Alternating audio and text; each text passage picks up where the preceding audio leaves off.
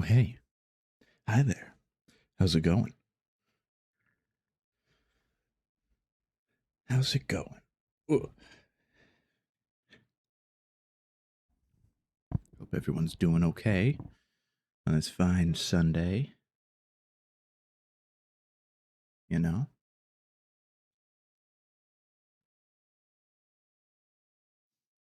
Yeah. Yeah. Doop doop doo.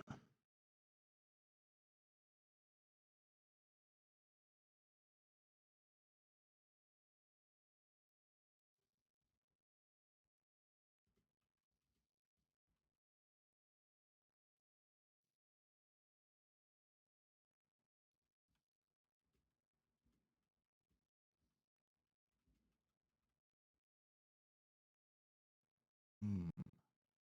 Hmm. Um. Um. Um. Um. Um. Um. Um.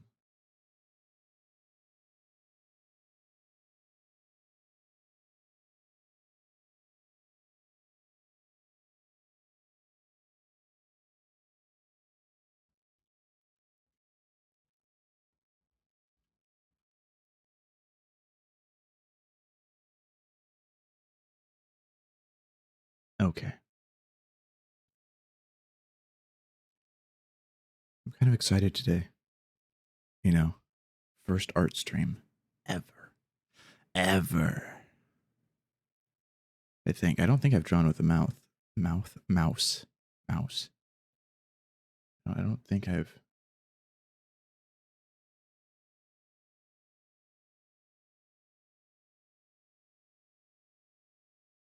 I see. I see.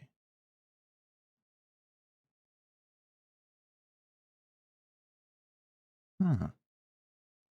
Why is it like that? Hold on.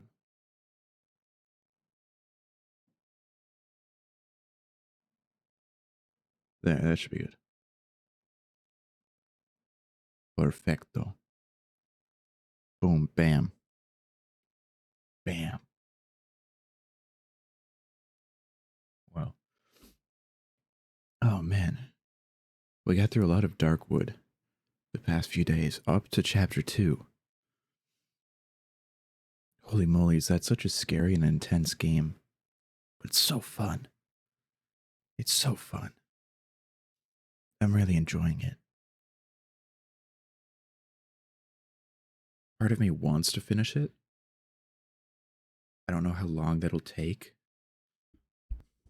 I guess it depends on. Maybe we'll play some after drawing. It depends on how long art takes today. You know, that'll depend some things.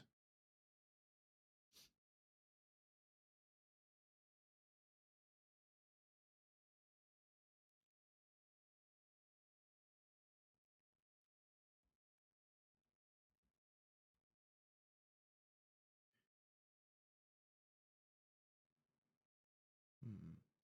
Actually, I want to look up real quick how long. I guess it doesn't even matter how like what I look up because it would vary from person to person normally.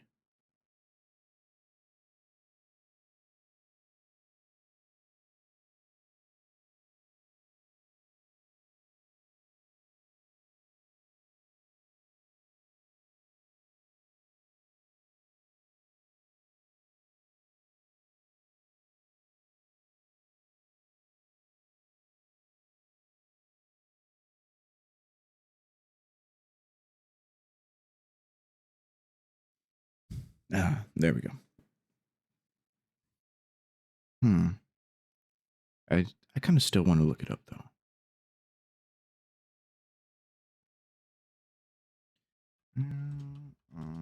Is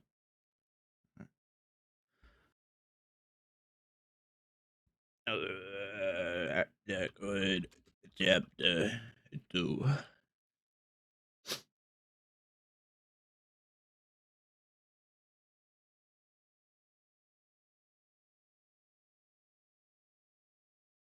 I see.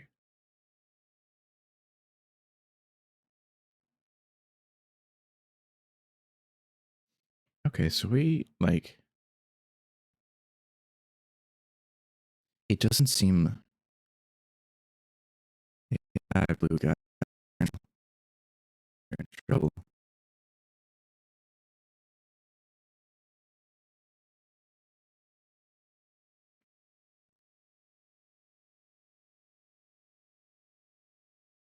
I just need to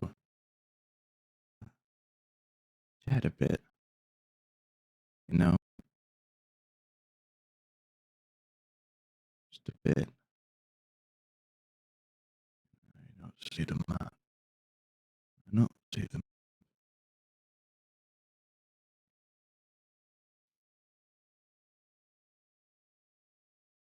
Why is the map always rotated?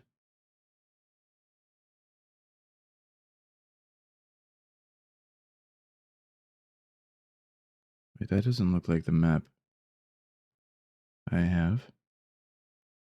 That doesn't look like the map at all. Yeah. Um, what happened yesterday? That's a it's a big no-no. It's a big no-no, blue guy. Just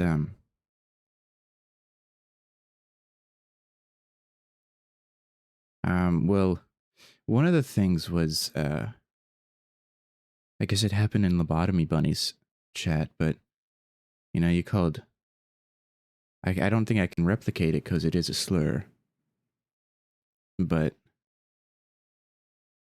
CHUNG Tigress.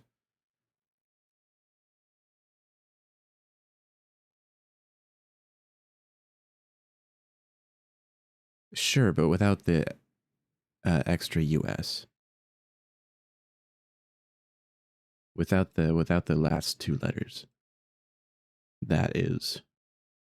And they were deeply uncomfortable with that also. Yeah. Yeah. Okay. It's okay if you didn't know. Just like be careful in the future, okay? I genuinely enjoy having you in my chat and whatnot. Oh, I see. Okay, so oh, that was your bad. It was a mess up. Okay. Okay, but just in the future, maybe tone down the aggressiveness. I think Dai was. No, that's okay. That's okay. That's okay if you were unaware. I accept your apology. Maybe try to apologize to Dai next time they're in chat. Just be like, "Hey, I was unaware." I'll let them know too that it was not intentional. But yeah, just uh Chungus without the last two letters.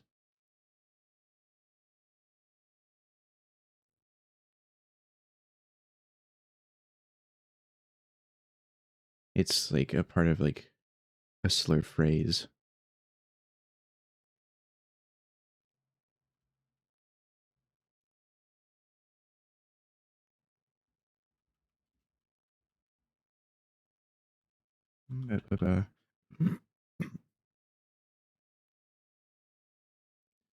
Yeah, yeah. So just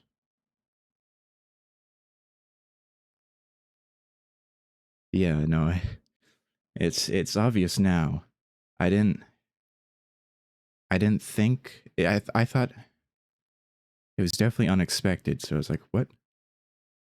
Just be try to be a little more aware of what you might be typing. And you did come off fairly aggressive to Die yesterday in chat.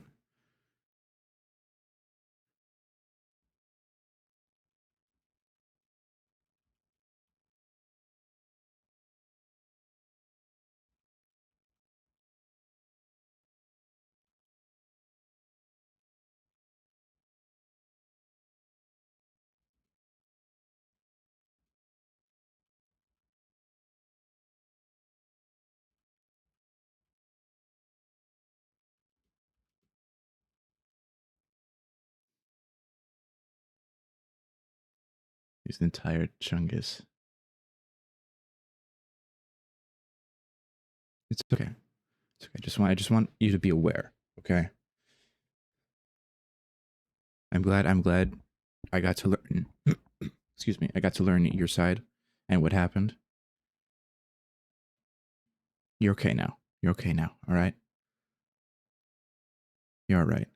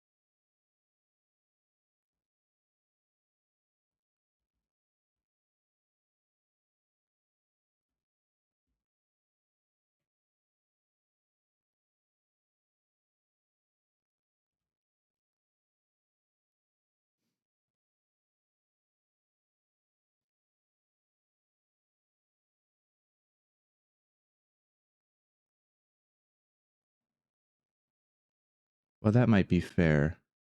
You doing the drawing madness or what? Yeah, we will. We will after stories. We'll read a few stories.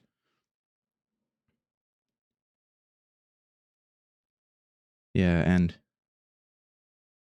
it probably, normally it'd probably be okay, but Blue Guy was also a tad aggressive yesterday, and I don't think Dai was trying to come off as aggressive. That's just Dai, and I know normally Blue Guy is just likes to poke fun.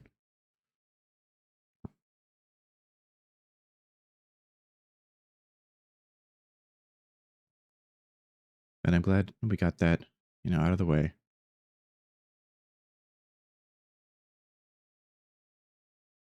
I think it just got misinterpreted and bad timing too. Bad timing.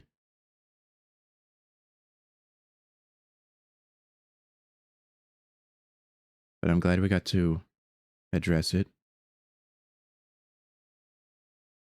because, it is one of the rules. No slurs, no derogatory comments towards others. But it's like they were trying to insinuate they were smarter. You were stupid, which you don't appreciate. So you stemmed from that. Okay. I think I know. Was it when we were talking about Kingdom Hearts? I don't think. Now I can't speak for Dai, but I don't think it was their intention to uh do that. I think they were just like responding to me and maybe didn't see, your first comment about the games and like the main line and like the big three and then the sub games. I think they're just trying to give me more clarification. But I guess things just got misinterpreted on both ends,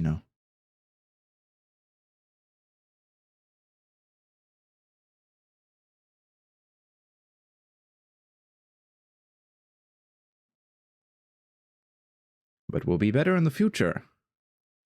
In the future, we'll throw bananas at each other. How about that? We'll have a banana fight. You don't matter anything. New day. I'll be happy to be here. All right, good. Good.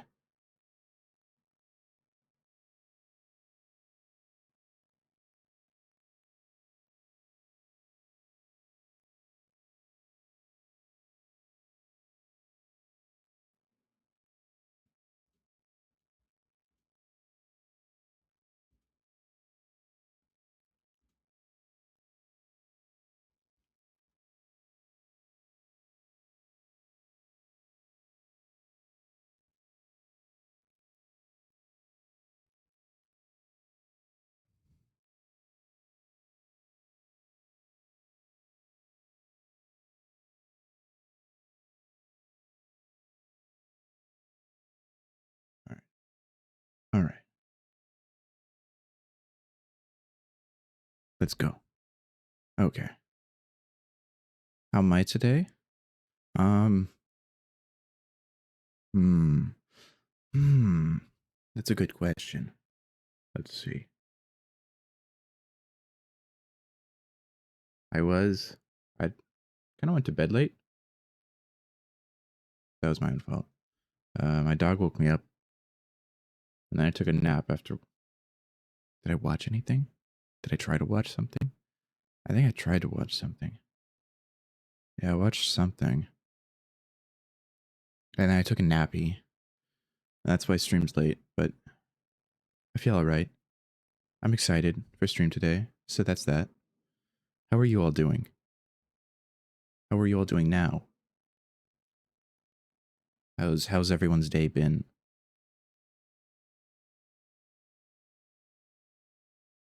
So far? Hopefully it's not. Hopefully it's not over. Oh, it might be over for some people.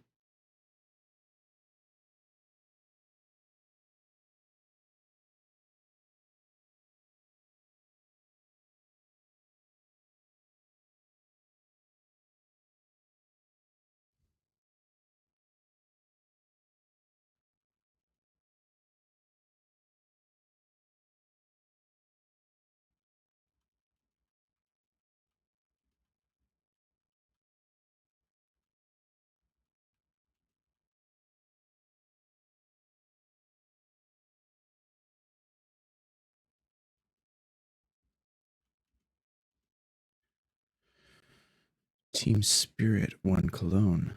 Cologne. And Donk is the goat of the Counter-Strike. Of Counter-Strike. So you are happy.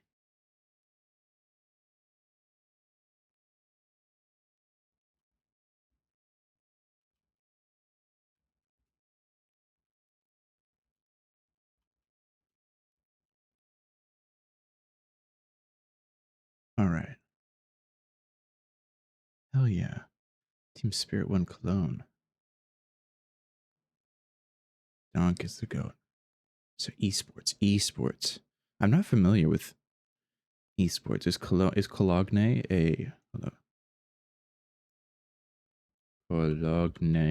esports? Oh. Oh, it's the biggest, it's Europe's biggest CS esports. Oh. I am Cologne. I see. Hell yeah. Well, I'm glad it seems like the team you're rooting for won, and that Donk is the GOAT. I think Counter Strike's a funny game.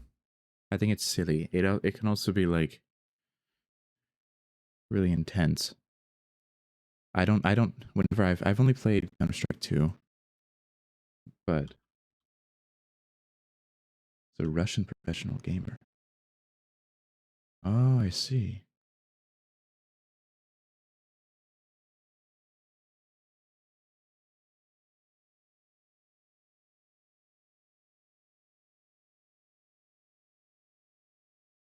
Ah, I see. Very good.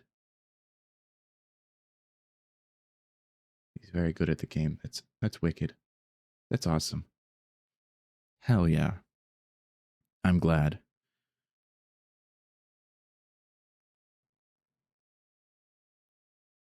I know people.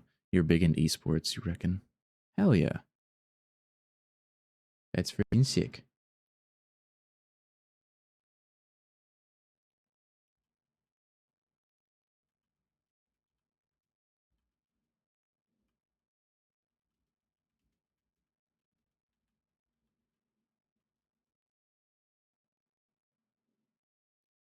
Meh.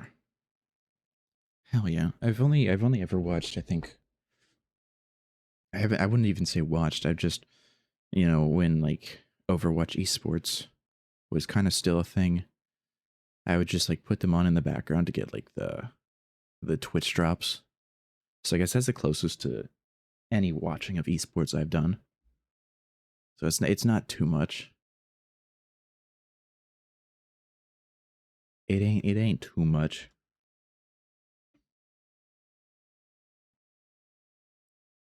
All right. Let's start reading some stories, shall we?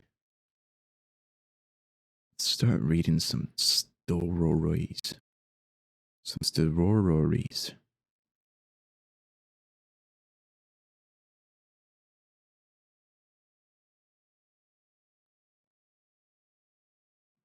Stories. All right, I got to switch it over to reading time. So I guess I was wrong on which SCP entry we left off on. I thought it was 45, but we're only at 40. So that's troubling. What is this? Oh. Oh. Okay, that's interesting. Yes, we left off on SCP 40.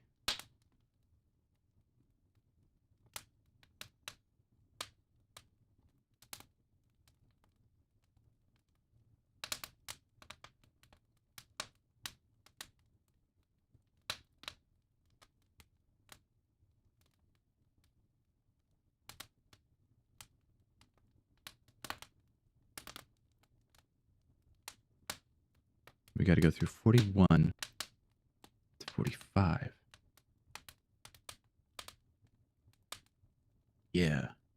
41, 42, 43, 44, 45. Yeah, that's 5. Okay.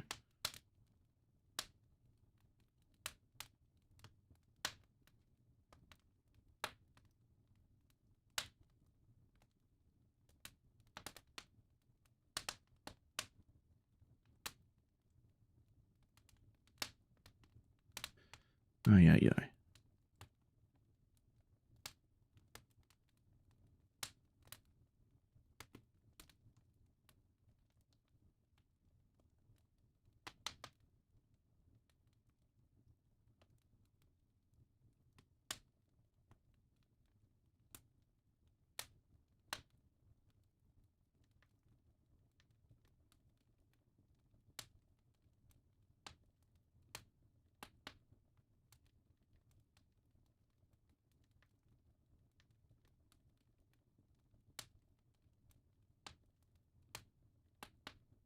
Okay.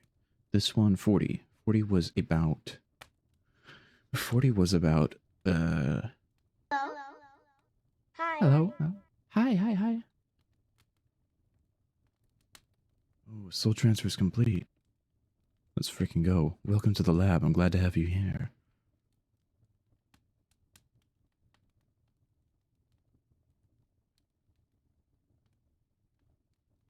Now look, Buster. Let's have an understanding. Oh, no. Daffy. Now what? Daffy, what's happening, Brother, Daffy? what a way to run a railroad. You Now, hope I get my as I skins? was Hell yeah, saying- I hope so too.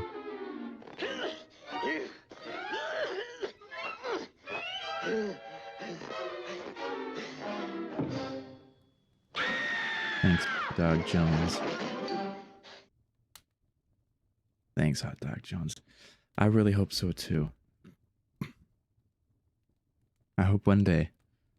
Sorry, I eat Worms' chat, Beans' chat for a sec. They were talking about Fallout 76. I like Fallout 76 a lot. I just wish that I could have. I don't care about the actual like weapons and stuff. You like my voice? It's cozy. Well, thank you. I don't. I've decided to like my voice because I'm more or less stuck with it. So yeah. But I'm glad to have you in the lab. But yeah, no, I wish. I don't care about my guns and whatnot and my actual like power armor. I just want my cosmetics, damn it. I want my cosmetics and decorations from Xbox Fallout 76 to, you know, be linked up to at least like PC Xbox. Or like PC Game Pass 76. I want to wear my silly alien cosmetic on power armor. I don't want to have to buy it again. You know? It's not cool. It's dumb. Okay, well, now that we're on this tangent, I need to look it up. Fallout 76 medics Uh, uh, cross save, cross save is what I'm thinking about. Ah.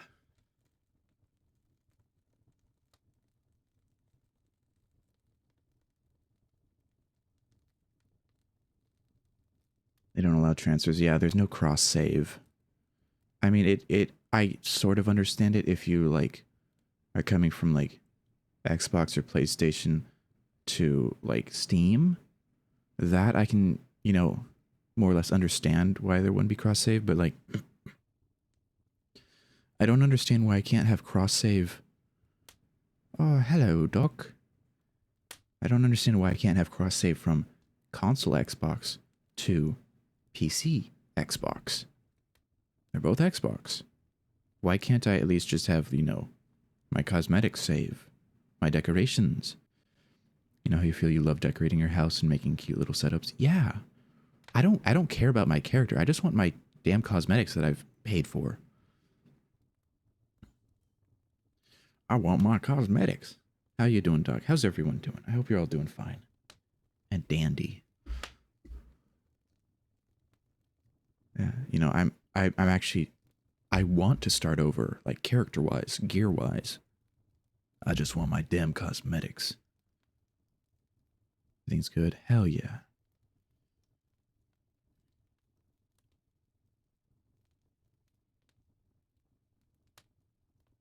Crossplay is like, that's a whole nother thing. I could rant on this I could rant about this all day. It's irked me for quite a while. Especially from like the Fallout TV show getting so much attention to the franchise and the games. There's a lot of people going back to Fallout 76 or new to 76.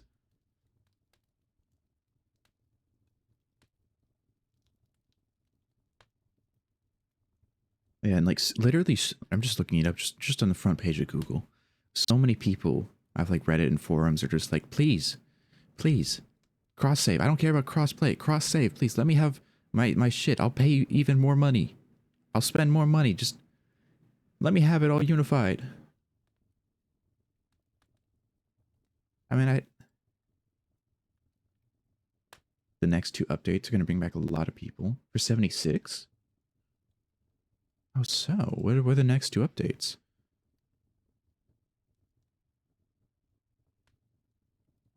Maybe not the first one, but the fall update is supposed to be big. Ooh. Ooh. I have also thought about that. Like, they're removing a lot of building limitations. Hell yeah. Dude, hell yeah. What? I've found those limitations.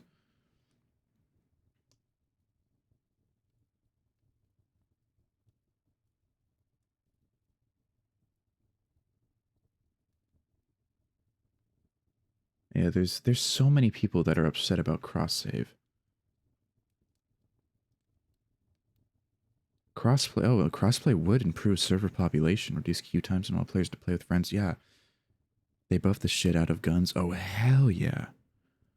I think 76 literally needs cross save and crossplay. It would only benefit the game. It would only benefit the game.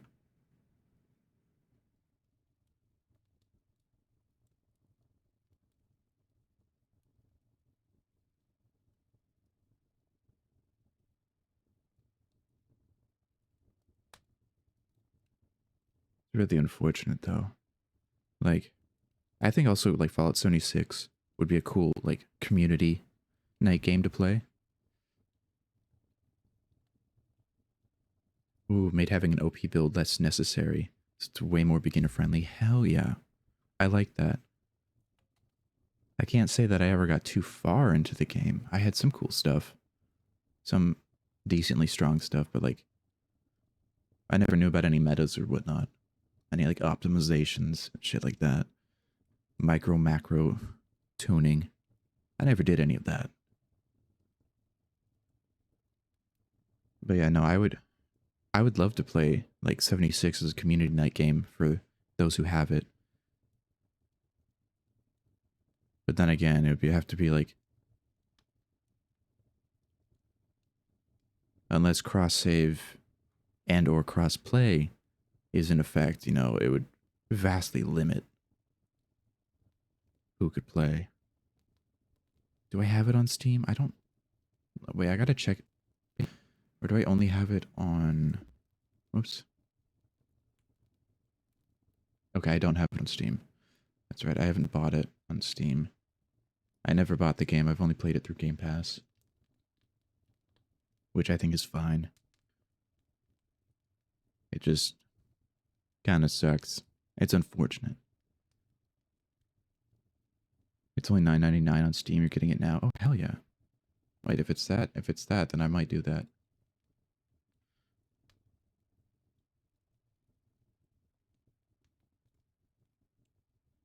I guess I'll look at stuff later. Okay. Okay. The tandem's enough. I've ranted. I've got sidetracked far too long. SCP-40. SCP-40. It's a human child capable of at-will manipulation of the physical characteristics of living organisms. They had a green and yellow eye. They're blind in one eye, bright pink hair. They made some cool creatures. Yeah. Let's look at the next one. SCP-041. Item number. SCP-041. Object class, safe. Special containment procedures. SCP-41 is to be hospitalized at Bioresearch Area 12. Though not Keter class, should SCP-41's abilities ever propagate beyond a reasonably containable area, the risk of SCP-sensitive information being broadcast to the public remains too great a risk and warrants area-level isolation away from the general populace. SCP personnel wanting to keep their thoughts private are advised to remain outside of a 15-meter radius from 41, beyond the designated red circle on the floor. It is beneficial to the mental health of SCP-41 to have a sitter in the room who watches television and concentrates on its programming. This allows 41 to effectively watch television through the mind of someone else. The optimal sitter is a D-class personnel with below average intelligence whose mind does not wander or have more than one train of thought at a time. Though not mind control, SCP-41 has used its abilities to coerce sitters into watching programming that they don't themselves enjoy. 41's tastes vary between gore/slasher films, having even expressed interest in snuff and children's programming. Very interesting. Description.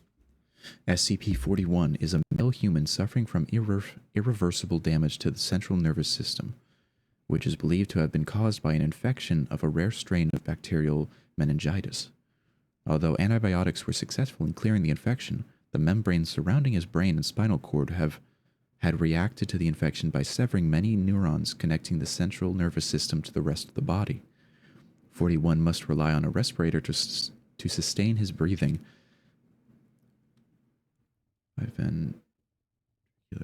A biventricular pacemaker to keep his heart beating, and a nasogastric tube to provide nutrition. Visually, SCP-41 appears to be in a persistent vegetative state. However, observers in the presence of 41 began to realize that their thoughts, along with everyone else's in about a 10-meter radius from SCP-41, are broadcast in a semi-audible fashion. Aside from being the source, 41 is also capable of broadcasting his own thoughts to those present. Anyone forming an idea using words will have those thoughts unwillingly transmitted to others in this range as mind-audible speech, which cannot be recorded by any known equipment. Correction. See Addendum 01. Mind-audible speech may be heard using whatever voice a subject chooses to think with. Most typically, this is the subject's normal voice. See Document 01. Visual thoughts and images are broadcast as well, but are not received as readily. Images are most effectively transmitted when both the sender and receiver have their eyes closed. The sender concentrates on a single object without environment or background, and the receiver's mind is clear of conscious thoughts. Communication between subjects using visual images, particularly those not rooted in memory but in imagination. Ow. That hurt my ears. Stupid plane.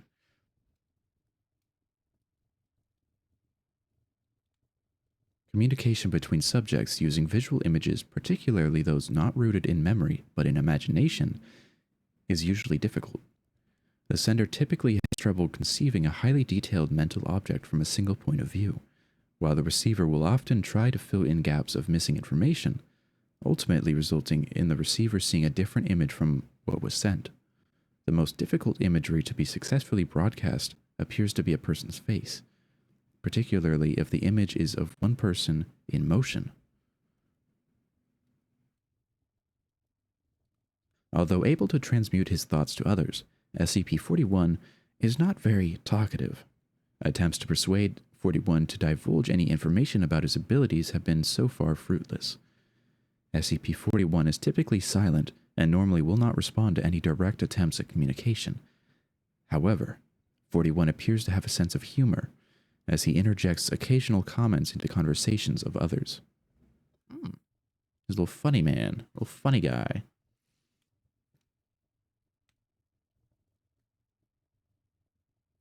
Oh, water. Yummy.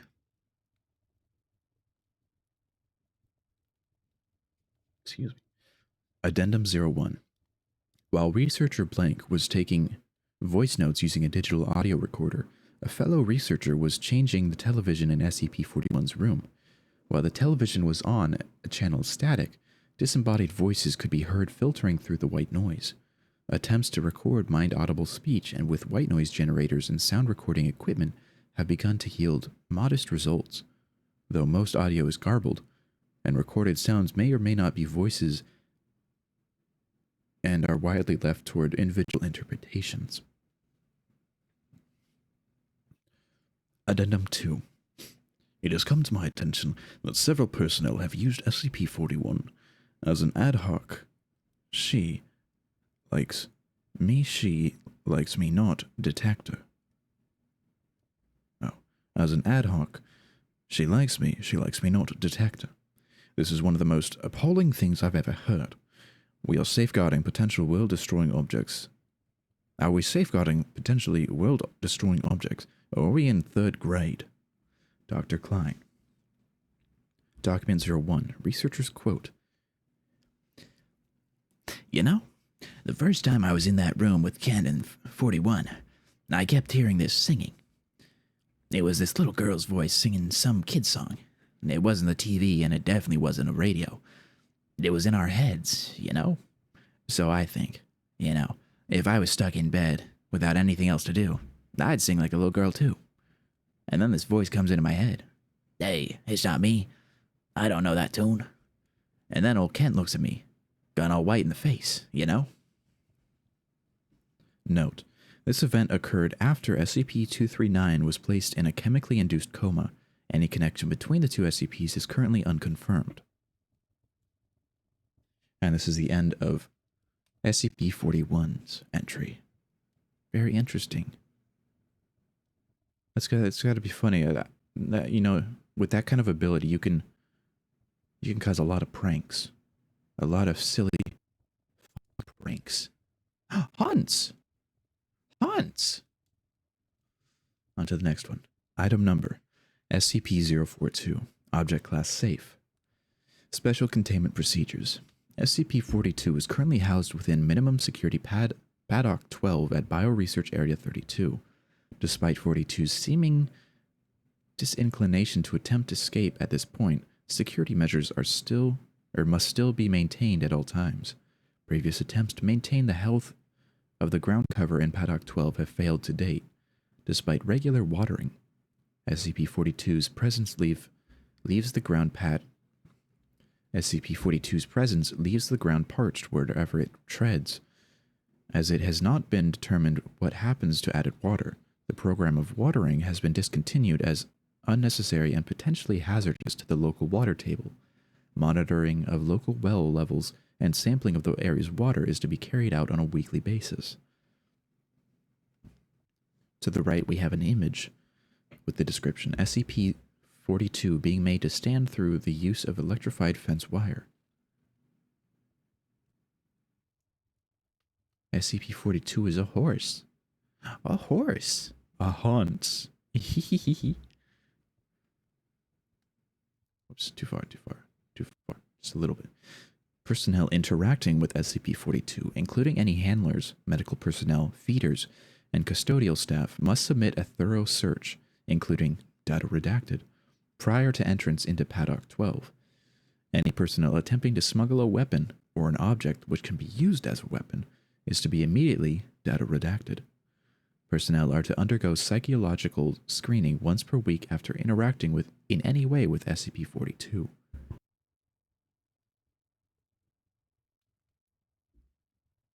Medical personnel examining the wounds on SCP-42's back are to be closely monitored at all times, lest they attempt to euthanize SCP-42. No! No euthanization of Hans. No. Description: SCP-42 is an animal believed to be the member of the genus Equus. Its coat is white in color with some small brown spotting. It stands at 183 centimeters, 18 hands, to its withers and weighs 710 kilograms. Its weight has dropped significantly since it has been in Foundation custody, due to both atrophy from lack of physical activity and refusal to eat. The liquid nutrient diet forcibly administered keeps it alive, but it remains emaciated and weak. SCP-42 exhibits 2 large bone protrusions from its back, linked to powerful musculature, now atrophied, throughout its back. These bones end at 37 centimeters from the surface of its back, and they protrude from the skin at open, ragged wounds. To date, no healing has been observed of these wounds, though some clotting must be taking place for SCP-42 to have not bled out. 42 exhibits a listless demeanor and has been unresponsive to any attempt by skilled handlers to incite activity. If allowed to do so, 42 will lay down on the ground immobile, not moving to eat, drink, or relieve itself. Pain response conditioning has proved somewhat effective in getting 42 to rise so it can be cleaned, but eventually it will attempt to lay down again no matter the strength of the shock administered, even to the point of losing consciousness. Aw, poor 42. Right, that's sad. This one's depressing. Just a Hans with spikes. Researchers are divided as to 42's level of intelligence. While some believe that it is simply an animal and no smarter than any of its genus, others have come to believe that it may, in fact, be sapient.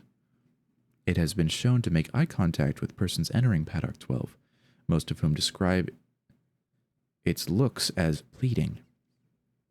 SCP-42 has been involved in accidents on multiple occasions, where it has been injured on pieces of equipment or its enclosure, which those arguing for intelligence believe to have been intentionally caused by 42. Addendum. A request was submitted by Dr. P to transfer SCP-42 to Bioresearch Area 4 in the 1900s, which was approved by 055.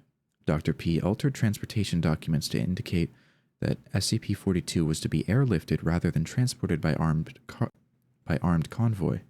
During transit, Dr. P overpowered the pilot of the transport aircraft and took the controls, plunging the craft into a steep dive.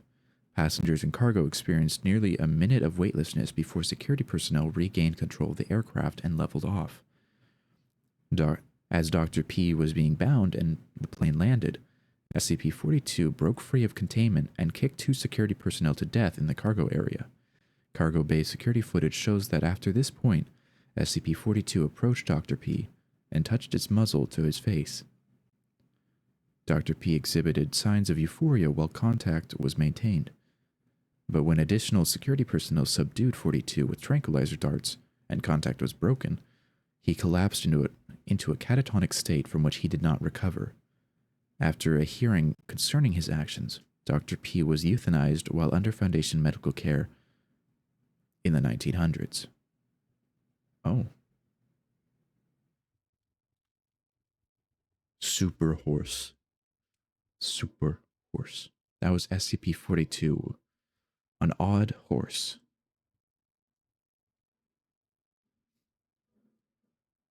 On to the next one. Item number SCP-043. Object class safe. Special containment procedures. SCP-43 requires no special containment, although it is recommended that 43 not be used for purposes other than testing. A turntable is to be maintained in the same room for testing. To the right, we have an image with a description SCP-43 inside its sleeve. Description: SCP-43 appears to be a vinyl copy of the White Album by the Beatles. However, upon closer inspection, the record has no grooves.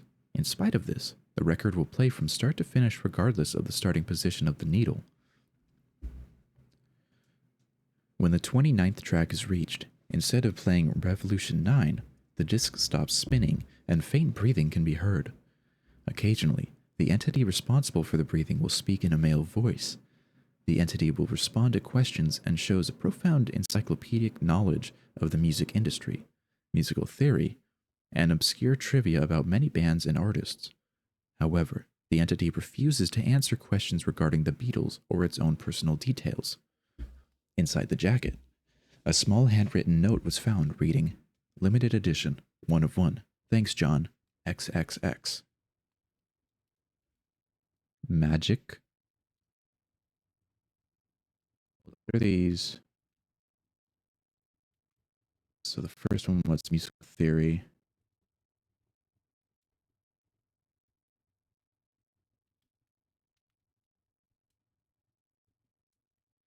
Oh, I see. So that's a future entry. What's this one?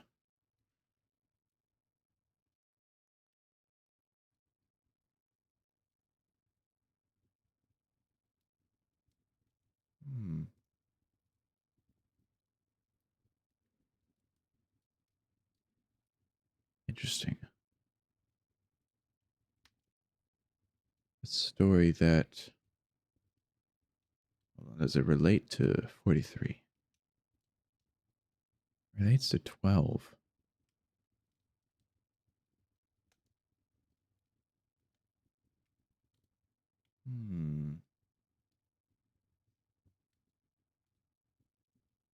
No, I don't see.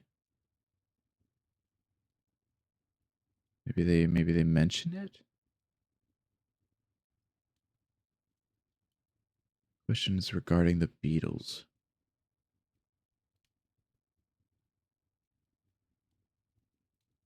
Maybe the...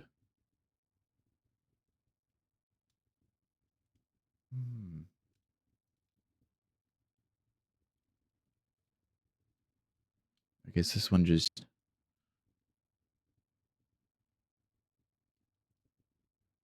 Huh.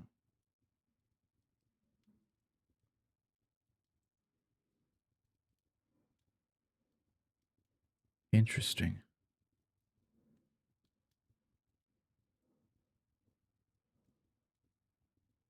On Mount Golgotha Hub. Oh, interesting. So this is a... Oh. Well, this is cool. It's divided into, like, musical theology. And, like, how a song would be played out. Cool. We'll have to take a look at this eventually. I'll keep that over there, like, tabbed in. Oh, hold on.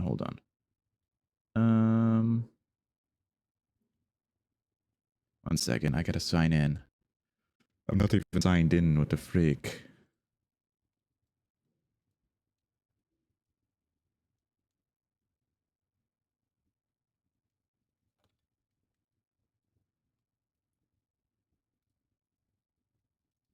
There we go. There we go. Okay, we're signed in. Okay. Back to life. There we go. All right. So that was SCP-43. A limited edition 1 of 1 vinyl copy of the White Album by the Beatles. A smooth vinyl record. Huh. Whoa. On to the next one.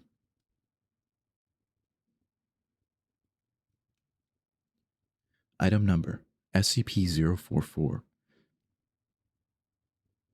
Object class safe.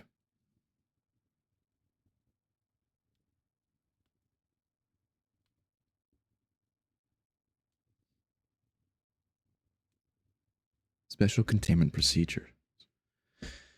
Ow.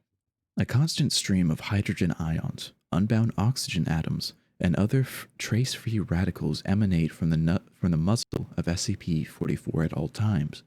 Because of this, the docking stations of 44 are to be well ventilated to keep dangerous gases and moisture from accumulating. Muzzle coverings are to be fitted at all times to keep birds and small animals from investigating the large open barrel of SCP-44. To the right, we have an image with a description: image capture of SCP-44 during an experiment titled Upshot Nolte Ford Grabble.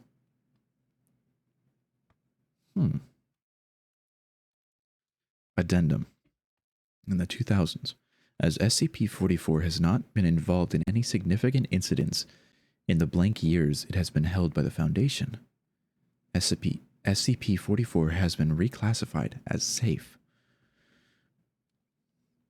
Must I really define significant incidents? If containment procedures and standard safety protocols are followed, 44 appears to be no more dangerous than any other big gun. No, the bear incident does not count. From 05, blank. Description. SCP-44 is a howitzer, secretly manufactured in the late stages of the Second World War by corrupt engineers. Personally supervised by Albert Speer, German Minister of Armaments and War Production under Adolf Hitler. SCP-44 is unique not only because of its size, 251,000 kilograms or 251 metric tons, but also because it fires unconventional artillery using an atypical delivery method. Rather than having a breech for loading shells, the rear of the barrel is configured into a massive air compression chamber. Any object or pile of objects that fits may be loaded into SCP-44's muzzle to be used as ammunition. Because of its size, 44 must remain rail-mounted and requires 2 freight locomotives to move. Oh my goodness, that is a massive howitzer. Researchers believe that SCP-44 weakens molecular and atomic bonds in any material loaded into its muzzle.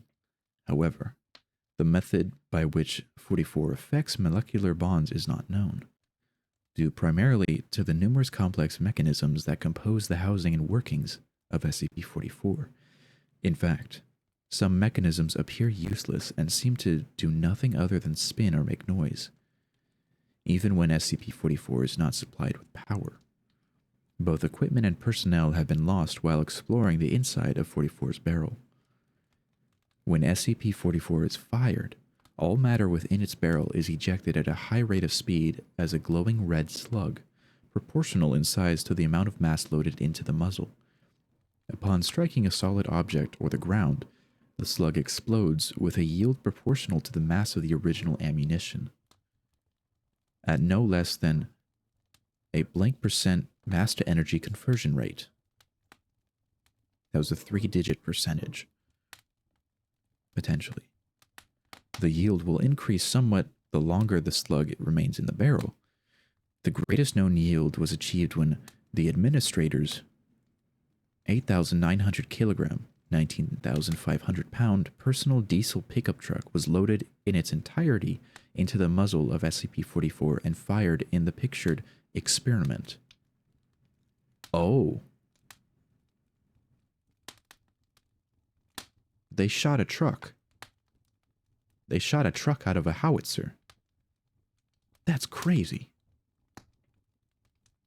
That's insane.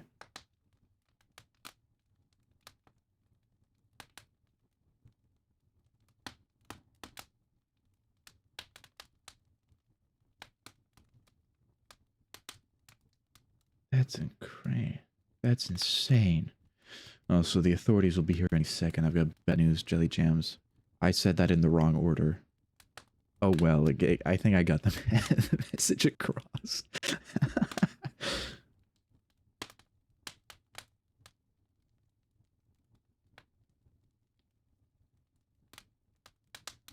Oh well.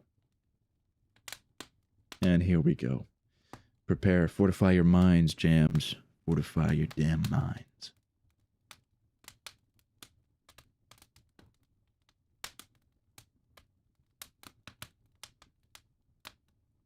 Ay, ay, ay.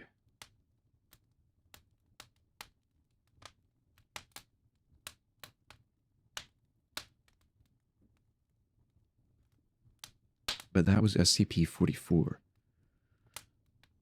guess we can move on to 45, but I won't read it yet.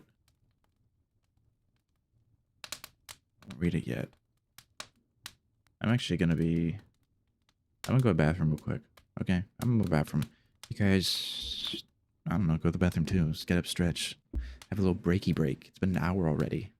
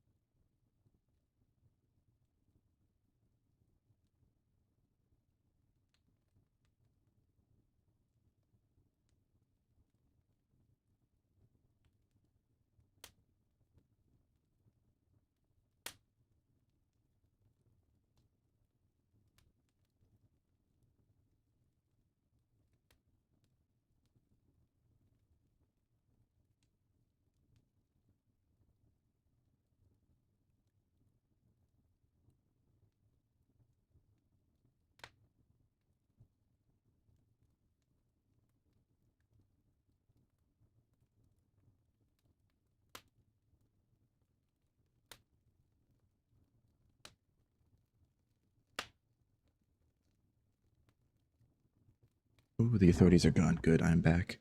If you had to sit through any interrogations, I thank you. I appreciate you. We're free for now. What are you going on about? I know how you're Ermin and German.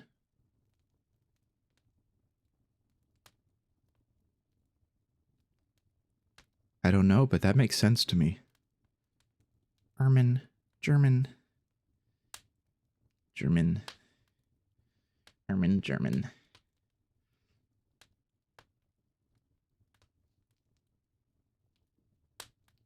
Ermin, German, Ermin, German.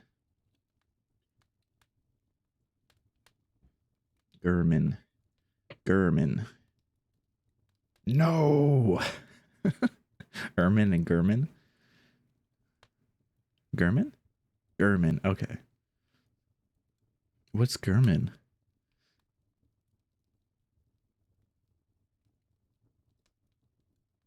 Is Ermin just like German?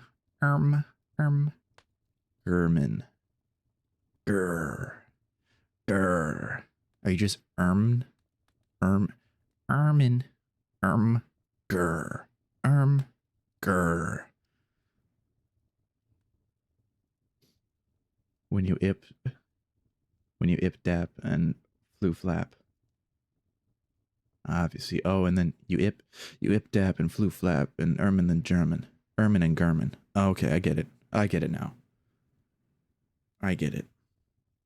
Okay, that makes. I think I'm catching on. I'm catching on. I'm learning. Thank you, blue guy. Okay. Let's take a look back at the entry. Now we're on item number SCP-045. Object class safe. Special containment procedures. SCP-45 is to be kept affixed to an SCP-45 is to be kept affixed to an examination platform in a hemispherical chamber measuring 5 meters in radius at Oceanographic Research Station 12, located at blank coordinates on the seafloor of the Pacific Ocean. The chamber is to be kept filled with gaseous neon at equilibrium pressure with the surrounding environment. The chamber is separated from habitable portions of the station by 5 meters of local seawater, and all interactions with SCP-45 are to be performed via telepresence or robotic means.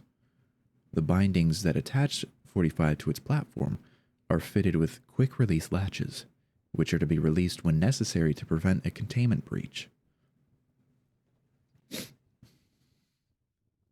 Don't dang when you should blang. Yeah. Yeah. Yeah. Yeah, we're part of blang. We blang. We don't dang. We We ermin. We some ermers over here. Ermers. We ermers when we hear the murmurs.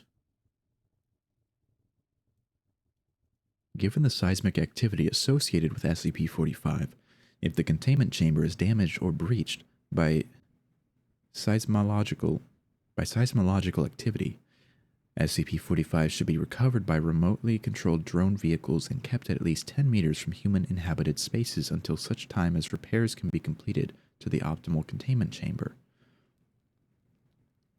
That was a long sentence. Whoops.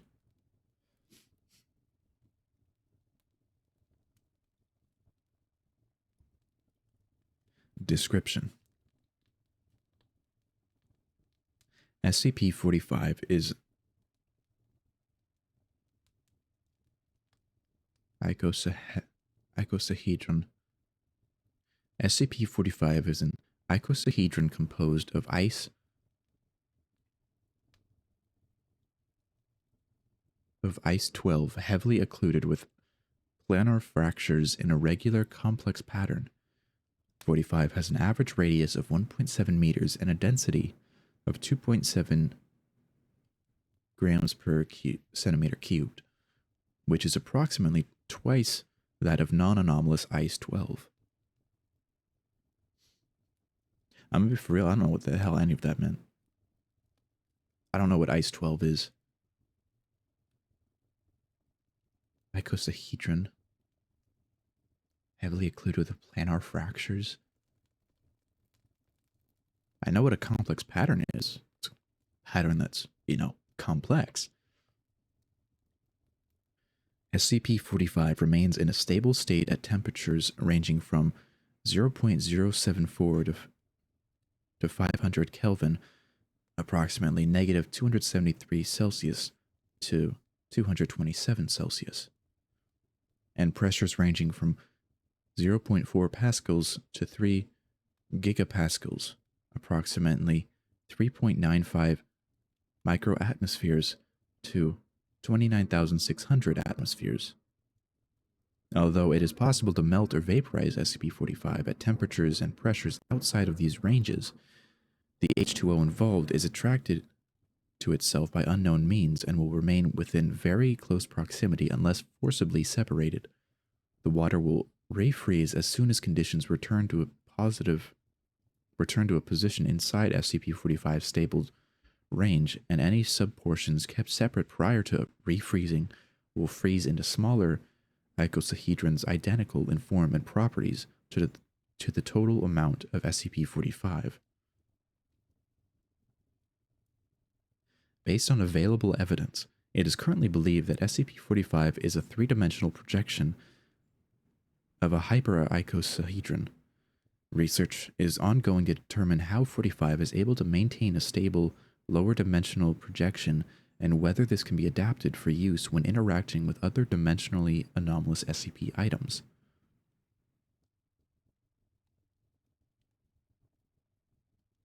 At unpredictable intervals ranging from 2 weeks to 3 months, 45 will spontaneously rotate around multiple axes simultaneously for a period no longer than 73 seconds.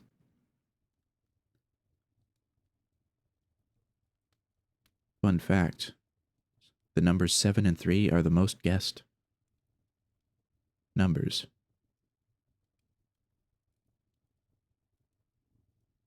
So any combination, or, the individual numbers themselves, 7 or 3, 73, 37, 13, 17, anything with 7 and 3 are typically the most guessed, or like they have the highest proportion of being guessed if you ask someone to pick like a number from 1 to 100. So it's quite silly that the period is no longer than 73 seconds. Exactly that number.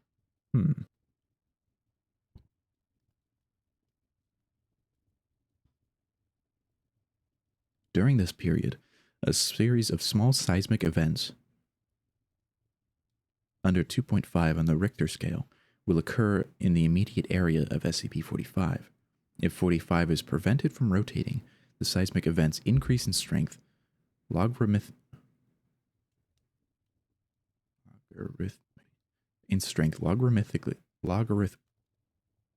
logarithmically. The seismic events increase in strength logarithmically to a maximum of 5.3 on the Richter scale. Following the end of the rotation period, logarithmically.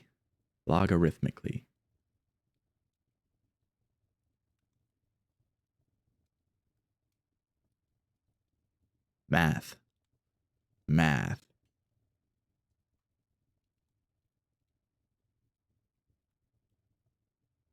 Yeah, a lot of this is going right over my head. But I'm going to keep reading anyways.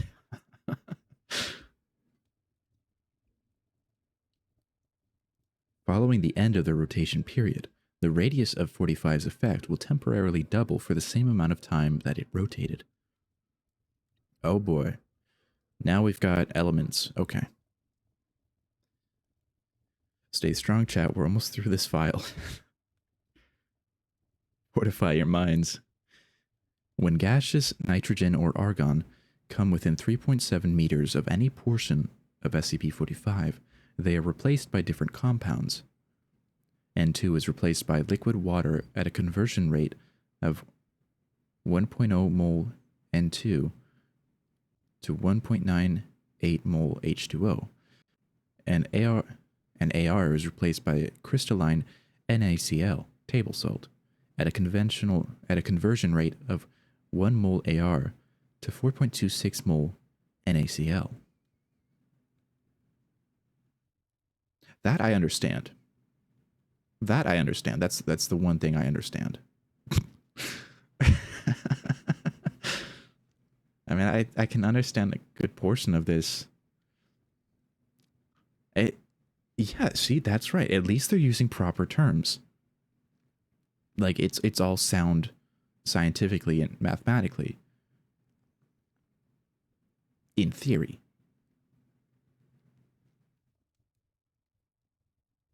Some of the terms might go over my head, but hey, at least it's right. I won't fault them for that. SCP-45 was discovered in 1972 when a Foundation submarine scouting the Pacific Abyssal Plain for suitable locations for undersea bases was diverted to investigate the epicenter of a series of unexpectedly localized strong tremors. SCP-45 was found lodged in a crevice, which had apparently prevented it from rotating. When removed from the crevice, it was brought towards the vessel for further study, and, upon coming within range of the interior atmosphere, exhibited its anomalous effects. This resulted in a catastrophic breach of internal containment protocols and the loss of 12 crew members prior to SCP-45 being released and the submarine moving out of range. That was probably horrifying for those crew members. Addendum.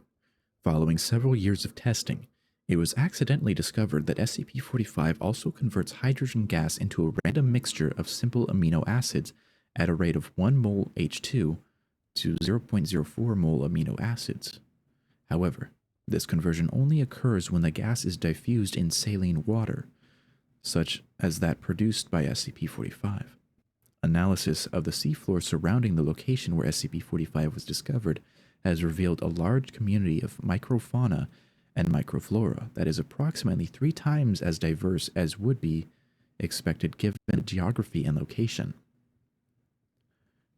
All have biochemistry wherein the amino acids produced by 45 are statistically overabundant, as compared to microbiota from similar geologic regions.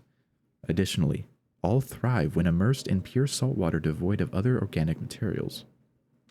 Interesting. That's actually kind of cool. This SCP can create little, like, flourishing microgroups. Hell yeah. Footnotes. Let's see, where was one? Ice 12. Ice 12 is a metastable form of water ice that is typically formed only within a narrow range of very high pressures and temperatures. So that is Ice 12. Icosahedron is a regular polyhedron that exists in 4 spatial dimensions and has 600 regular tetrahedral facets.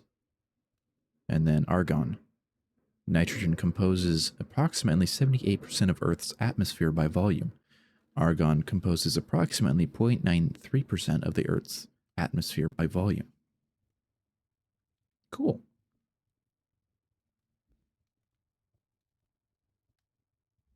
I find it interesting that they have a footnote for argon and nitrogen.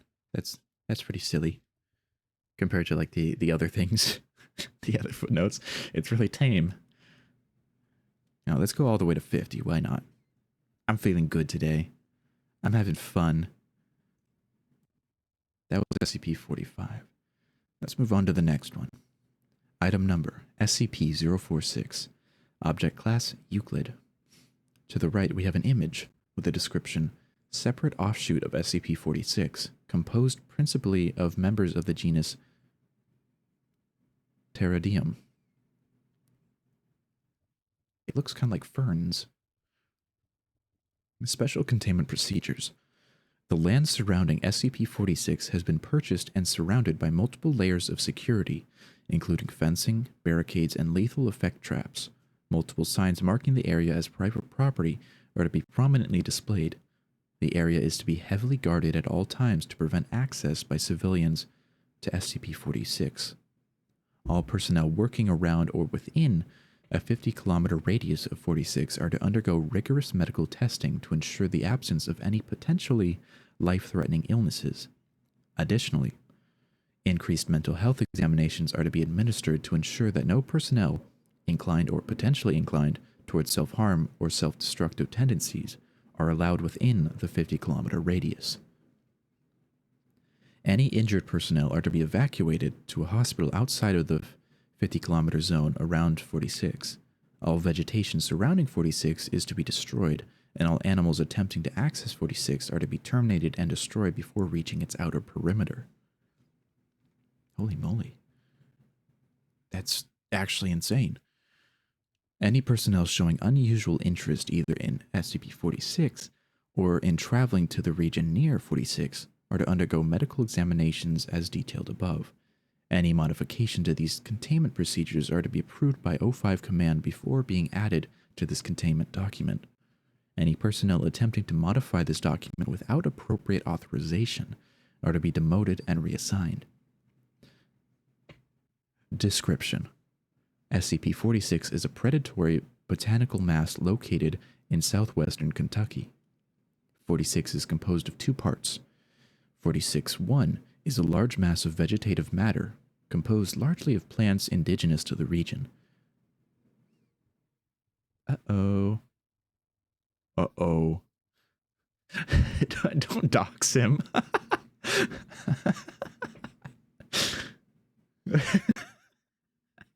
Just...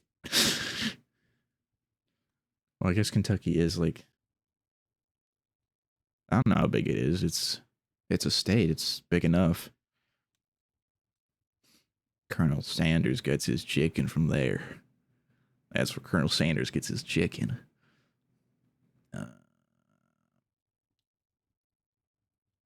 Including Quercus alba, Ilex aquifolium,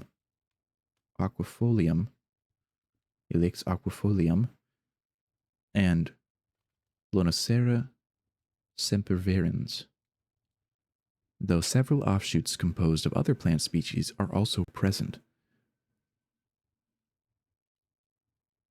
You were saying, I go, oh, because you said Kentucky. You kind of a guy to dox you.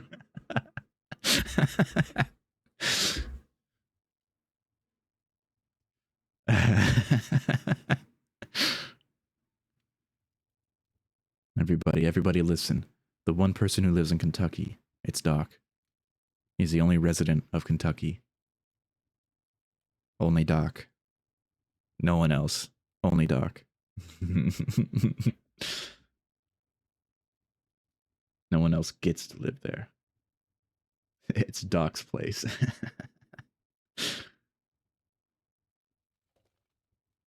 Yeah, just Doc.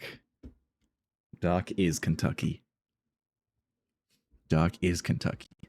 Colonel Sanders gets their chicken from Doc. Doc creates Kentucky chicken. Doc, the mayor of all Kentucky. Yeah. All of Kentucky, one mayor, and it's Doc. One citizen, and it's Doc. One inhabitant, and it's Doc.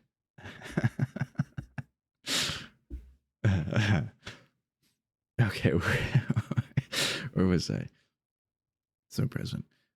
SCP-46-2 is the land in the immediate vicinity of 46-1, extending to a roughly circular area 20 meters in radius from its base.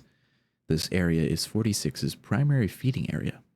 SCP-46 is capable of attracting prey within a 50-kilometer radius through hallucinogenic means. All evacuations of personnel should carry them outside of this radius to disable 46's effect. Animals, including humans, suffering from potentially life-threatening physical injuries or diseases, or who are afflicted by psychological disorders that induce self-destructive tendencies, feel a powerful compulsion to come to SCP-46-2 and lie in a prostrate position facing 46-1. Individuals lying in such a position are rapidly attacked by an unusually powerful combination of saprophytic organisms and opportunistic infections, including several strains of methicillin resistant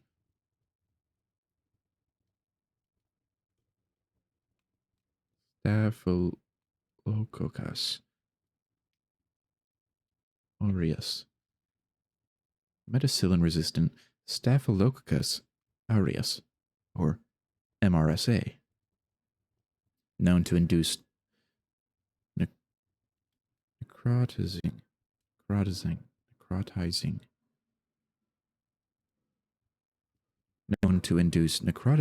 fasciitis, also known as flesh-eating bacteria, a form of fungal spores similar to, Jesus Christ, there's so many plant names. Stachybotrys chartarum, a form of fungal spore similar to Stachybotrys chartarum, or black mold. Hey, that's the stuff I use. That's what's in my hand. That's the stuff I shoot out of my hand.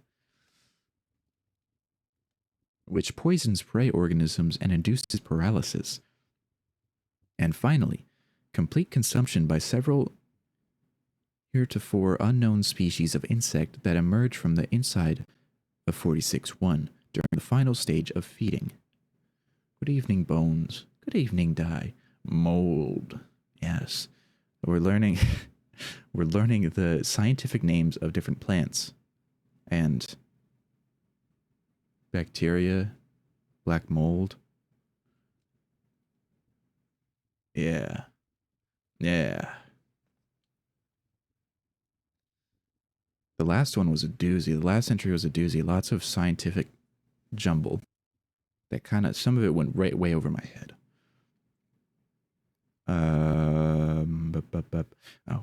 SCP-46 appears to derive nutrition through the complete digestion of affected individuals, particularly larger mammals such as humans. It is unknown whether 46 is capable of growth. As such, all steps are to be taken to ensure that 46 is deprived of prey until more information is known about its abilities. These efforts are to include terminating individuals prior to their arrival at 46 and disposing of their bodies in a separate location. No food for this weird plant. No. Addendum 46-A. Investigation is ongoing into potential mimetic effects brought about by knowledge of 46 due to anomalous effects demonstrated by certain personnel in response to SCP-46. Access to document 46-07 is restricted to level 4 personnel and above. We're definitely authorized. Oh, holy moly. It's another entry.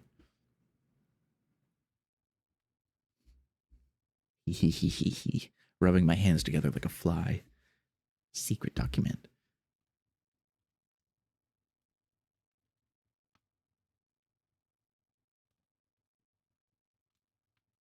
You haven't learned what the Chungus are you studying for?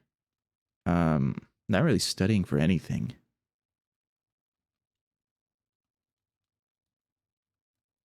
Just learning. We're just learning. We're absorbing knowledge.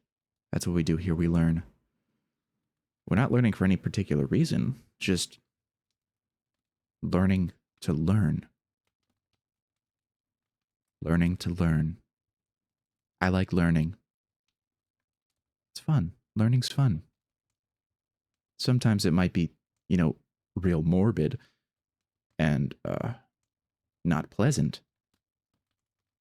But it's fun. It's fun. Let's read. Okay. Item number, SCP-46. Object class safe.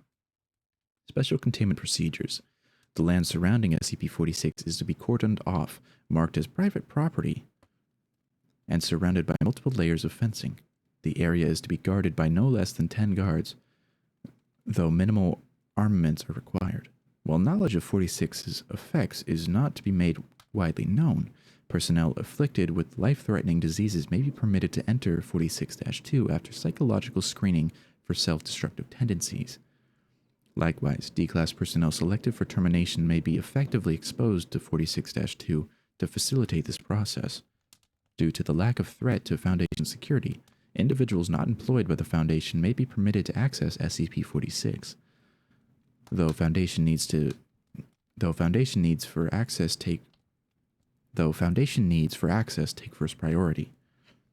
What is SCP? SCP is secure, contain, protect. Basically, they're a Foundation who either contain, secure, or protect, which typically protect, humans or the normal world, which a lot of the time can result in neutralization of weird shit,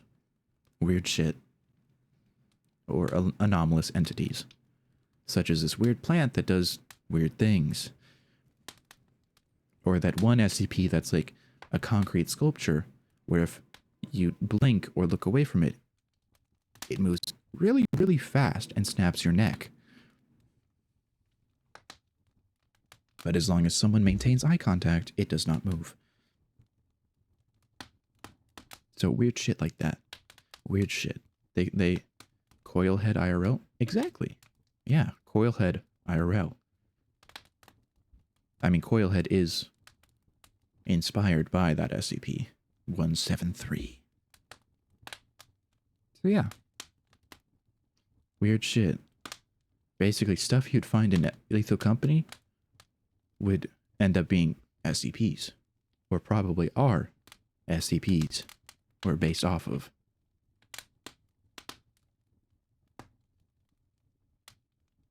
Wow, I just realized the last couple of times I've played Lethal Company, I don't think I haven't encountered a coil head. That's weird.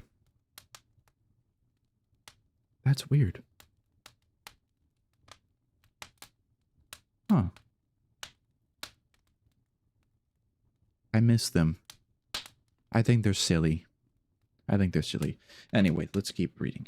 To the right, we have an image with the description of large offshoot of SCP-46, composed largely of blue cordelias.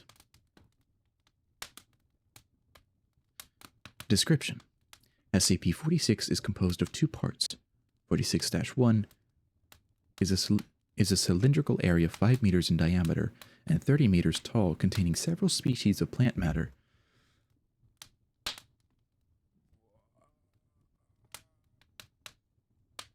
Hold up, didn't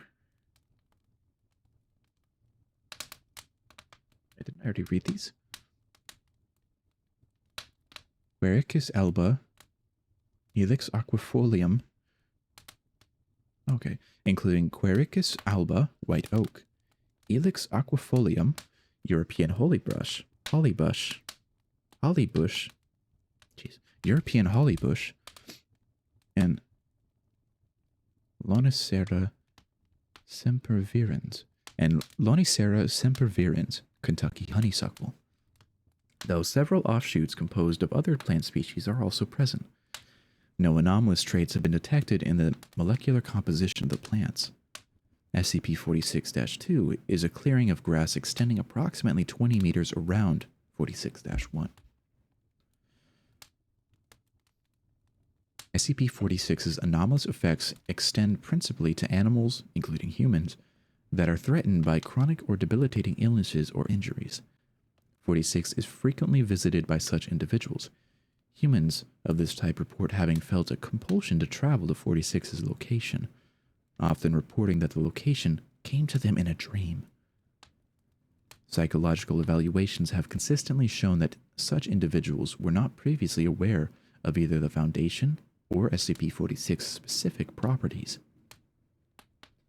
Individuals feeling this compulsion have all reported having been within a 50-kilometer radius of SCP-46 at the time.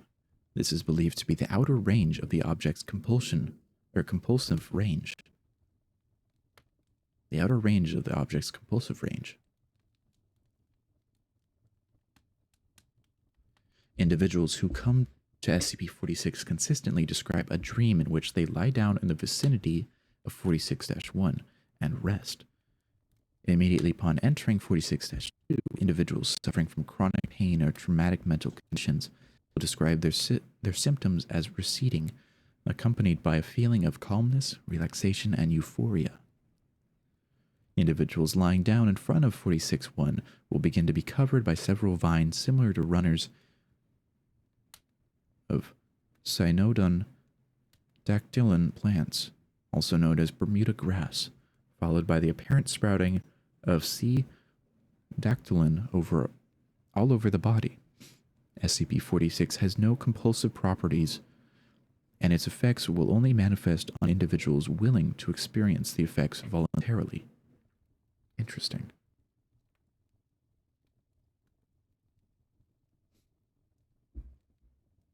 Individuals exposed to SCP-46 will remain communicative until they are no longer visible beneath the grass growing across their bodies. All individuals exposed to 46's effects describe a feeling of peace and serenity, and a happiness that they were able to die peacefully, that they were able to die pleasantly. SCP-46 appears to fully decompose individuals exposed to its effects within 2 hours, and may or may not use decomposed tissue as a food source. As a food source. As a food source, yeah.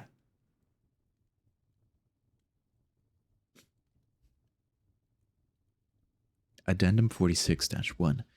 SCP-46 is to be reclassified as a Euclid, and primary containment document to be rewritten to demonstrate 46's predatory nature by order of O5 command. Any references to voluntary individuals are to be removed. Description to be rewritten to emphasize volatile and lethal nature of 46 and potential threat thereof. Addendum 46-2. There is no evidence whatsoever that SCP-46 is predatory, nor has any desire to harm any creature unwilling to expose itself to SCP-46's effects. Suggests original containment procedures be reenacted and voluntary access to 46 continued. No individuals are capable of breaching Foundation security once exposed to 46. As such, there is no reason to deny afflicted individuals the opportunity for relief. Likewise, there is no reason to make this entity seem more hostile than it actually is. Aside from a desire to portray every object in Foundation custody as dangerous, some things must be contained simply because they are strange. Dr. Edward Carter, Head Researcher, SCP-46. Addendum 46-3.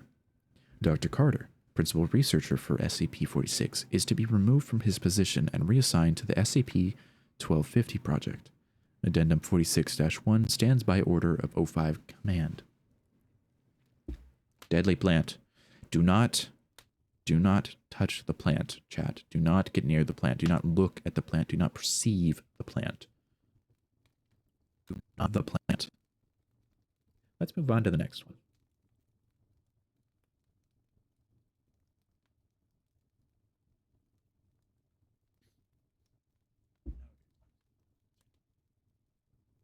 Item number SCP-047. Exactly. Do not exist in the same universe, the same dimension, the same thought realm as the plant.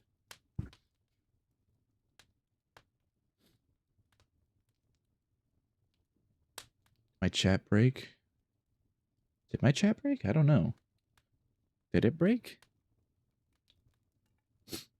Let me see. Wrong thing. Did my chat break? I have no idea.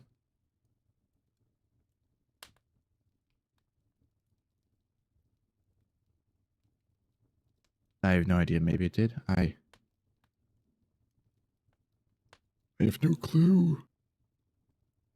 I am unaware.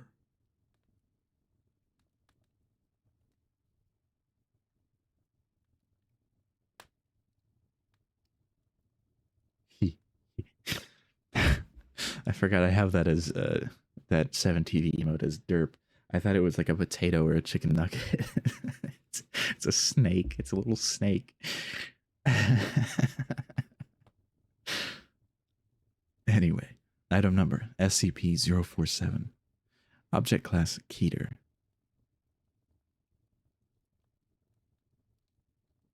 Needed to... Which way do I dang so you don't slurm dang again? Yes.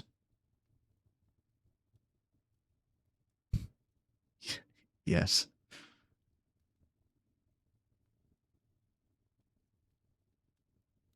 Yes. You gotta ermine to merman. Mermen. Mermen. Male equivalent to mermaids.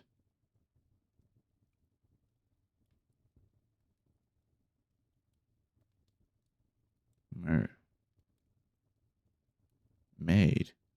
Why is it mermaid and mermen and not mermaid and merbutler? Memmen. Memmen. Memmen. Memmen. Yemen. Yeah, man. Memmen. Memmen. Meme. Memmy. Fair lady. Okay. What's the term for like what would the equivalent for a gentleman be then?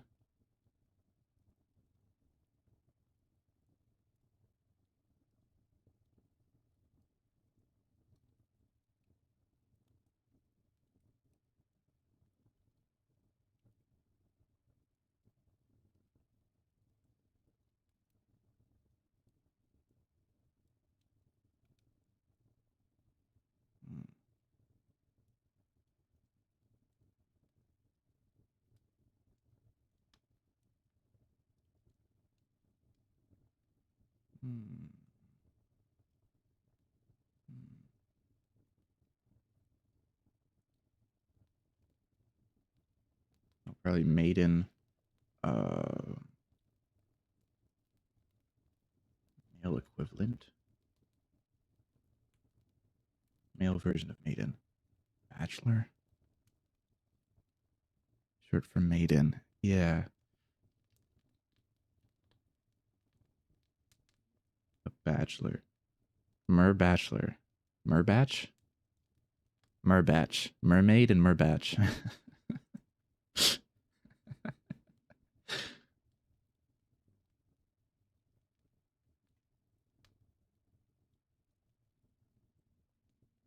Merbatch. We figured it out. Nice. Merler. Merler. Or Merler. I guess you can tell there's no male gender term. Yeah, bachelor is the closest one. Merler. Although I guess with mermaid, you take the EN off of maid. Merlin. Marlin. Oh my goodness. There was always... Oh my god, marlins are just the male mermaids. Holy shit. Brain explosion.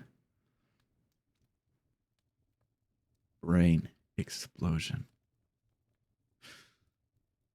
I bet there's discussions about that online. Maybe that's why they just chose merman. Hee hee hee. Hee hee hee hee. Rubs hands together like a little fly. Hee hee hee hee. Okay, now let's get back to the file. Item number. Item number SCP-047. Object class Keter. Special containment procedures. SCP-47 is to be contained in a 0.5 meter by 0.5 meter by 1 meter hermetically sealed storage box at all times. This box is to be locked in storage locker 047A inside P3 Secure Biohazard Lab 047B. Any entrance to and activity inside 047B will be recorded by biometric scan, closed circuit camera, and redacted. Entry to 47B requires the authorization of the project manager, in addition to at least one O5 level clearance SCP-47 is to be treated as a priority for contagious biohazard in all protocols, including mandatory quarantine if exposed. Suite Q-047 has been provided adjunct to Lab 047B for this purpose. To the right, we have an image with the descriptor SCP-47 in situ before recovery from Site Blank, secure laboratory after containment breach. In the event of outside contamination of SCP-47-1, Lockdown Protocol 47-1 Yersinia must be engaged. Aye. What the hell did this...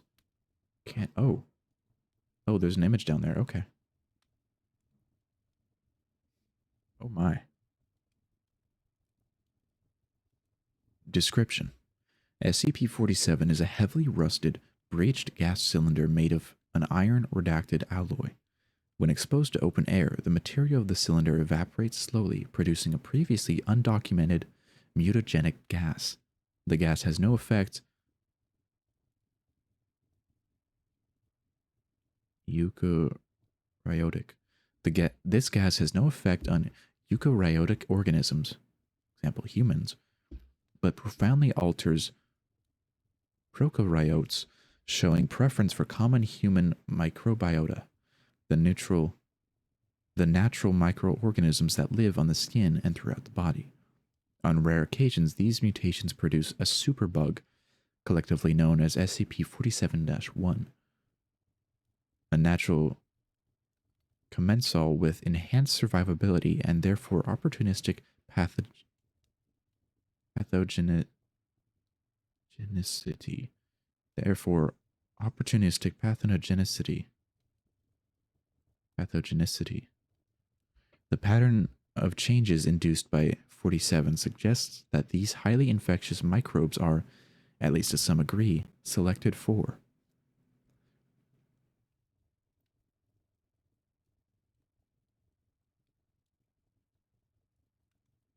Although the specifics of 47-1 species are dependent on the base bacterium from which it is derived, there are several characteristics which appear to be generally consistent across all cases of 47-1 mutation. Enhanced survivability in the bacterium's natural environment and similar environments. Full spectrum antibiotic resistance. Increased reproduction rate and consumption of available material. Development of sporulation ability in gram-positive bacteria. Increased ability to uptake, hold, and share plasmids, particularly in gram-negative bacteria. Increased transmission due to traits described above. SCP-47-1 samples are normally debilitating and virulent. However, compared to other Keter-class SCPs, it should be noted that SCP-47-1 have a relatively low mortality rate due to their action through mundane biological pathways. Several strains of bacteria have been selectively mutated by SCP-47. Mutation of bacteria in culture is possible, but the process appears to be much more effective with bacteria living on a human host.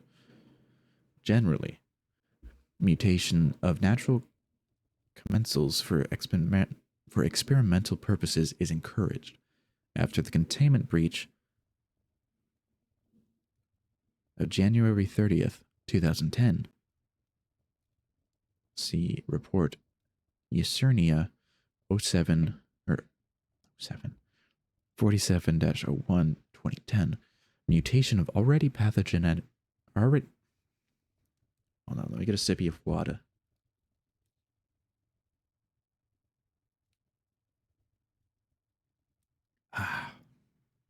Now that's good.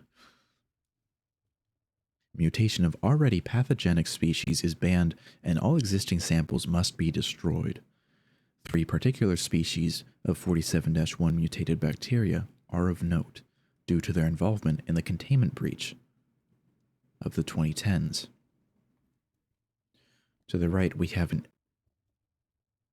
a rather grotesque image of D-Class personnel D15978 infected with P47-A 2 days after initial exposure.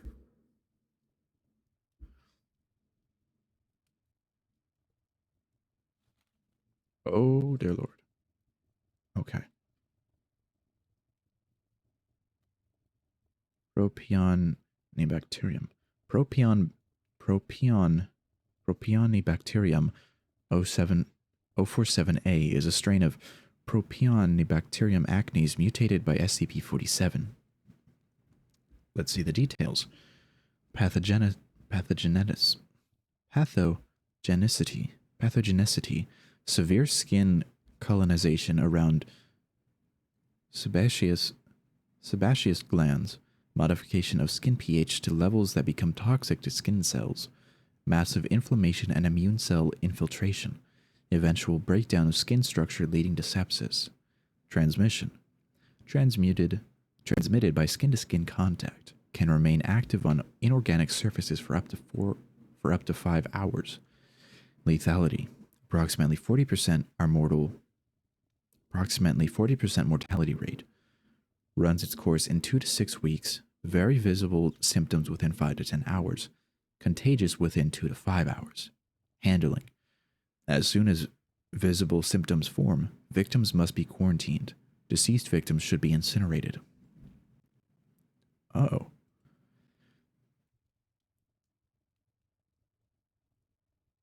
Streptococcus. Streptococcus 047C is a strain of Streptococcus mitis mutated by 47. Pathogenicity causes inflammation of the mouth and esophagus initially, leads to open sores in the mouth which result in S47C entering the bloodstream and becoming septic. Death is usually due to infectious endocarditis. Infectious endocarditis. Infectious endocarditis. Jeez Louise, I'm having to say some big words today. Transmission. Droplet. Can remain active indefinitely by sporulation. Lethality. Approximately 35% mortality rate. May become a recurring chronic condition if non-lethal. Handling. Subjects with any sign of mouth infection should be quarantined. Deceased victims should be incinerated. And the final of the three. Clostridium. Clostridium 047A is a strain of Clostridium difficile mutated by SCP-47. Pathogenicity. Unknown.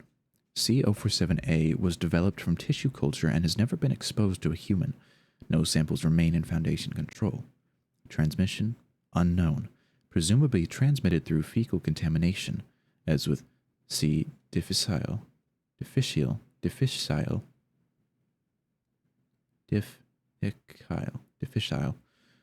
due to smaller, more robust spores, may also aerosolize with flatus. Effects of aerosol intake of C47A cannot be predicted. Lethality? Unknown. Presumed extremely high risk of destruction of endothelial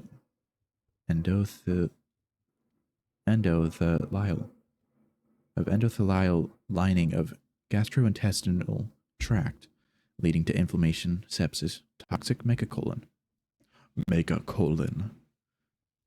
Handling. Until further research has been done, victims should be quarantined and placed under 24-hour medical observation to develop functional diagnostics for this strain. Deceased victims should not be incinerated until adequate etiological research has been performed. I'm reading so many big words today. Recovery log 047. SCP-47 was recovered from Site Blank Secure Laboratory by a Foundation biohazard recovery team in response to a full compromise situation in the 1990s. Big.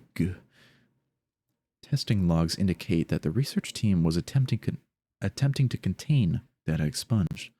In a class blank SCP stable pressure cylinder, which led to redacted combining with redacted.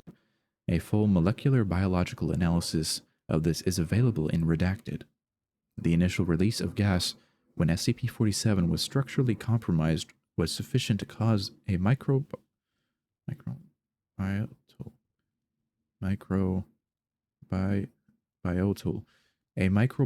bloom of uncounted species of SCP-47-1, killing all staff in the lab within blank hours. Exposed site blank staff obeyed standard Foundation quarantine/containment protocol, and the infection was contained successfully. Oh, thank God it's a short one. On to the next one.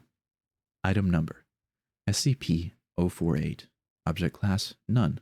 See description. Special containment procedures. The designation SCP-48 is to be retired from the SCP catalog. No future SCPs are to be assigned this number.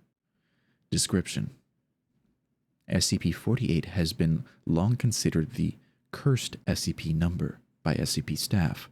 Any items given this designation tend to be destroyed, decommissioned, stolen, or otherwise lost to the Foundation, usually through no fault of any individual person. In addition, personnel assigned to SCP-48 in its various incarnations have had a 50% higher rate of turnover due to death, dismemberment, and disciplinary action. Whether or not the number 48 actually has any supernatural qualities is unknown, but given the superstition around this number, the designation has been removed from the catalog in order to help maintain employee morale. Addendum 1. Dr. Cortez. This is ridiculous. I'll prove to you, superstitious bastards, that you're all just being pussies. The restriction on SCP-48 is now removed and assigned to data expunged. Dr. Cortez.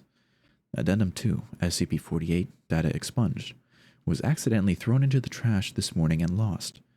In an unrelated incident, Dr. Cortez's arms were accidentally traumatically amputated in a horrific launchroom blender accident. SCP-48 closed. 05-11. Addendum 3.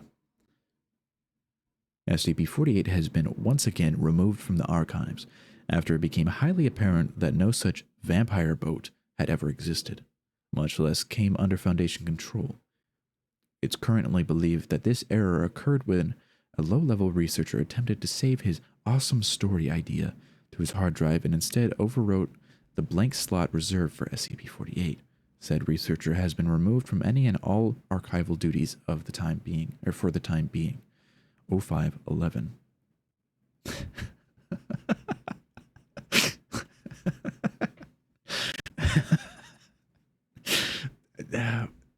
I like this one. I like 48. I gotta say.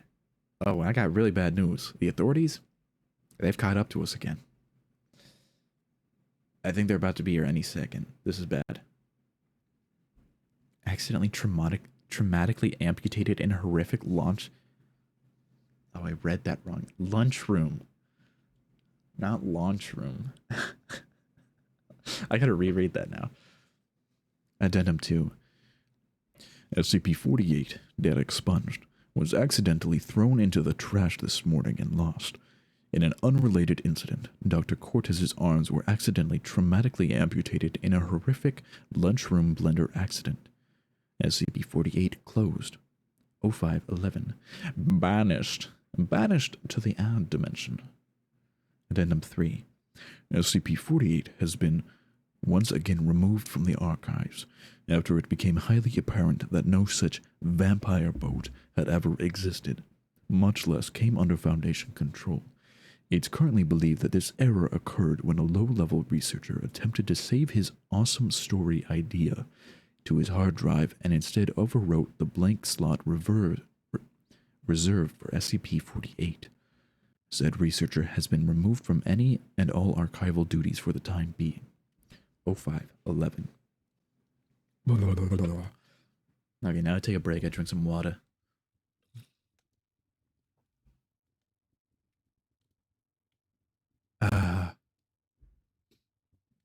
I eat a bar. I eat a bar. I eat a granola bar. I eat a granola bar. Oh, yeah, yeah, yeah, yeah, yeah, yeah, yeah, yeah. Eat a granola bar.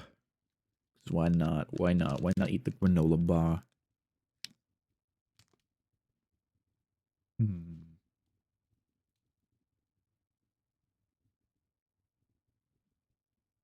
Hmm. Yummy.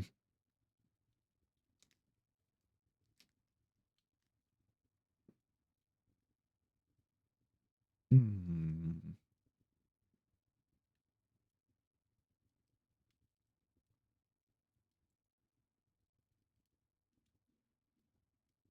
Makes you wanna.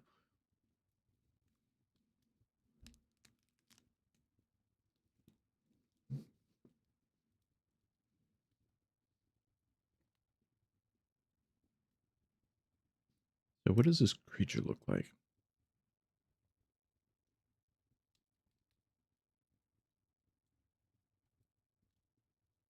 I see. That's what the creature looks like.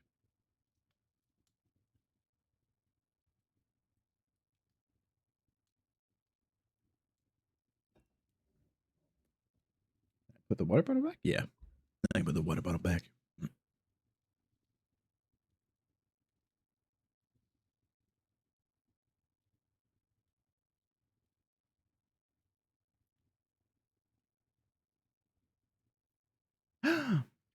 Yippee! Yippee! Good news, James. The authorities are gone. You had to sit through any interrogations, any advertisements. I appreciate you. I thank you. Now we can move on to the next SCP. You're free! Yippee! Hell yeah. Hell yeah.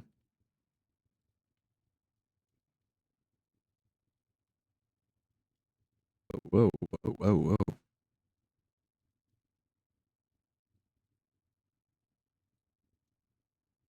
Oh. Oh. Oh, whoa. Oh, whoa, wait, this is, whoa.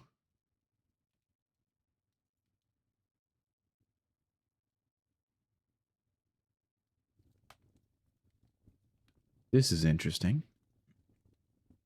Holy moly. Wait, what? It's all voiced and everything? We get to listen? Oh, I mean, you guys are already listening, so. Wait, this is so cool. What? Oh, I'm excited to read this one. Oh. It's got like a different page look and everything. Chad, are you ready for this? I don't think I've been this excited in a while.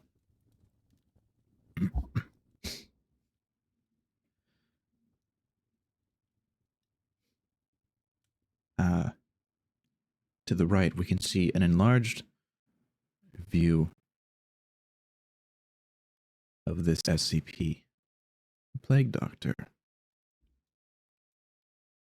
Item number SCP 049. Object class Euclid. Special containment procedures. Ooh, too far.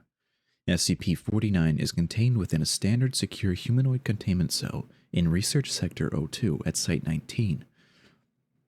49 must be sedated before any attempts to transport it. During transport, SCP-49 must be secured within a Class 3 humanoid restriction harness, including a locking collar and extension restraints, and monitored by no fewer than 2 armed guards. While SCP-49 is generally cooperative with most Foundation personnel, outbursts or sudden changes in behavior are to be met with elevated force. Under no circumstances should any personnel come into direct contact with SCP-49 during these outbursts. In the event SCP-49 becomes aggressive, the application of lavender has been shown to produce a calming effect on the entity. He's a funny little guy. I think he's silly. Came through dripping. Drip, drip. Once calmed, SCP-49 generally becomes compliant and will return to containment with little resistance. Came through dripping. Hell yeah. In order to facilitate the ongoing containment of SCP-49, the entity is to be provided with the corpse of a recently deceased animal, typically a bovine or other large mammal, once every 2 weeks for study. Corpses that become instances of SCP-49-2 are to be removed from 49's containment cell and incinerated. 49 is no longer permitted to interact with human subjects. The requests for human subjects are to be denied.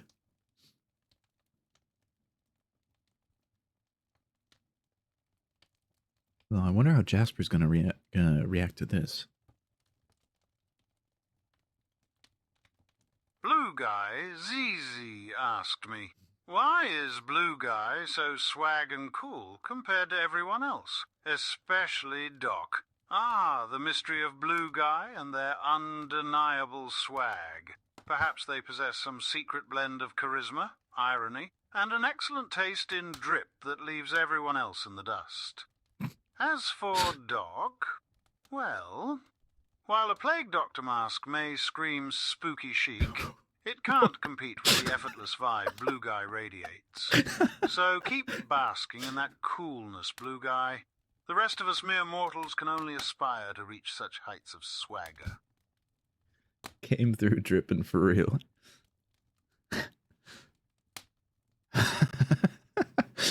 I think Jasper got you confused with SCP-49, Doc.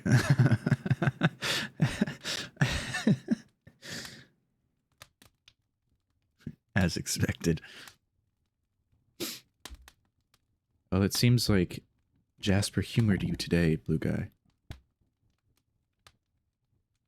Alright. Let's continue. Temporary Containment Procedure Update. See Addendum 49.3. Per Containment Committee Order 49.S19.17.1.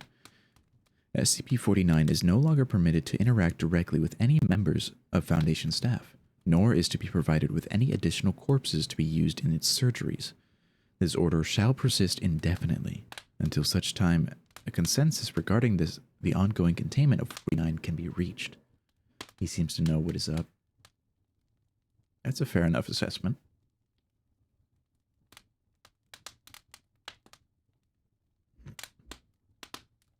All right. Description. SCP-49 is a humanoid entity, roughly 1.9 meters in height, which bears the appearance of a medieval plague doctor. While SCP-49 appears to be wearing the thick robes and the ceramic mask indicative of that profession, the garments instead seem to have grown out of SCP-49's body over time, and are now nearly indistinguishable from whatever form is beneath them.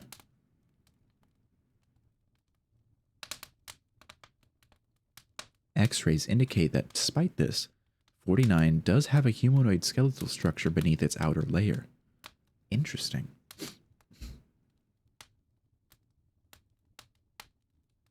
Enlarged now, we can see said image of 49's X-ray, which indeed seems that the mask itself is now part of the skeletal structure. X-ray imaging of SCP-49's facial structure. You have popcorn on, Jones? No, that's a fireplace. It's a fireplace sound. It's a tad aggressive right now.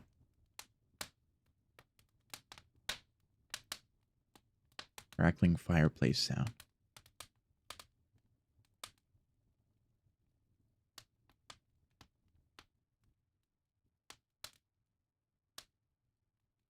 That's okay, it'll pass.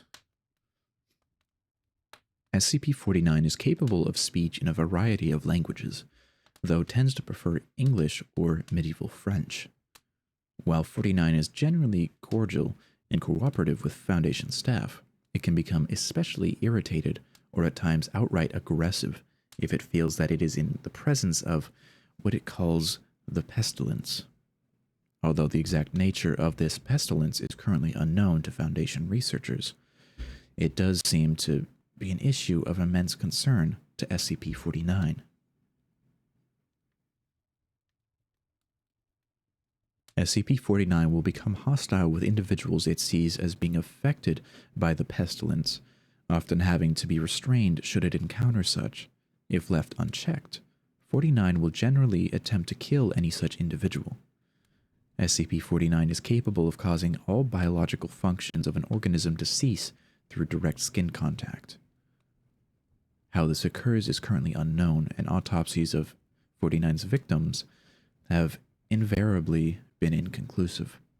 SCP-49 has expressed frustration or remorse after these killings, indicating that they have done little to kill the pestilence, though will usually seek to then perform a crude surgery on the corpse using the implements contained within the Black Doctor's bag it carries on its person at all times. While these surgeries are not always successful, they often result in the creation of instances of SCP-49-2.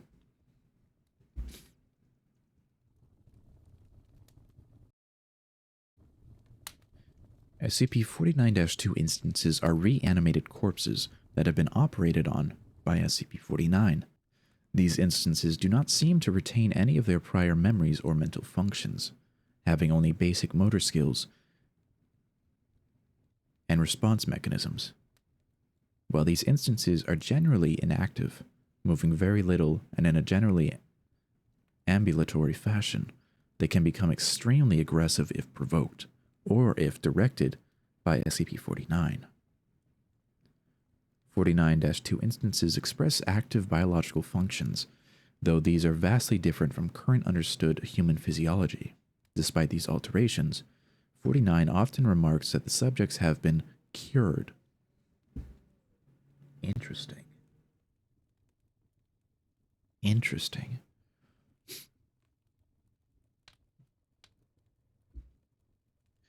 Addendum 49.1 Discovery.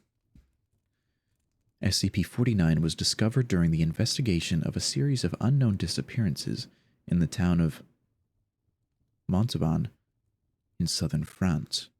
During a raid on a local home, investigators found several instances of SCP-49-2, as well as SCP-49. While law enforcement personnel engaged the hostile 49-2 instances, SCP-49 was noted as watching the engagement and taking notes in its journal. After all of the 49-2 instances were dispatched, SCP-49 willingly entered Foundation custody. The image below this description, or this entry, is a picture of SCP-49 upon discovery.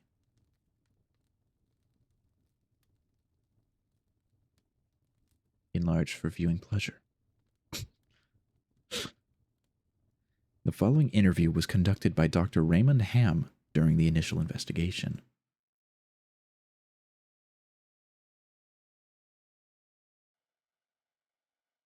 Alors, comment devrions-nous commencer une introduction?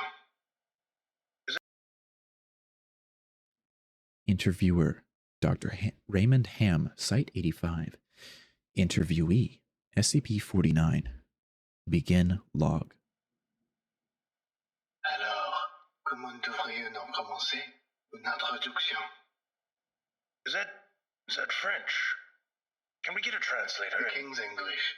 No need for translation, sir. I can speak it well enough. Good. My name is Dr. Raymond Ham, and I... Ah, a doctor. A like-minded individual, no doubt. Wherein is your speciality, sir? Cryptobiology. Why? A medical man, such as myself. Wonders abound. And here, I worried I had been abducted by common street thugs. This place, then, this is your laboratory. I had wondered, as clean as it is, and with such little trace of the pestilence here. The pestilence? What do you mean? The scourge. The great dying. Come now, you know the... what is it they call it? No matter. The pestilence, yes. It abounds outside these walls, you know.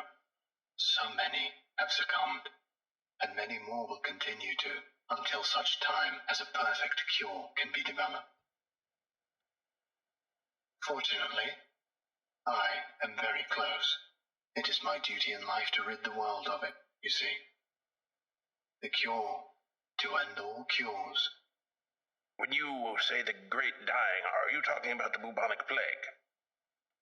I don't know what that is. Oh, I see. Right, well, the entities our agents encountered at the house, they were dead when you encountered them, yes? You reanimated them. In a manner of speaking, you see things too simply, Doctor. Expand your horizons. Life and death, sickness and health. These are amateur terms for amateur physicians. There is only one ailment that exists in the world of men, and that is the pestilence, and nothing else. Make no mistake, they were very ill. All of them. You think you cured those people? Indeed. My cure is most effective. But the things we recovered were not human. Yes, well, it is not a perfect cure, but that will come with time, and further experimentation. I have spent a lifetime developing my methods, Dr. Ham, and will spend a lifetime more, if necessary. Now, we have wasted too much time. There is work to do. I will require a laboratory of my own, one where I can continue my research unimpeded.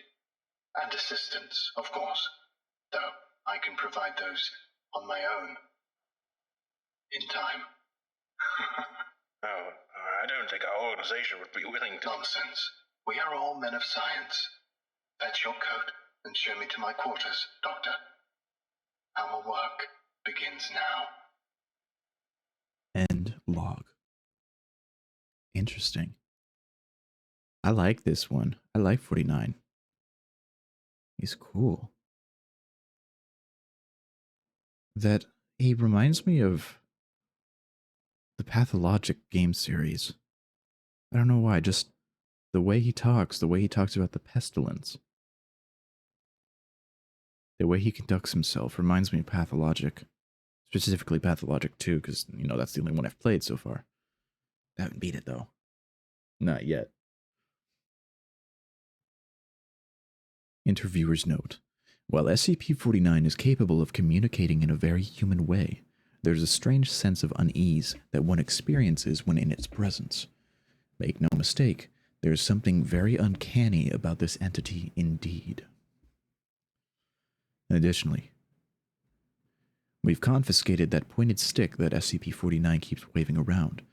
Part of this was due to standard confiscation protocols for the possessions of anomalies, and part because 49 really is a menace swinging it around like he does. The entity was displeased at first, but after we made some concessions in providing it with test subjects, which are, admittedly, more for the benefit of our own research, it warmed up to the idea. Addendum 49.2 Observation Log. While in containment at Site-19, SCP-49 has spent a considerable amount of time studying and performing surgery on the various mammalian corpses it has been provided. 49 will... Oh, there's a plane going by.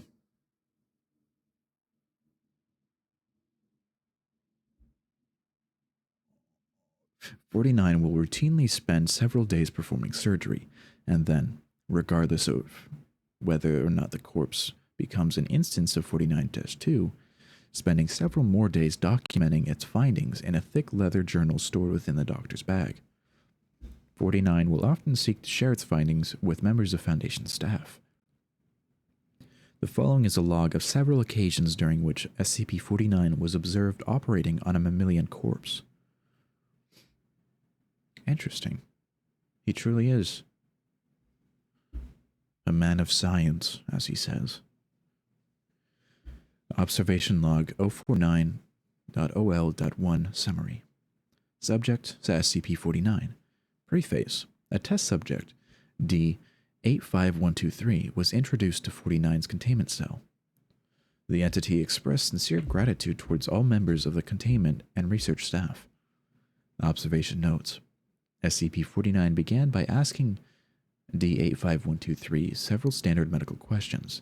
As it began removing tools from its bag, shortly after finishing its preparations, 49 quickly closed the distance between the two, killing the subject with a touch to its throat. Afterwards, SCP-49 made a number of considerable alterations to the basic structure of the subject's corpse, often introducing fluids from within its bag into the subject by way of a hand-powered pump and copper tubing. The resulting 49-2 instance became animated, flailing and grasping at the walls of the chamber with a number of manufactured limbs while moaning out of an oblong orifice now present in its sternum. During this time, SCP-49 was observed taking notes of the instance in its journal and remarking to the watching research staff about the efficacy of its cure. Security personnel entered the chamber to move SCP-49 back to containment and were attacked by the instance. The security team dispatched the 049-2 instance, and SCP-49 returned to containment with no resistance, stating that it was pleased with the results. Gonna take a nap, have fun. Alright, Di. Thanks for hanging out for a bit. You have a good nap. Have a good nappy. Observation log 049.OL.2 summary. Subject, SCP-49. Preface. SCP-49 was provided the corpse of a recently deceased goat. 49 expressed gratitude at that provision. Observation notes. 49 operated on the goat corpse for several days, eventually resulting in an instance of 49-2. 49 expressed pleasure in this outcome, though admitted the disease was still in its nascent stage. My veterinary practice is rudimentary, but the patient responded well to the procedure.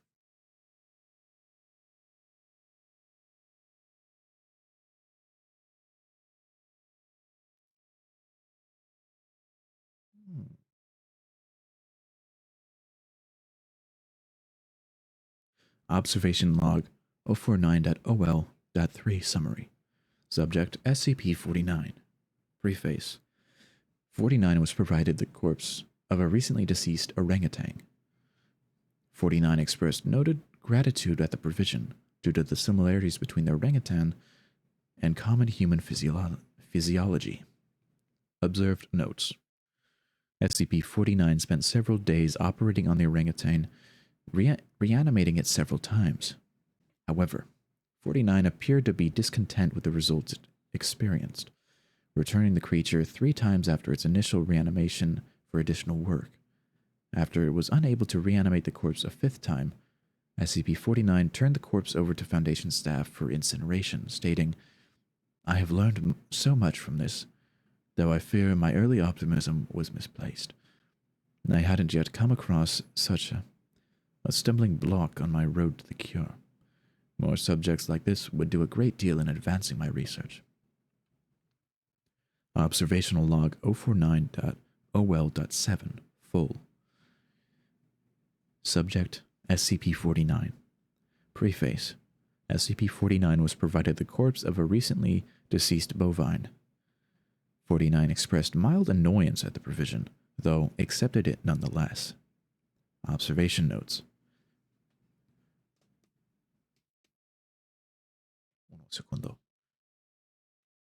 SCP-49 spent several days operating on the bovine corpse, breaking only to dine on a requested dinner of thin crackers, salted pork, and hard cheese. Beginning first by embalming the corpse, 49 was observed producing a number of long syringes from its bag, each containing a different dark, viscous fluid. SCP-49 described these fluids as essences of the humors, and elaborated by saying the pestilence may bring out a systematic imbalance. In such a case, before true healing can begin, one must find the humors in balance or the body will reject the cure. Over the next few days, SCP-49 spent a considerable amount of time adjusting the organs of the bovine corpse with a number of large metal instruments. After 8 days, 49 produced a lightning rod, which Dr. Ham exchanged for an electric cattle prod attached to an extension cord, and struck the corpse in several locations. This action seemingly had the effect of reanimating the bovine, which once again became ambulatory, despite the inversion of the head and the reorientation of its limbs. And now we get to listen to another interview log. Follow-up interview. Begin log. We've watched you work for several weeks now, and honestly, I'm not sure I understand what you're doing. Could you describe your process in detail? Oh, goodness no. The process is most intensive. As I said to your assistant, the best instruction you will find about my methods are here in my journals, as I have kept exhaustive records of my work there. Oh, I see. Well, my concern, Doctor, is that we still don't understand what you're seeking to cure, or how it manifests, or how turning these creatures into quasi-living, mindless drones helps in that effort. You do not understand the pestilence, even after all this time. Doctor, it is an unspeakable horror, one that has shown its true face many times before, and will again. I find myself blessed with the wisdom and good senses needed to root it out and destroy it. But many, like yourself, cannot. It is a cruel judgment, I fear, to be at the mercy of a disease you cannot fully comprehend. That still doesn't answer my question. How's your cure any kind of cure at all? It is a cure. You may laugh at my efforts if you please, but do not besmirch the good name of scientific progress that has developed this great mercy. What you short-sightedly see here is a life better than any this creature could have hoped for. Stricken as it was with the pestilence, this creature is now clean, unable to spread the pestilence, and free from the terror it would have experienced otherwise. This is hardly a creature at all, Doctor. It's not even... Do not jape with me, sir. You and your colleagues are like so many others, unable to look past minor setbacks to see the salvation taking place before your very eyes. Do you wait to remove rotten timbers until the whole collapses on top of you? No. You find them and you pull them out and replace them with those untouched by rot. And most of all, you do not simply mock the structure because it now looks different to you. It is strong. It is free of disease. I'm sorry. Didn't mean to agitate you. I'm just trying to understand. Yes. Well, do mind your words in the future, Doctor. I am a professional, but even professionals may feel the bite of pride in dealing with criticism of their masterpiece. I will forgive this as an act of good faith between colleagues.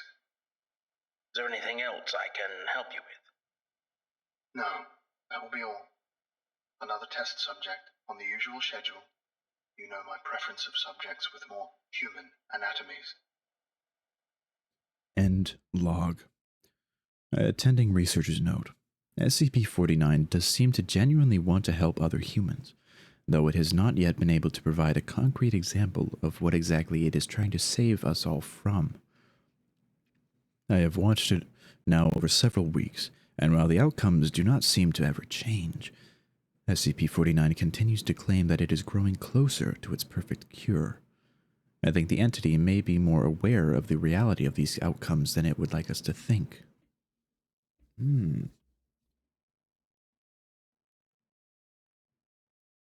Interesting.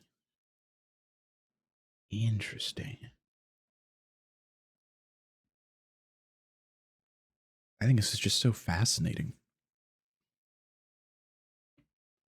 Get ready for another log. Addendum 49.3. April 16th, 2017 incident.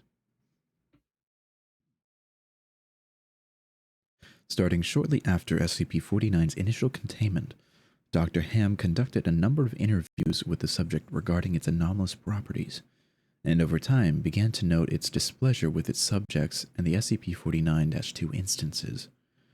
This continued for a period of several months, during which SCP-49 never exhibited any aggressive behaviors. On April 16th, 2017, as Dr. Ham was entering SCP-49's test chamber to conduct another routine interview, the entity began to grow anxious and asked Dr. Ham if he was feeling well. Following protocol, Dr. Ham reminded SCP-49 that the interview was required, after which the entity became hostile and attacked Dr. Ham, killing him. Due to a lapse in security protocol and because Dr. Ham did not activate the in-chamber emergency system, Dr. Ham's corpse was not discovered until 3 hours later, by which point 49 had converted it into an instance of 49-2. In the aftermath of this incident, SCP-49 was interviewed by Dr. Theron Sherman. Interviewer Dr. Theron Sherman, Site 42. Interviewee SCP-49. Let's listen again. Begin log. I need you to explain yourself. SCP-049, you are being directed to explain your actions, and I will remind you that failure to cooperate will result in further restrictions during your containment. My actions do not need to be explained. You killed Raymond Ham, and then butchered him until he... Not dead. No, not dead. He is cured. Cured? Cured of what? The pestilence, sir. I had thought you, at least, would realize what luck it is. I detected it before. What pestilence? You keep going on and on about this pestilence, but you have not once been able to properly identify this disease. What could you have possibly seen in him today that you had not seen so many times before, that it would be worth his life?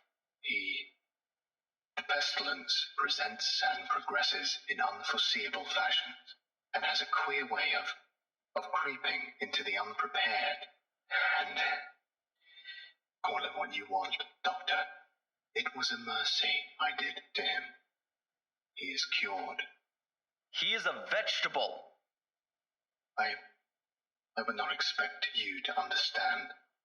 You and your ilk have proven time and time again not to be men of science, but men of emotion.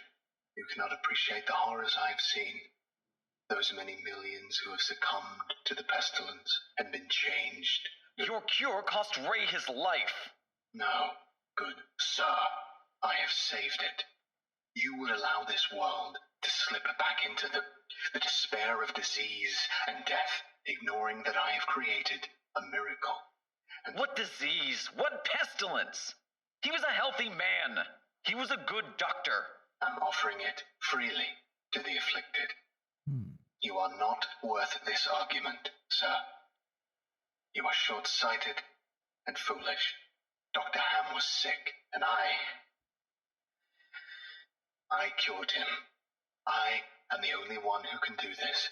My work must continue. There is still so much to learn, so much I've had enough of this. Consider your allowances revoked. Even you. Welcome to containment, 049. Might be saved. We're done here. I can save them all. I can cast down this plague once and for all. I can do this. Only me. I saved him. Dr. Ham. I cured him. He was sick. I know he was sick. I know he was.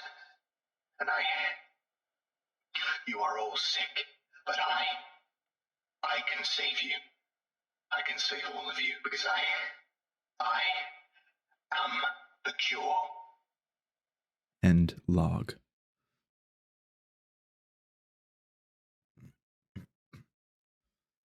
Addendum 49.4 Post-Incident Report Interview. The following interview is an excerpt from the April 16th, 2017, 049 Incident Report. The interview was conducted by Dr. Elijah Itkin and took place 3 weeks after the start of the initial investigation. Date 5/7/17. Interviewer Dr. Elijah Itkin. Interviewee SCP-49. Begin log. SCP-049, we are conducting this interview to close out our investigation of your actions taken on April 16th that resulted in the death of a staff member. Do you have any comments to make? Only that I look forward to the day when you will allow me to resume my work. I have spent the last few weeks compiling my notes and constructing a new theory for how the pestilence was able to infect someone in such an insidious manner that I nearly couldn't detect it. Have you experienced any remorse for your actions? For the death of Dr. Ham? Ah, yes. Well, the death of a colleague is always regrettable. But in the face of the pestilence, we must be swift, Doctor, and act without hesitation. Dr. Sherman noted in his report that you seemed to be mournful during your initial interview. Mourn? Perhaps. I had not thought that. It is lamentable that a fellow doctor became infected. But the work continues. Regrettable as it was, Dr. Ham's death provided important insight. Living human subjects are the only way to proceed forward, I am decided. My cure is of little use on dead flesh, and I have gleaned all I can from your generous supply of corpses. My desires turn towards tending to those still living who suffer from the disease. I'm afraid you're going to be disappointed. Oh, Doctor, I wouldn't be so sure. End log. Oops.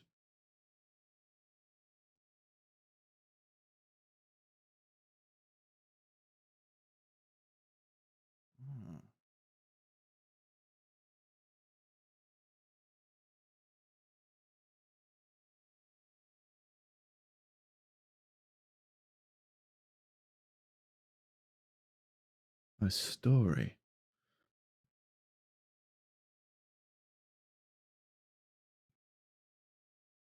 Interesting.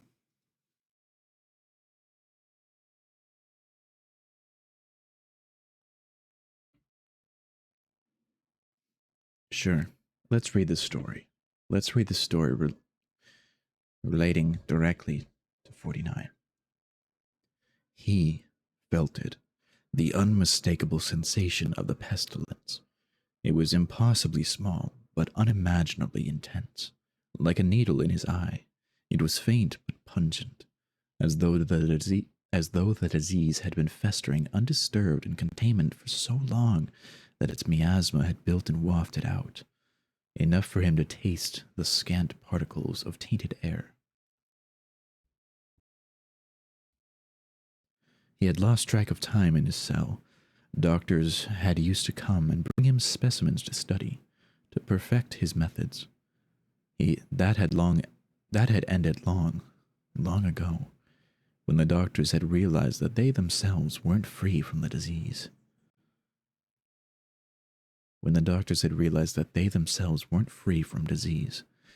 Still, after that, they had still checked on him. The voice would come out of his walls and ask him questions about what he was doing or how he was feeling, or if he had any regrets for what he'd done.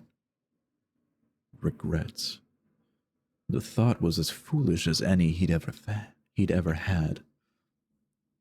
Still, even that, too, had faded in time. The voices, long ago, had stopped, and he had been content to rest in this pristine cell, away from the wretched disease, alone with his thoughts. In the constant soft white light that bathed his cell, the doctor reclined himself on a comfortable mattress. Eventually, perhaps, he would have stopped thinking. But that had been before that familiar, detestable presence had returned, burning at his mind. He found himself standing before the door to his cell, studying it. It had no handle, opened when his captors ordered it. While the lights had remained functional, the electromagnetic lock had not. His bag contained steel tools, and he did not understand how to relent.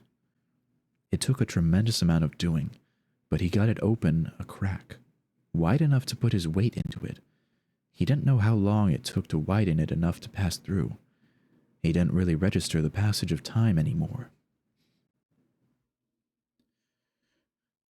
Then he was in a hallway, well lit and devoid of any other life, all the easier to navigate. He followed the stinging sensation of the disease. What am I gonna draw after this? After this, we got this little story, and then this tiny little entry, and then it's draw time. Oh, and I got stuff planned for that, little guy, for Dark's idea. I've got a plan. Don't you worry. Where was I? All the easier to navigate. He followed the stinging sensation of the disease, navigating the corridors as though he'd drawn up the floor plan. The lights were all functional, all the other containment chambers still sealed. At last he found it, behind an unlocked door, within a locked metal locker. His containment cell door had been made of much sterner stuff. In short order, the door lay twisted at his feet.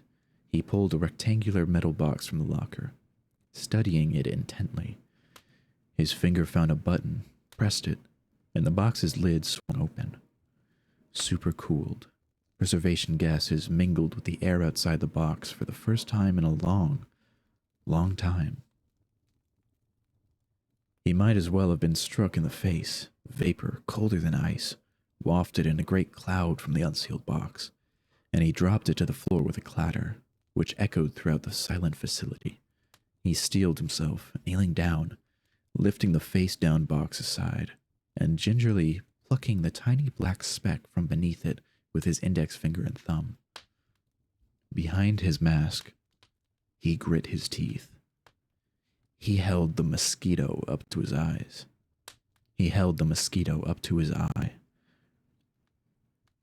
It wasn't the insect.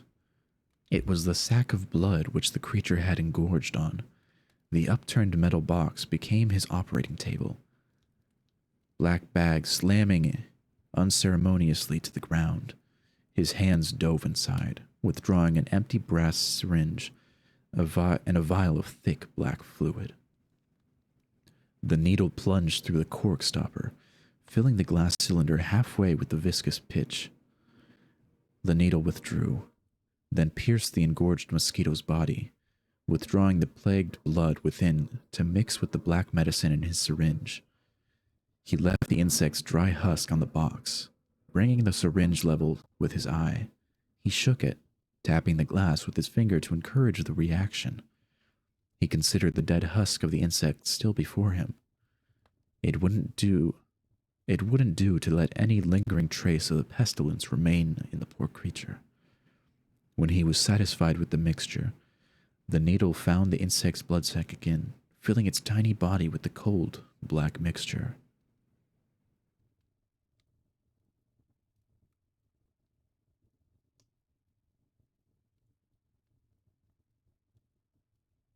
The dead insect's body twitched and jerked to life as the black fluid filled it. The body's movement built up a tiny electric charge, enough to reboot the silicon microprocessor in the bug's brain. Leslie's eyes were the first organ she remembered how to interpret. She should be in the living room. That's where she'd gone, but this wasn't Merle's living room. The blurred figure she saw, it couldn't be Merle. Who's there? She weakly asked at length.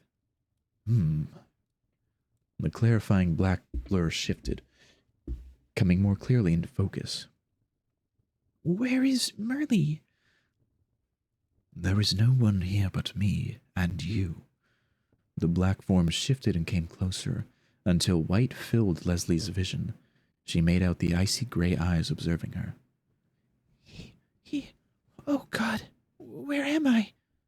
You are in prison, though the wardens, it seems, have left. A prison? Leslie staggered to stand on her 6 legs, when slowly returning to life to beat weakly. What kind of prison? Her voice cut off as her GPS locator cut on. Oh God, I'm at Site 19. Is that what this place is called? Odd, after all this time, that I would learn this prison's name from a mosquito. I need to get back to Merle. I don't know where or who Merle is. I know where he lives. I can find it. The weight of her situation began to dawn on her. She was several hundred miles from Merle's house, in the middle of Site 19, with an anomaly she knew nothing about. Still, at least it wasn't some monster trying to kill her. I don't know how I could ever get out of here. The doctor stood up, brought one hand up to curl slowly before his eyes.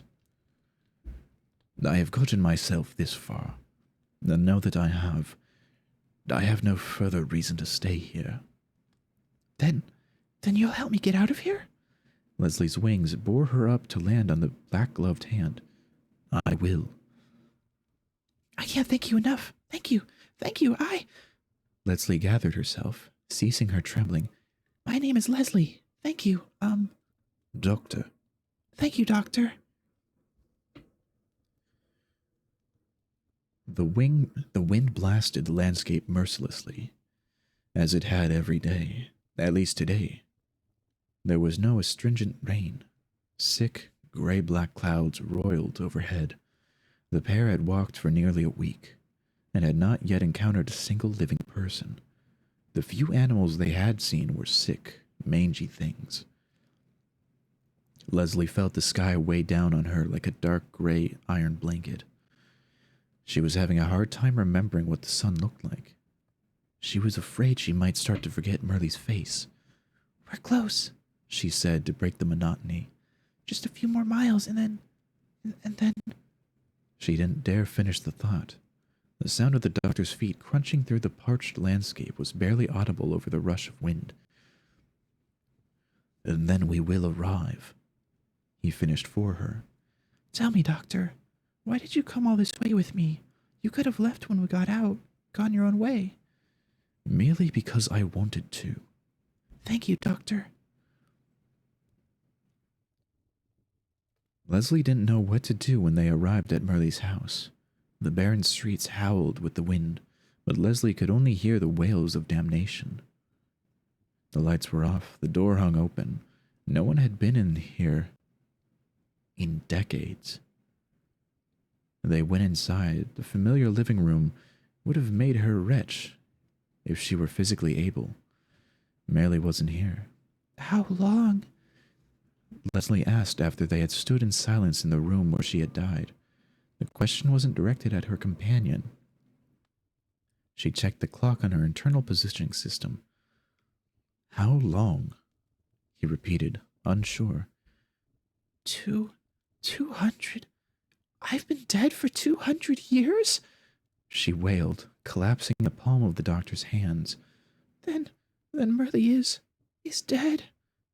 So it appears.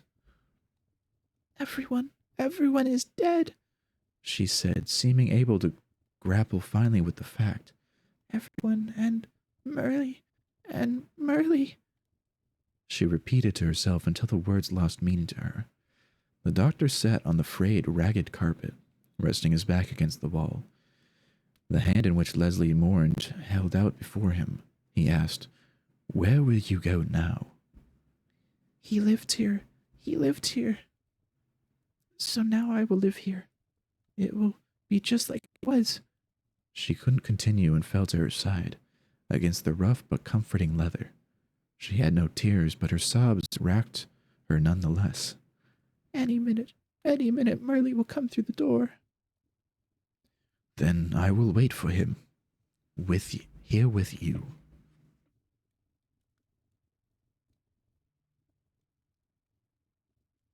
Whoa.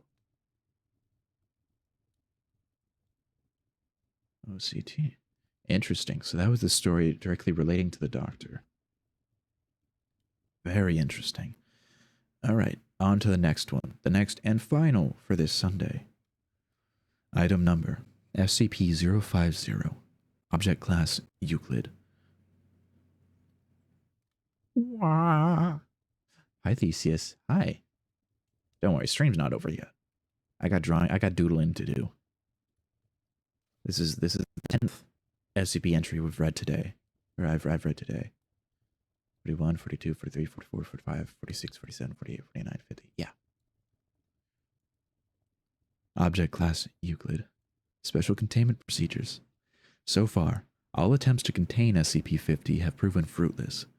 At present, whoever has possession of 50 is to leave it in an office they use with regularity. How are you doing, Theseus? I hope you're doing all right. I hope you've drank some good water. I'm going to drink some good water. Excuse that noise. Whoopsie. Description. SCP-50 appears to be a statue of a monkey reading a book, approximately 1 foot tall. On the bottom of the statue are engraved the words, "To the cleverest," in cursive script. The statue has so far proven resistant to all forms of damage. As such, there is no accurate method to date the object. When left alone, SCP-50 has shown itself to be both useful and antagonistic to its current owner. Although never seen to move, no matter the manner or amount of recordings, any room it is left in becomes very clean, to a polish whenever possible. Paperwork is filed, trash is emptied, and in general, clutter is removed. However, SCP-50 also has a tendency to leave traps for its owner, so current holders should carefully check their offices upon returning. And here's the footnotes. 1. Testing to contain 50 has been discontinued at this time. 2. Attempts to leave 50 in unused offices have resulted in it following its owner home. This is a violation of regulations and not to be allowed. 3. One of the quirks of 50 is that no matter what form of measurement is used, any record of said measurements will quickly be replaced by the customary system measurements. 4. Attempts to damage 50 have resulted in increasingly lethal pranks. As of this writing, destruction testing is discontinued. 5. See Document 50. Document 050. Or Document 050.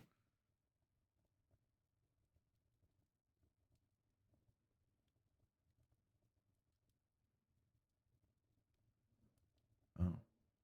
Okay, this isn't as short as I thought, but it's still short. The Great Researcher Prank War of Blank. On January in the 2000s, during an attempted capture of SCP-963 by Chaos Insurgency agents, Dr. Bright made use of 963's intrinsic capabilities to make fools of the attempted kidnappers. When Bright returned to his office, he found a monkey statue waiting for him. His office had been tidied in his absence, and everything filed away, which came as something of a shock for the naturally messy Dr. Bright. Upon further investigation, it was found that, despite the apparent tidiness of his office, all of his pens had been drained of all but the last bit of ink, and several important documents had been translated into Aramaic. Dr. Bright immediately began the usual testing of this new SCP, but found himself going nowhere, until Dr. Wright, as payback for something unspecified, smeared his desk with 1/2 of a compound epoxy and applied the other half of the compound to his utensils. At this point, SCP-50 vanished from Dr. Bright's office, reappearing in Dr. Wright's office, whereupon 50 began the cleanup again. After several tests, it became apparent that SCP-50 was easily contained, as long as no one outside the Foundation proved to be cleverer than the Foundation scientists. Of course, this led to many of the Foundation scientists seeking to claim the title of most clever for themselves. And thus began the Great Research War Prank of blank. Memorandum 050-A. No good will come of this. O5 blank. Entry 1, right. To English. Entry 1. Dr. English accesses SCP-705. 705 is allowed access to approximately 100 pounds of similarly colored Play-Doh. After several minutes of conversation, a new army retreats to the ventilation shafts. No footage of Dr. Bright's room exists, but several hours later, Dr. Bright stumbles out, covered in little red welts and red Play-Doh, swearing and muttering. SCP-50 transfers ownership to Dr. English. Entry 2. At 11:30 p.m., Agent Strelnikov is seen exiting his room in full rage, carrying a machine gun. Smoke pours from the open door of his quarters. Senior researcher Eisendorf is later found to be in possession of 50, proving that a good enough prank will attract 50's attention no matter the target. Entry 3. At 10:25 a.m., Dr. Eisendorf returned from a brief coffee break to discover a typed note sitting at his desk, rewritten here. Dr. Eisendorf, it seems there was a problem with the Class A amnestic you requested following your SCP-231 assignment. Please hop on the next plane leaving from the site, and wait until someone comes and picks you up so that we can get this all sorted out. Cheers. O5 blank. Despite factual and stylistic errors in this note, inappropriately informal style. Oh, the ads are starting soon. Be prepared, Jelly Jams. The fact that there is no Overseer 3.14, Dr. Eisendorf apparently took the note seriously and became highly distressed. Dr. Eisendorf boarded the next airplane leaving Site 23, which turned out to be a regularly scheduled flight traveling to Site 19. Dr. Eisendorf apparently did not realize this until landing, at which point he still waited over 8 hours outside the site, before a guard found him and asked him what he was doing. Dr. Eisendorf soon confirmed that he had never been assigned to SCP-231, and quickly worked out what had happened. SCP-50 was observed in the office of Dr. Kondraki later the same day.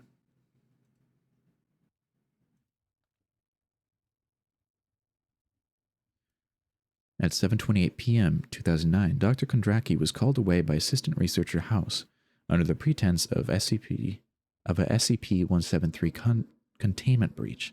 Security cameras recovered footage of the ensuing prank. Upon returning to his office, Kondraki pauses briefly when he reaches his door. Moments later, he is seen backing slowly out of his office, keeping his eyes fixed on something inside. It was later revealed that Dr. Kald had placed a replica of SCP-173 in Kondraki's office, positioned in such a way that it faced the door, establishing eye contact with whoever might enter the room. Kondraki continued to retreat until slipping on a hitherto unnoticed puddle of cooking oil. The replica of SCP-173, made of wireframe, papier-mâché, and spray paint, was relocated at Dr. Joseph Kald's office, shortly followed by SCP-50. 5. Stay strong, Jelly Jams. Stay strong. I'm gonna go get some blueberries. I'll be right back. I'll be right freaking back. Man.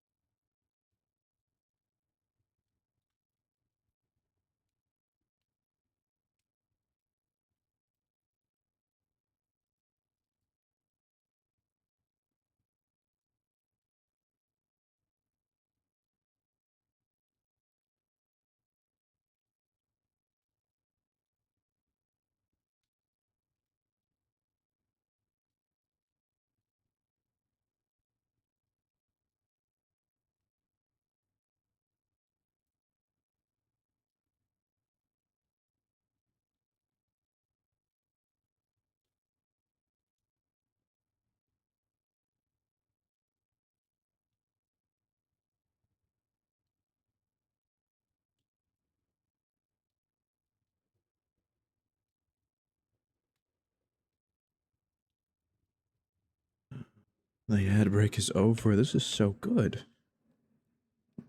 Such good news, chat.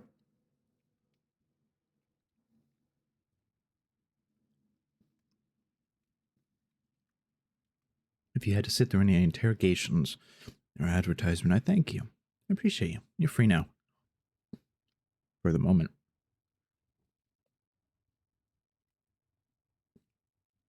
For the moment.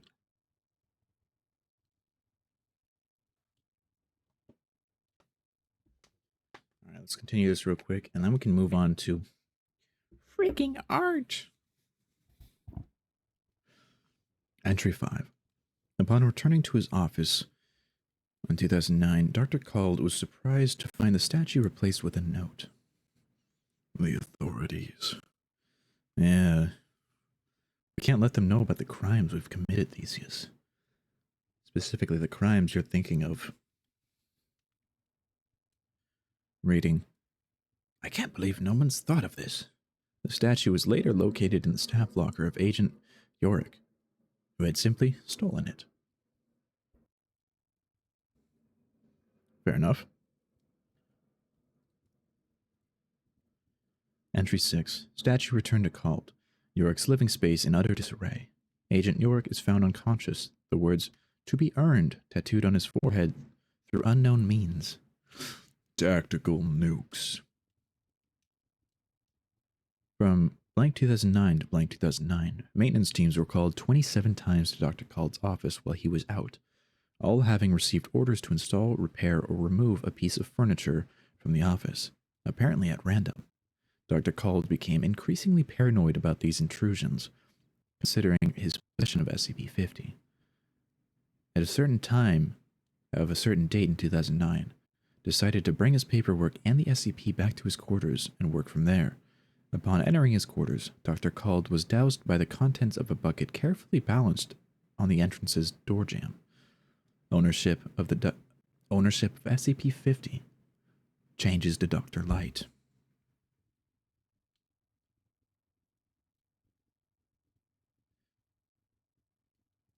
On blank date in 2009, Dr. Coleman was seen pinning a notice to the break room notice board, which read, "Due to the effects of SCP blank, all personnel who have received an amnestic of any kind within the past 6 months are required to report to Dr. Light immediately." This was signed and notarized by no fewer than 17 members of O5 Command and senior staff. After seeing this, an email was immediately sent out retracting the information and causing mass panic among some of our more paranoid employees. After what can only be described as a bum rush on Dr. Light's newly refurbished office, resulting in the destruction of many items contained within, SCP-50 was found on Dr. Coleman's desk.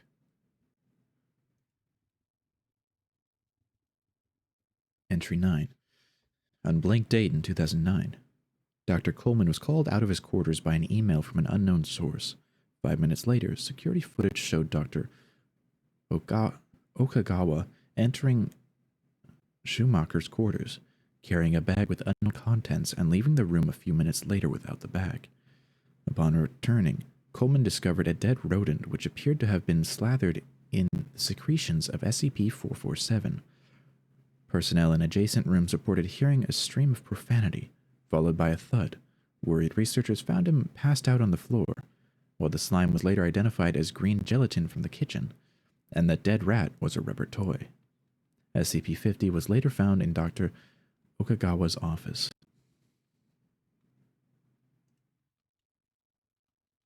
Entry 10.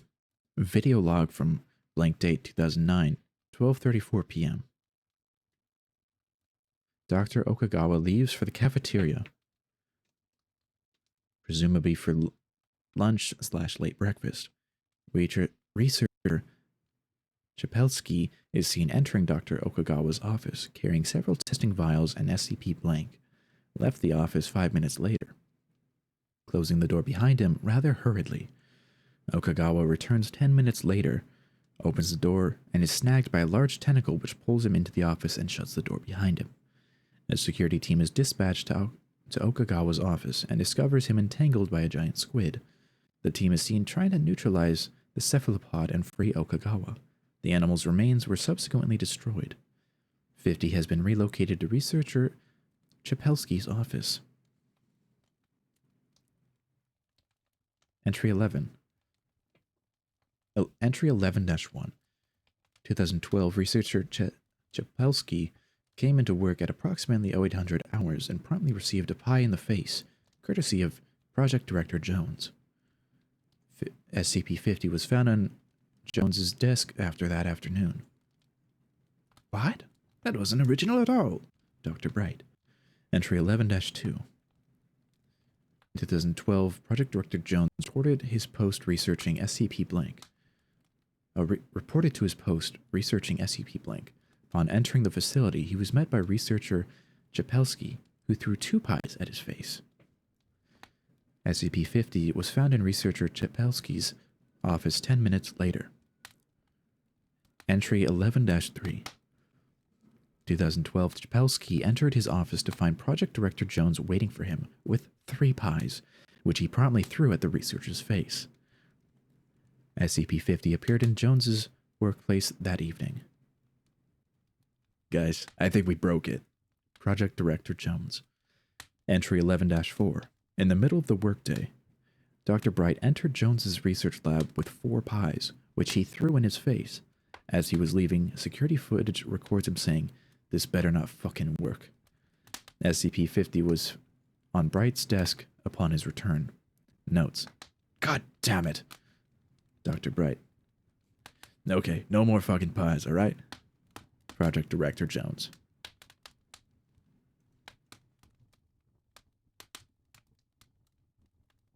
Entry, presumably 12. In 2012, an error occurred in the Foundation main database, reassigning System Technician Kent to a squad. Lots of gibberish. The cleaning crews during the more gibberish. Joshua Kent was ordered to save the princess from the Baron Blackstaff. Sewage with several gallons of feces, gold and platinum, on his head. During the second half of the assignment, Sir Ketten and his friends, the Magical Knight Bob, had to test several super magic weapons, despite the odor. During this time, a routine system sweep had found a barrel of pure awesomeness in the database, despite the numerous nearby systems that could have been infected. SCP-1337 fought the Dread Lord on a volcano. Concerning System Technician Kent's assignment. System Technician Kent was returned to Site-23 largely unharmed. SCP-50 was discovered sitting by a hard drive heavily infected with SCP-732, with the statue seeming to consider the virus its new owner.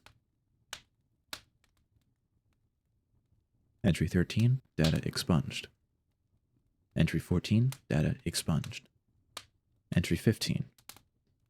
In 2012, Dr. Light connected the SCP-732 infected hard drive into a scanner and asked 732 if it could produce lolcat images on request. Its response, presented in the form of an 8,000-word erotic story featuring itself in the form of a man named Lord Kickass, Dr. Light, and redacted, was that with the help of SCP-50, it can do anything. Dr. Light provided 732 with scanned photographs of SCP-577, 529, and 607, and 2 instantations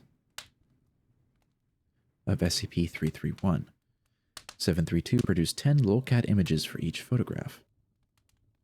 Dr. Light then provided 732 with SCP-637 in the form of a drawing by SCP-637-2.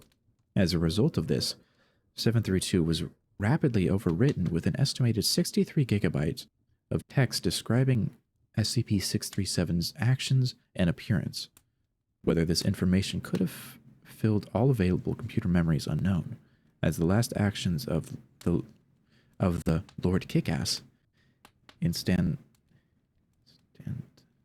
instantiation were to induce total mechanical failure to its hard drive, accompanied by catastrophic uncontrolled oxidation. SCP-50 was found in Dr. Light's office the next morning. Note: SCP-637-2 reports that SCP-637 was not harmed by its venture into SCP-732, but that its fur was really messed up. Note, other copies of SCP-732 seem unaffected by the suicide of Lord Kickass. And this concludes SCP, which also concludes the RNR section of today's Sunday stream. No more. We close it all. We close it all. It's all gone. It's all gone. It's all gone. It's all gone. Okay, hold up. I gotta rearrange my desk now. Okay. 1 second. Let me move my keyboard.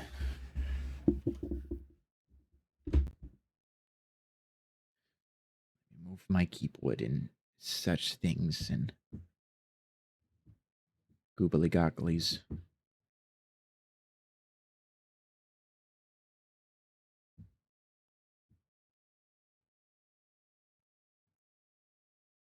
Goobly gobblies. All right. Oh yeah, I gotta change from writing and reading to art. Art. Art.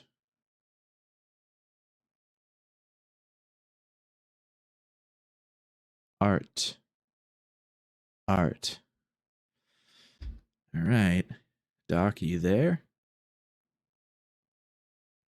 Doc, I need you, my friend. I'm pretty sure I remember what you had requested. But I would just like some clarification.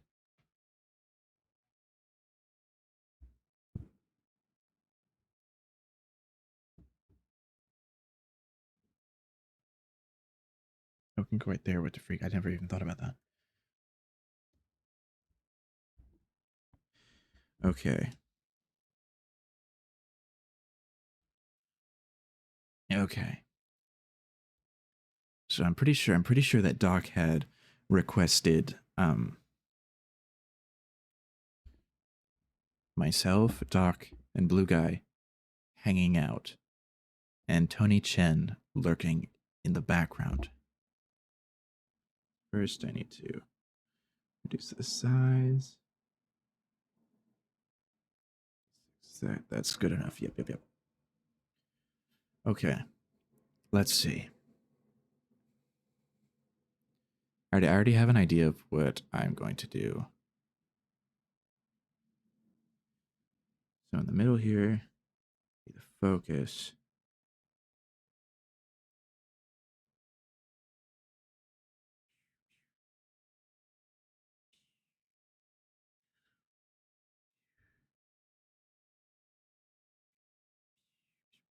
Yep, and then this will be dark here. Boop, boop.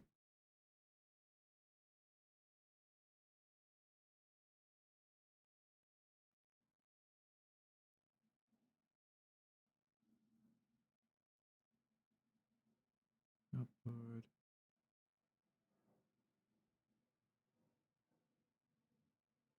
Dark. Blue guy will be over here. All right.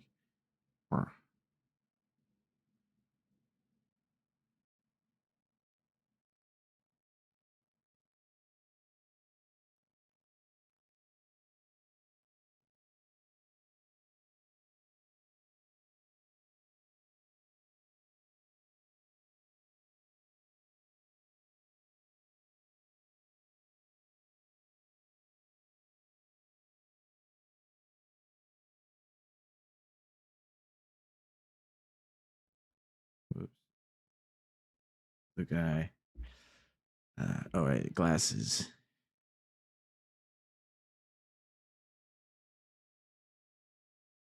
Can always change those.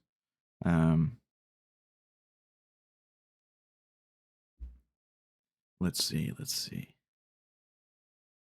Wanna better of like I don't know, like things behind it.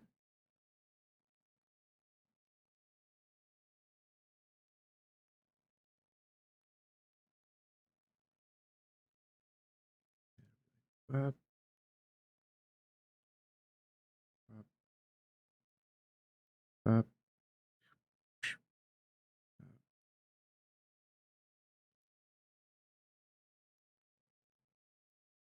Control boards. Beep, beep, beep, beep, beep.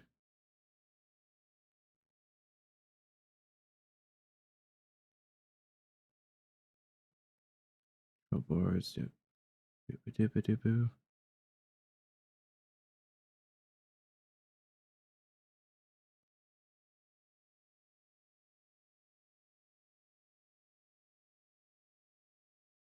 Boop, boop, boop, boop.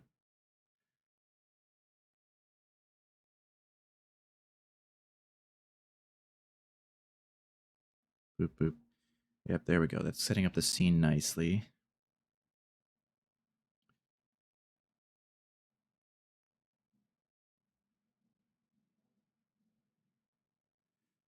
There's gonna be a lot of buttons. Hold this something.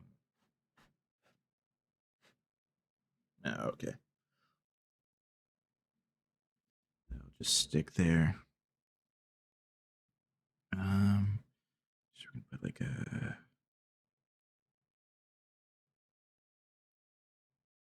over to the room over here.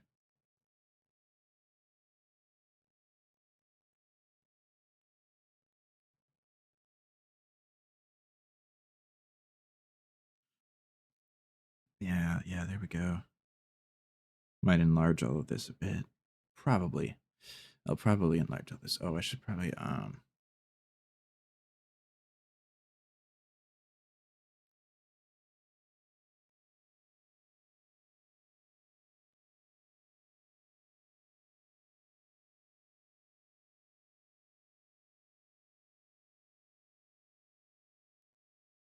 there we go. Okay.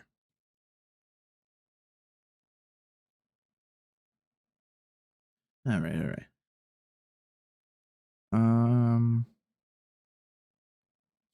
Yeah, I want to enlarge all of this. I want to enlarge it all. Whoa, whoa, that's too much. That's. Wait, no, that actually might be.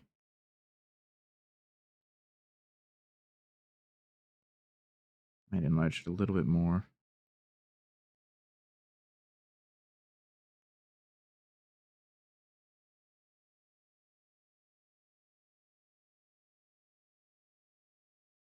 There we go.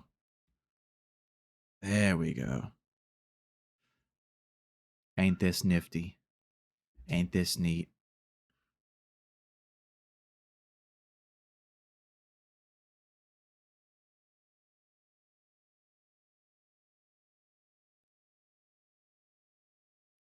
And we got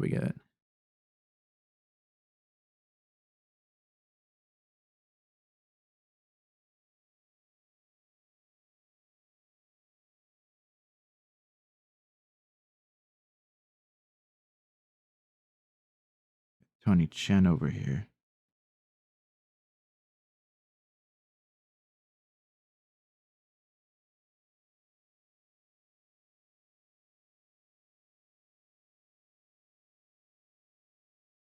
He's got really long legs for whatever reason. No, no, no. I'll put him lower down. Yeah, I'll put him lower down. All right, chat. Oh my goodness. Oh, hello. Hi. Hello, hello. Hi, hello, hello. Yes. Look, I'm drawing it. I'm drawing it. Right, dog. That's what you requested. You, me, blue guy hanging out, and Tony Chen lurking in the background, right? I gotta have.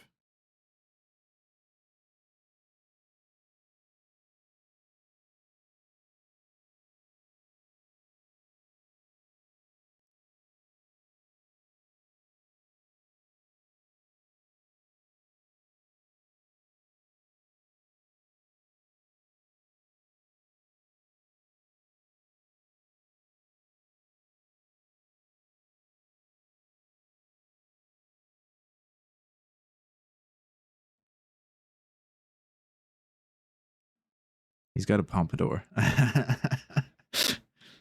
Who's the big guy? That's Doc, or that's Blue. That's Blue guy. That's Blue guy. Doc's over here. That's Doc. That's Blue guy. Blue guy's got the glasses.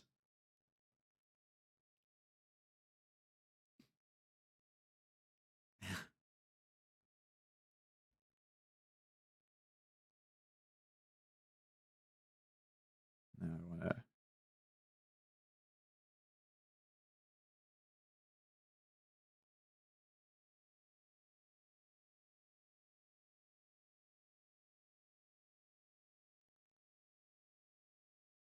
You become Chungus. Yeah. Big and buff.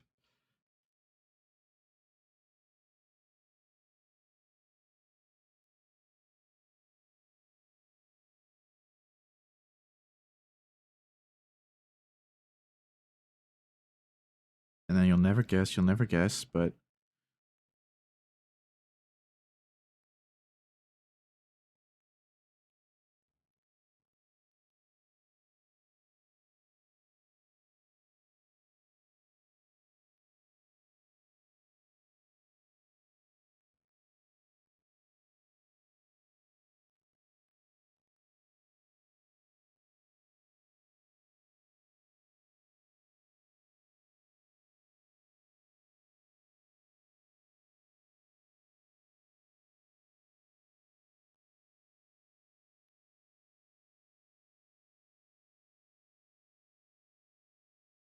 there's me.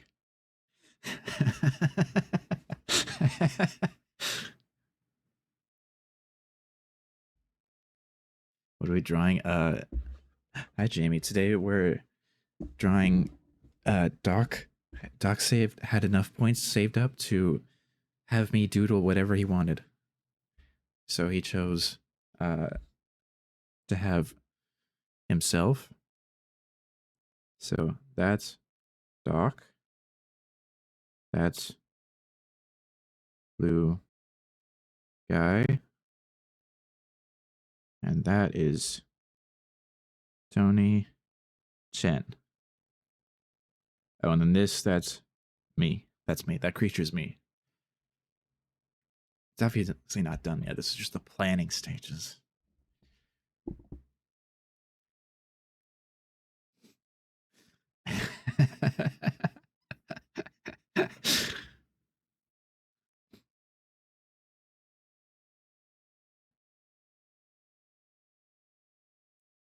Opacity. Wait. And I want to. Bing.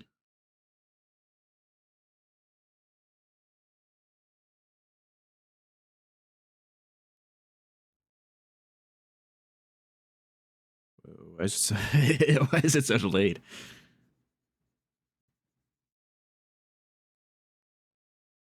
Okay, wait a second. The caption thing, something. I don't know. I don't really think about that. I just thought it'd be funny. I don't know why this is.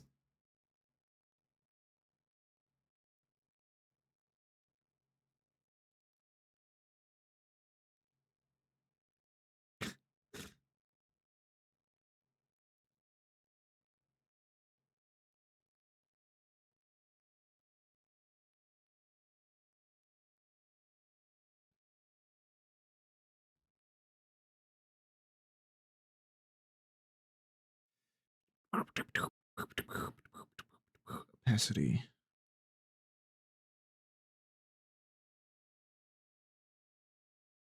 Actually, I need to.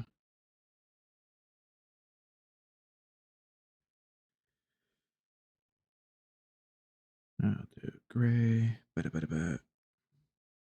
There we go.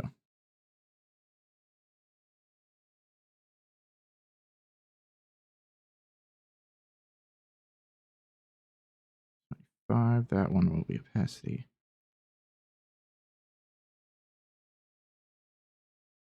There we go. I have to make you a bit more swag than that. Okay, I will.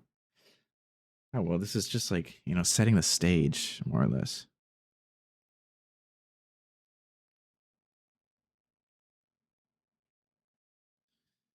You're so glad you didn't give me a hint at what we looked like. This is better than you could have imagined. Hell yeah. Give you a gold fro.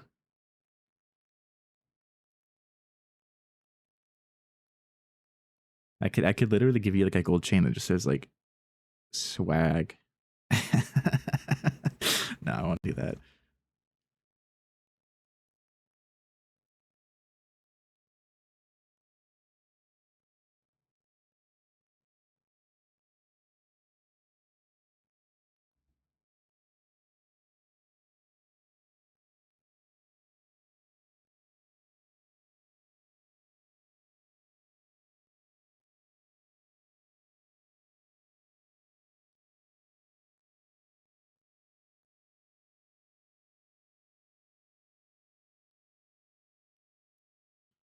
Make the tube first, because the tube is.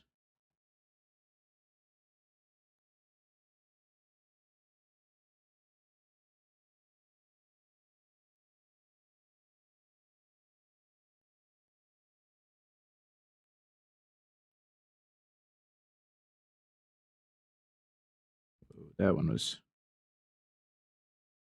funky.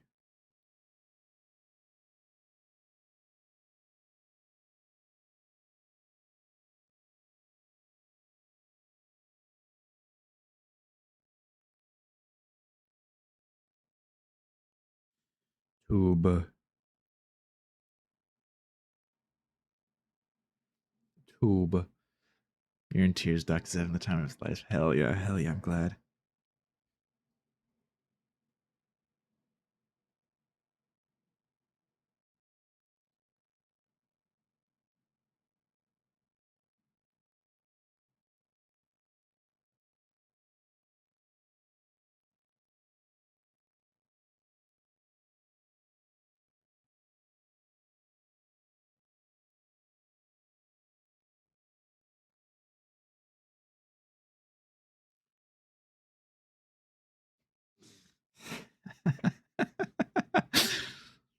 Dude, I'm having so much fun with this shit.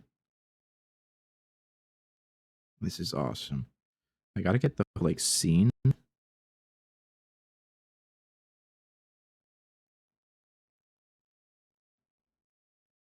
Whoops.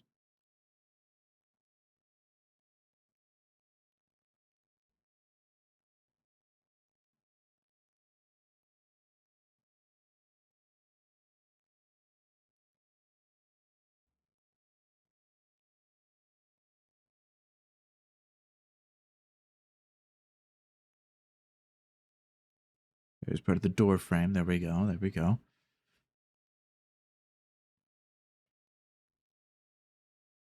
I'll get the other part of the door frame later.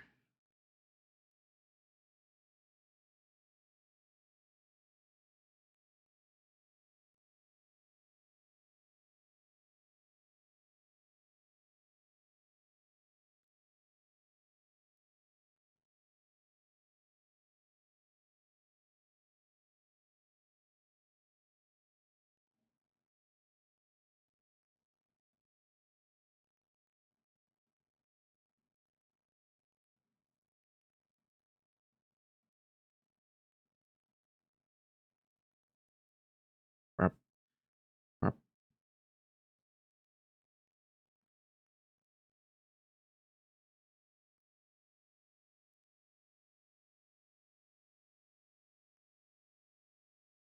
Boom, boom, boom, boom, boom, boom. The terminal, the consoles, they have like beep, beep, beep, beep, beep, beep, buttons all over. I love buttons.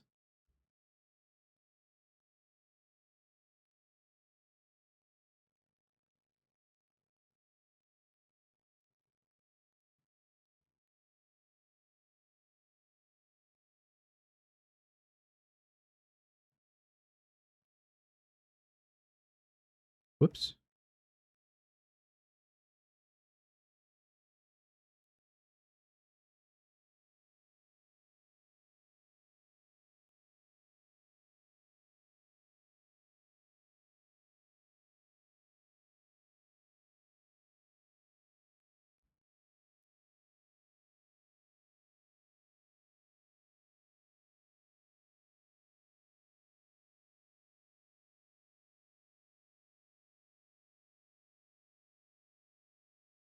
Boom, boom, boom.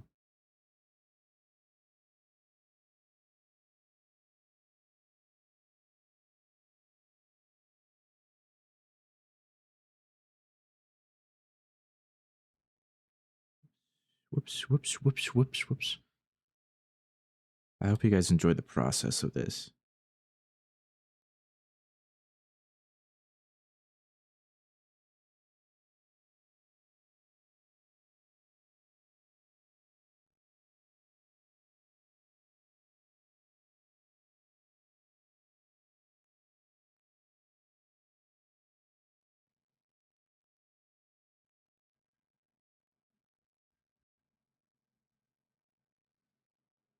Whoa, whoa, whoa, whoa, whoa, whoa, whoa.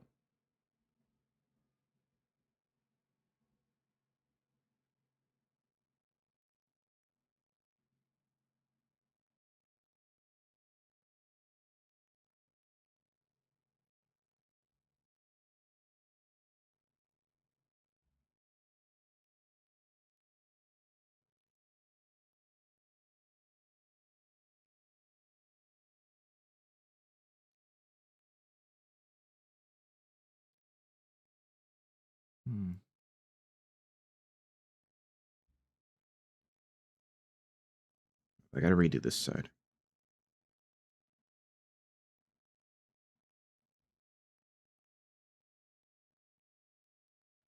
Redo that. Doc couldn't be happier. I'm glad. I'm glad.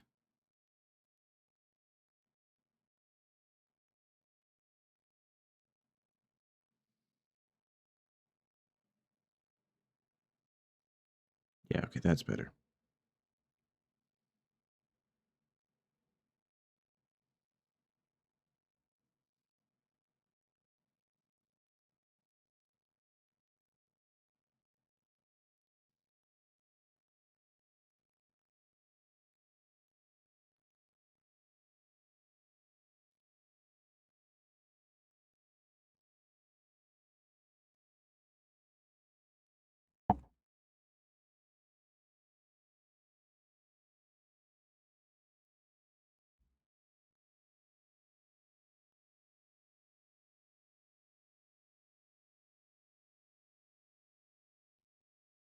Whoa, whoops. Ah.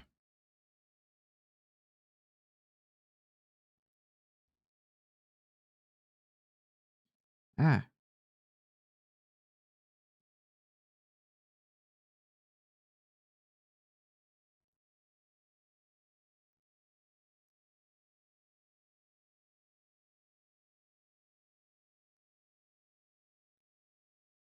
Yeah, that looks better. Looks a little better. Looks a little bit better.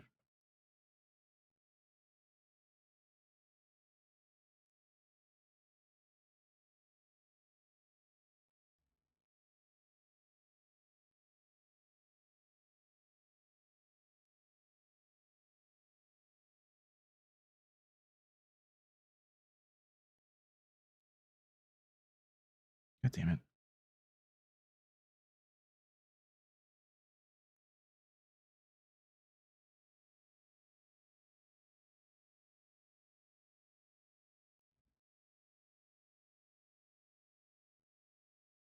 Pressing the wrong button.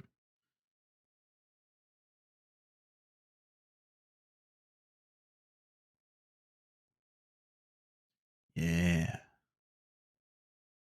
Wait. No.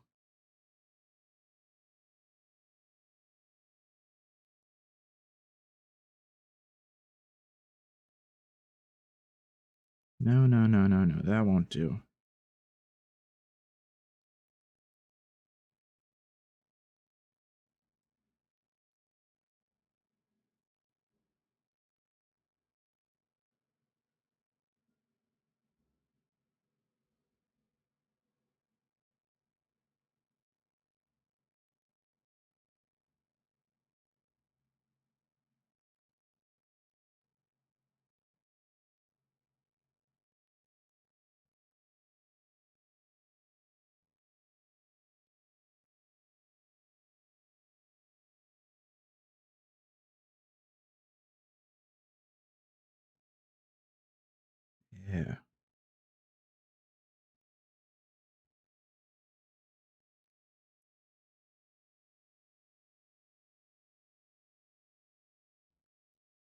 Yeah, this is better.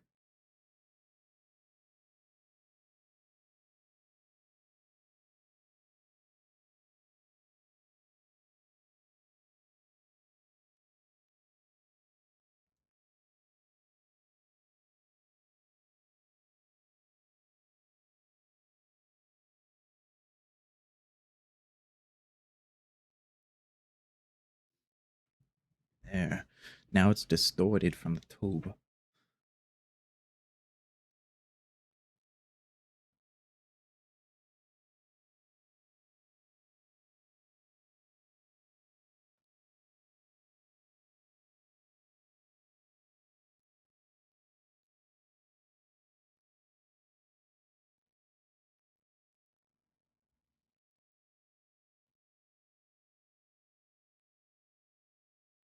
Yeah, that's better. Yeah, that's better. That's better. Oops.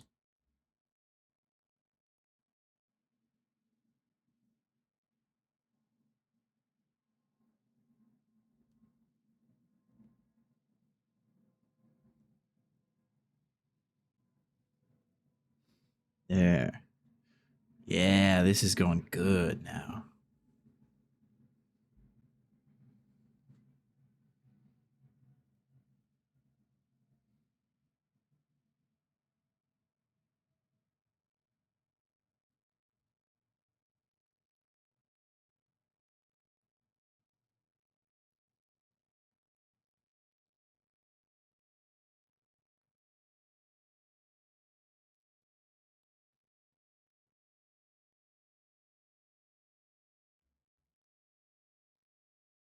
Perfect.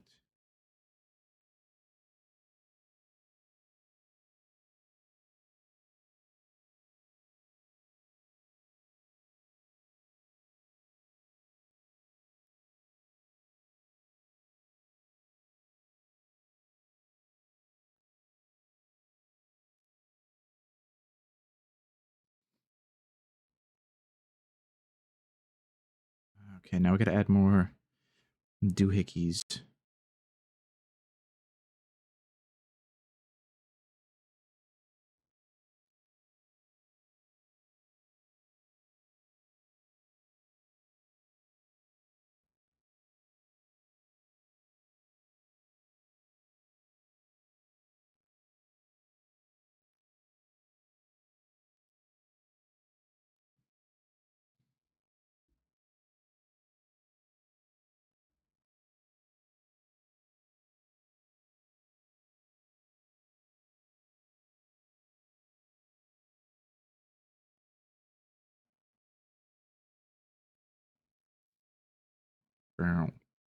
Boom. Tubes. Maybe it was. Maybe it was. Maybe Tony Chen locked me in the pod, and uh, you and Blue Guy are trying to get me out.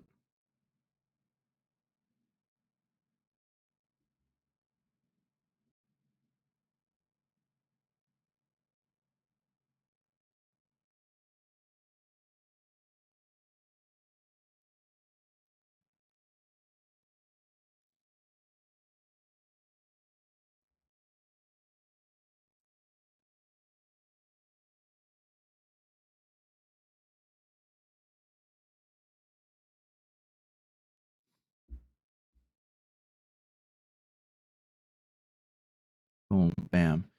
It's looking nice. Thank you. Thank you. I'm having fun with it. Wait, which I did it on the second. Okay.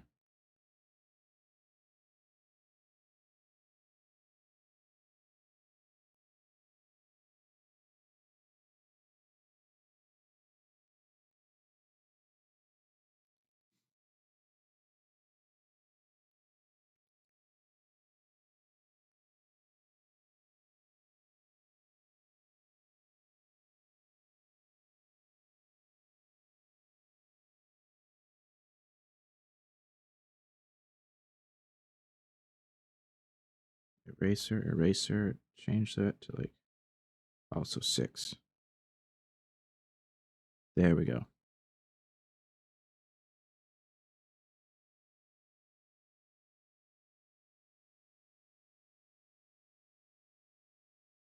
Yeah.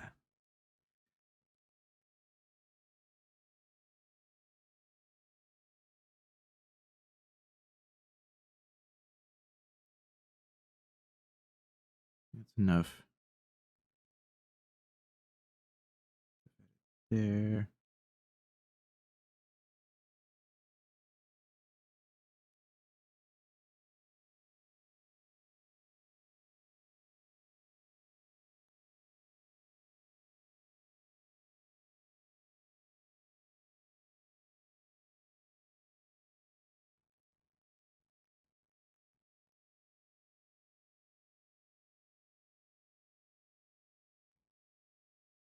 Oops.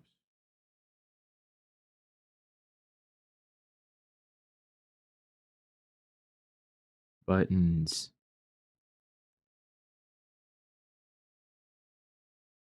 Buttons. Buttons. We need the buttons.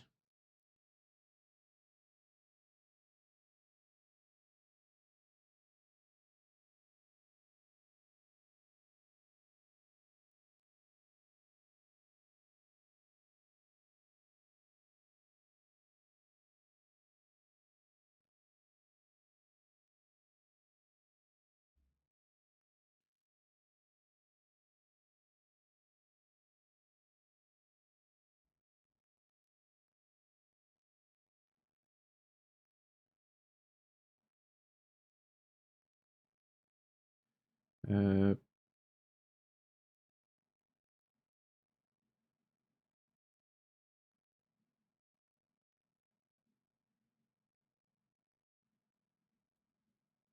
there we got contraptions, whatnot.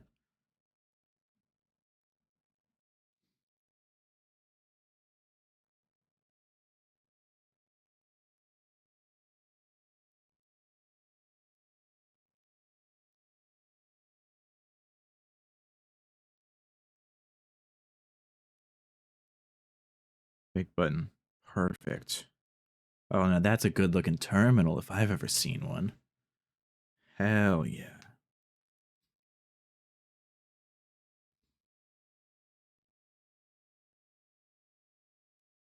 Yeah, now that's a good looking terminal. Hell yeah.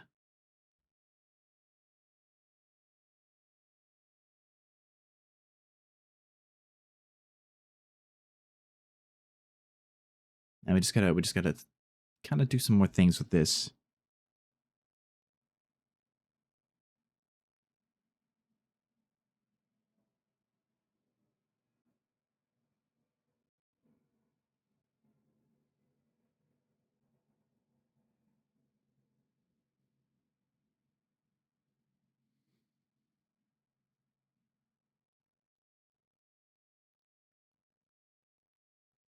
Boop, boop.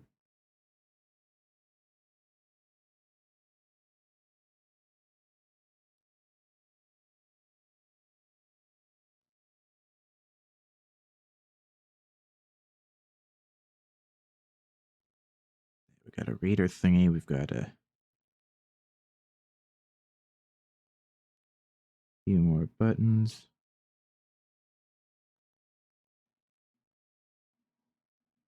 Got a couple circle buttons.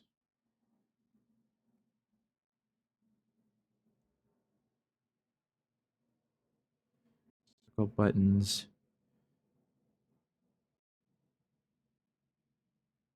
And a great thing. Yeah. Just needs a big red button. Yeah. Smooth on the buttons. Thanks. Thanks.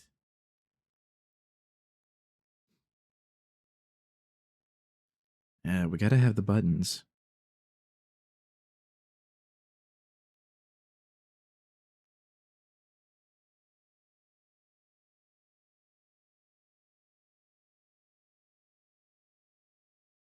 We need to have the big red button.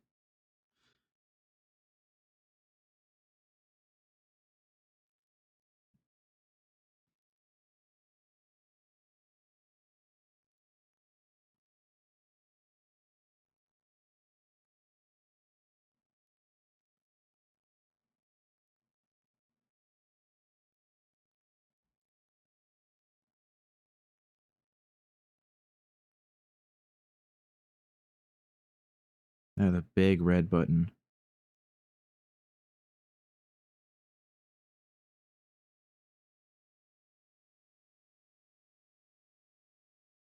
Yeah, the big red button. Obviously, that will be red.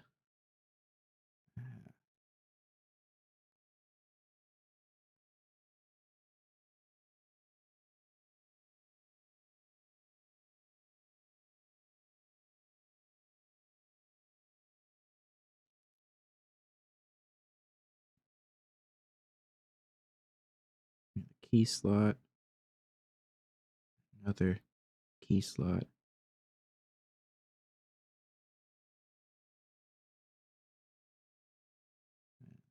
Where is it? Dialogue. Kind of looks like a face. Okay.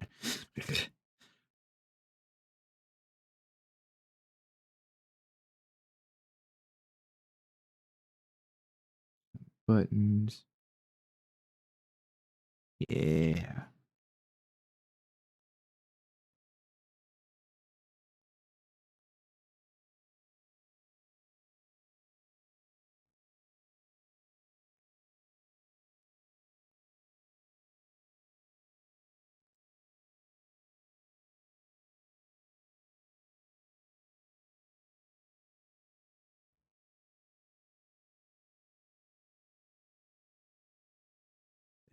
Go. Yeah.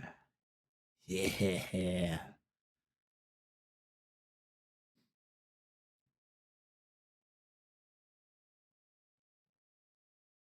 Oh, yeah, that's looking good.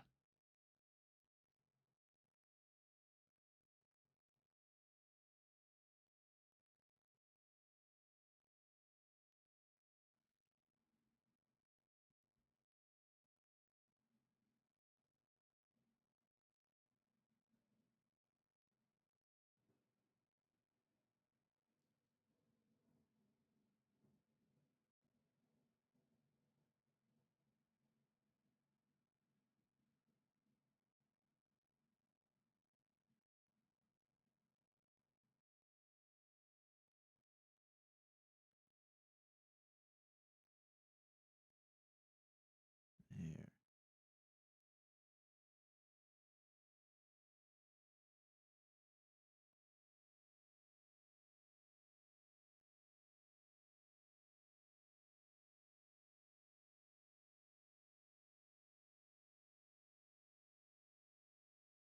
Yeah. Oh, yeah.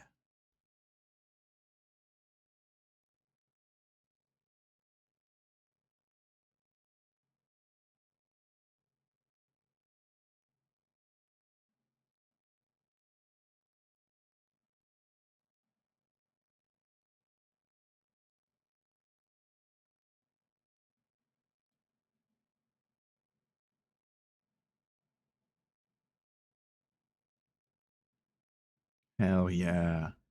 Oh, it's looking awesome, chat. It's looking awesome. Looking awesome.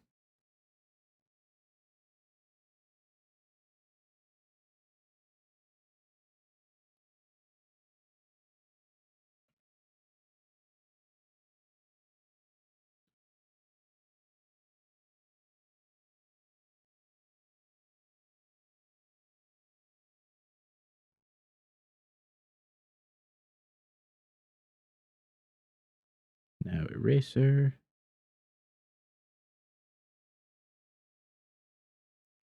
Brush. Perfect. Perfecto.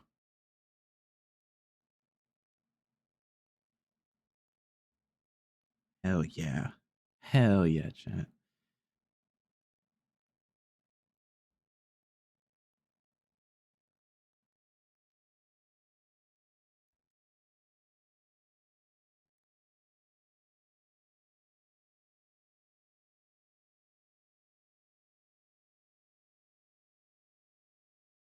Yeah, I gotta have detail.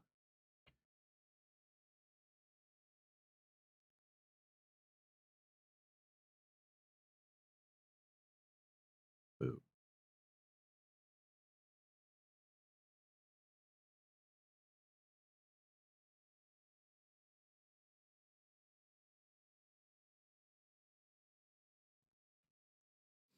Yeah, there we go. Yeah, I'm getting into it. Of course I am. This is just the background stuff, you know?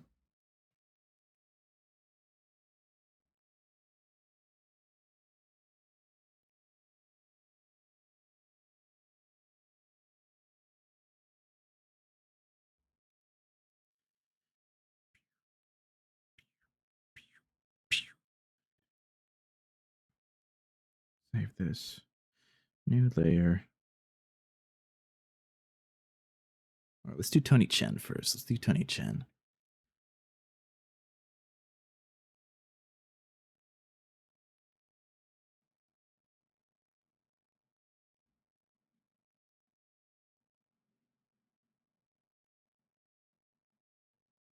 Yeah, that's good, actually.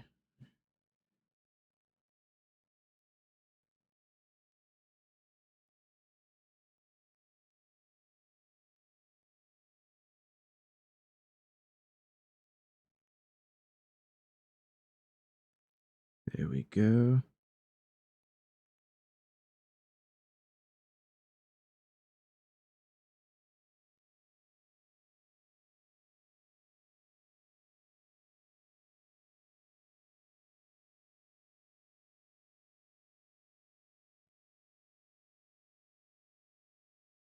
Hmm.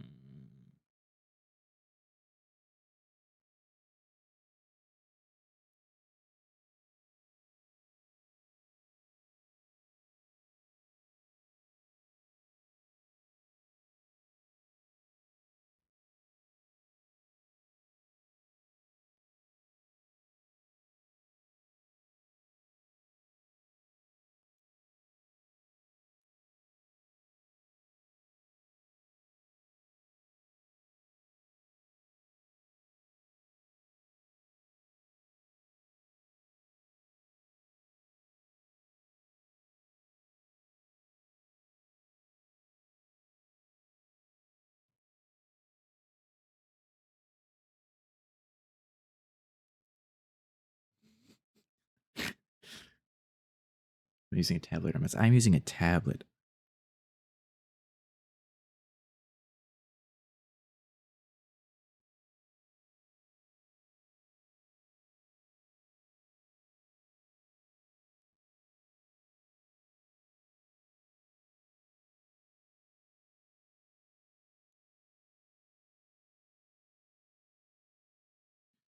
I am lucky enough to have a tablet.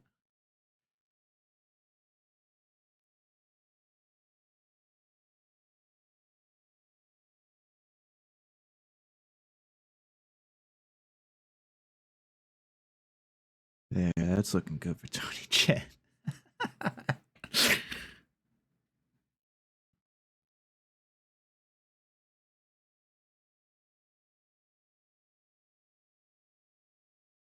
Okay, his hand looks good. Nice. Tony Chen, hell yeah.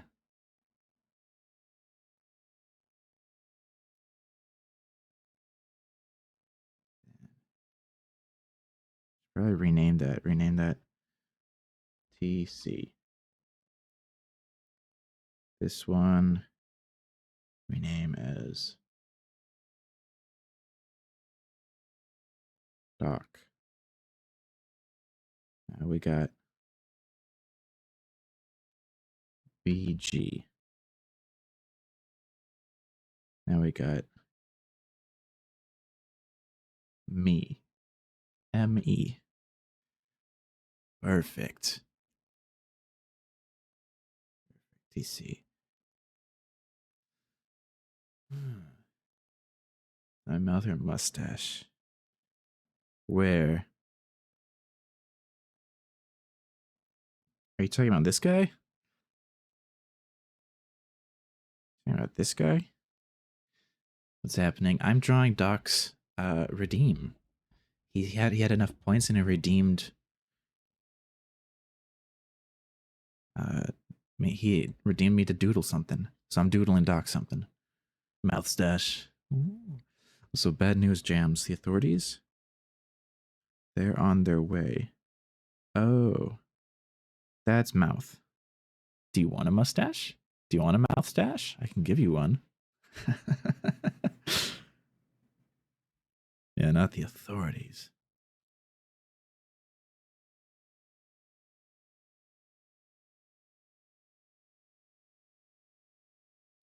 I'm going to move Doc right here. Oh, dude, that's such a perfect shape. What the hell? These make you cool, Jones. Yeah, no, don't worry. I will. No. Banishment.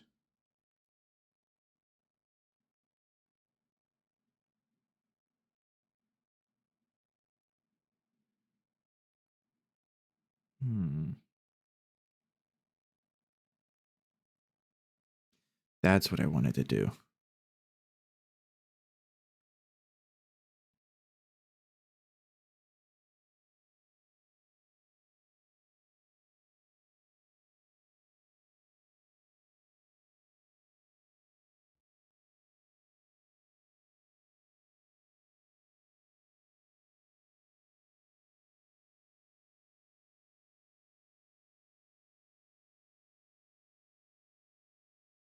Boop. Boop.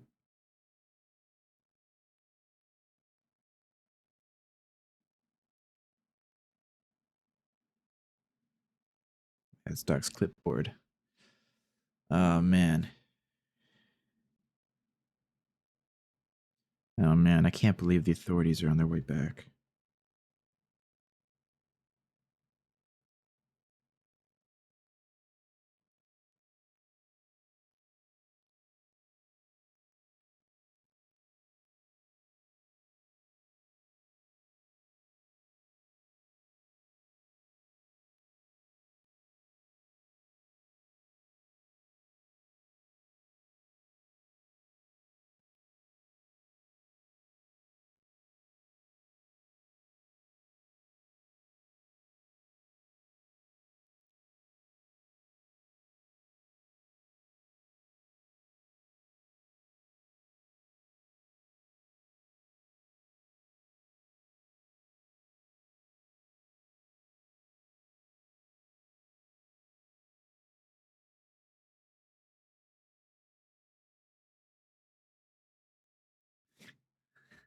The authorities have taken measures to...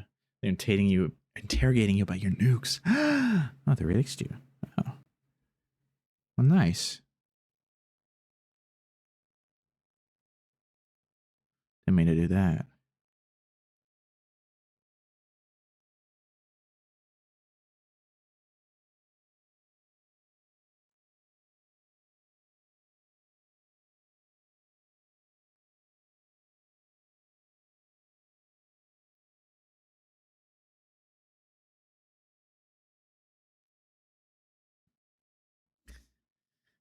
Never fear, you still have nukes. Good. I'm glad.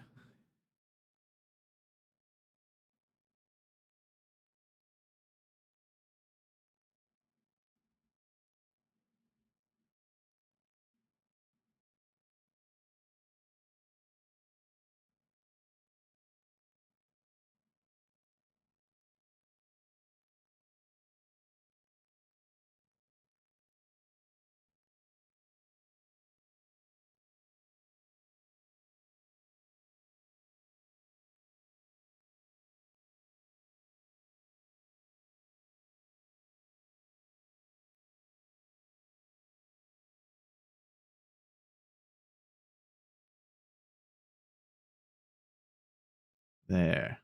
Pops back into reality. Welcome back.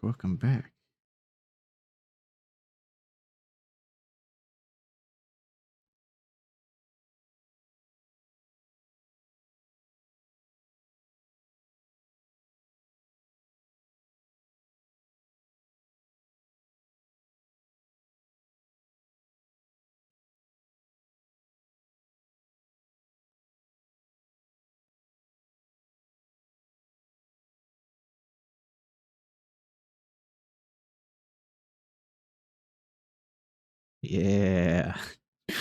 Yeah. You cannot nuke from the hospital, though. Oh. That's too bad.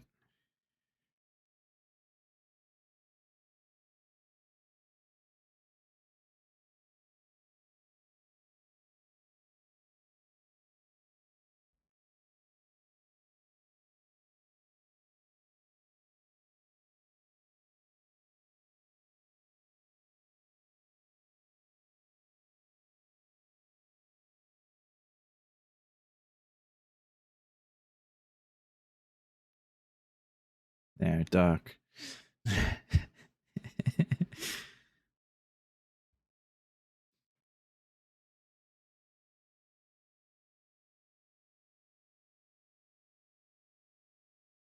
I can do that better.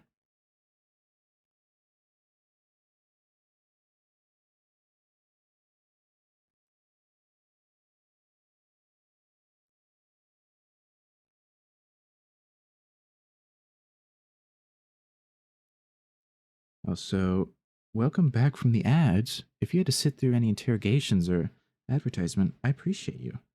I thank you.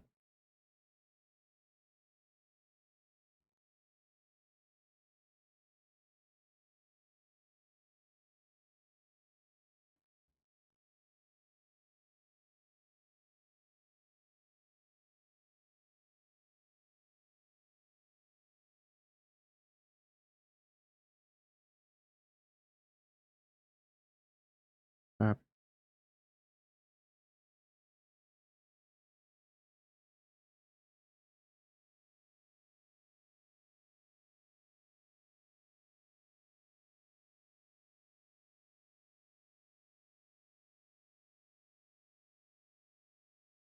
There we go. That's a little better. What even is reality, though? It is what it is. It is what it is. I don't have an answer for that, if I'm being honest. Doc, how do you feel about this? The only way you've been able to sum it up after dimension hopping. It is what it is. That's so true.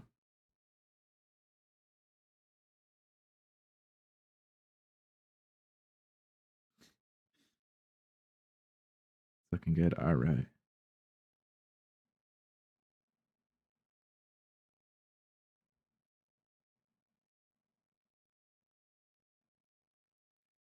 All right.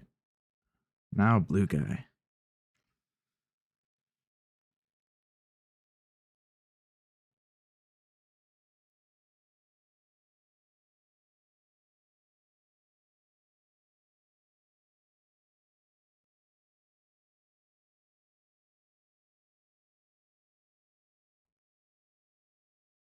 There we go.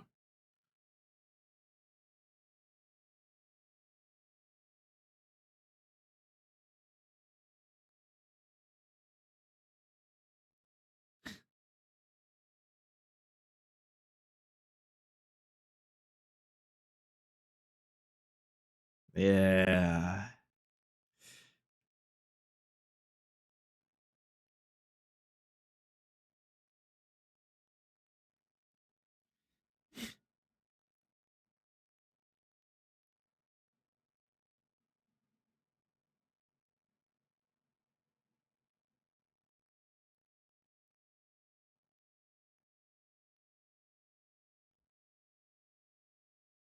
Yeah.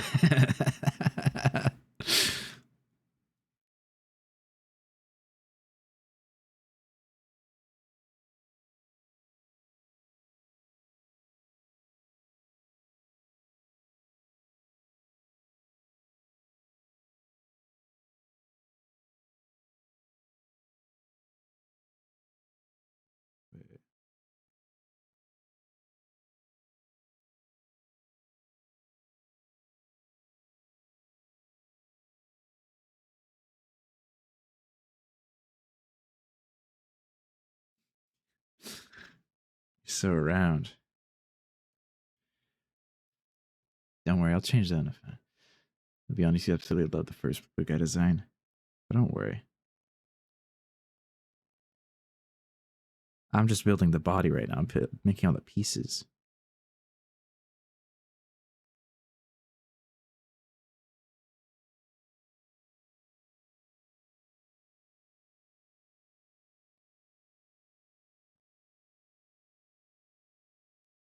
I'm building the pieces.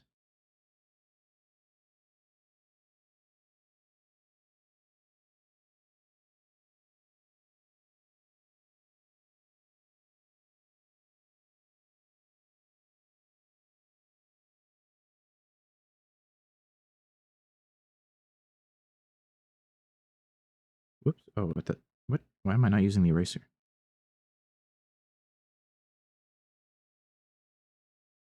I don't like the head being that big.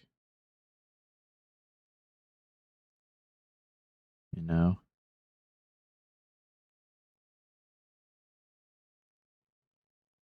Yeah. Yeah. On that good music right now. Hell yeah. It's like he beat ass. Yeah, I mean.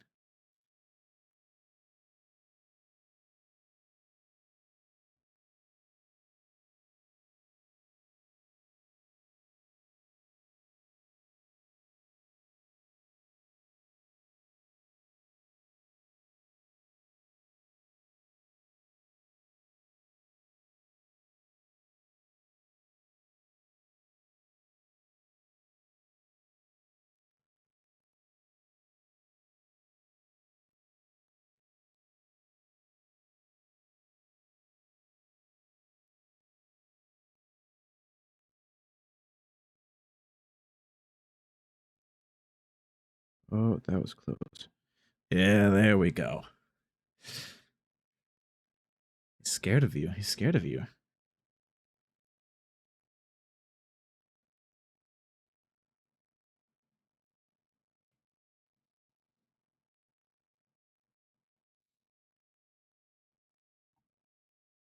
Don't worry, the glasses will stay. Oh, come on. Oh, come on. There we go.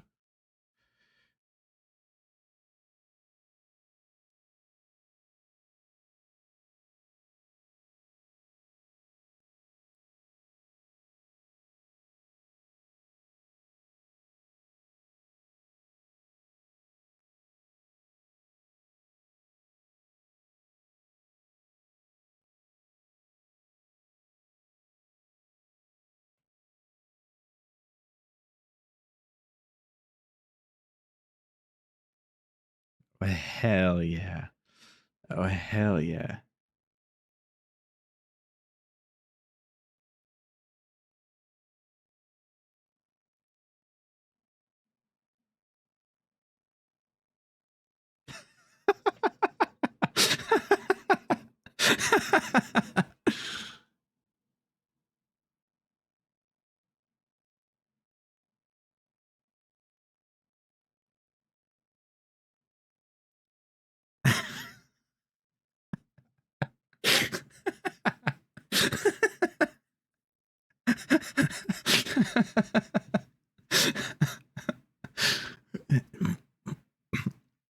Hold on, I need to erase the face because I made it facing the wrong direction. But circular. Yeah, okay, more circular. More circular.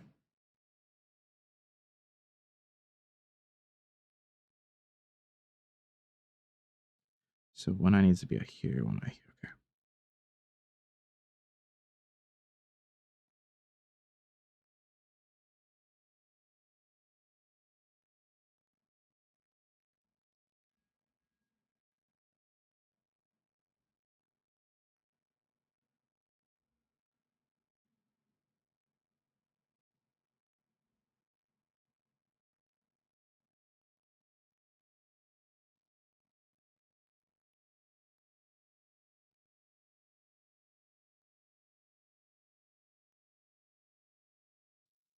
Okay. Yeah, circle. The blue Rizzler.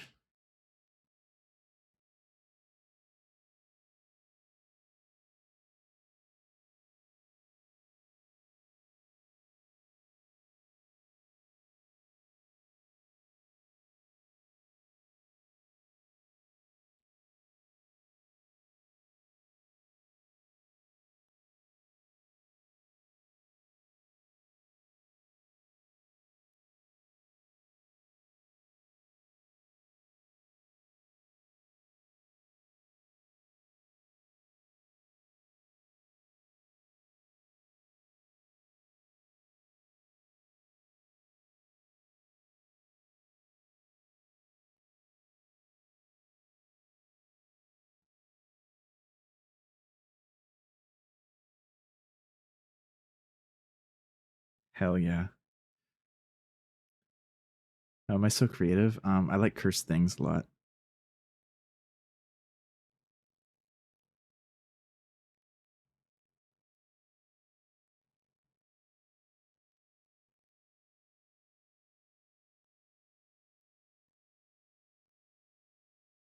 Oops.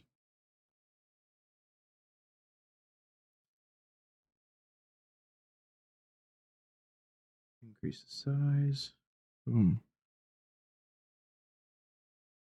There.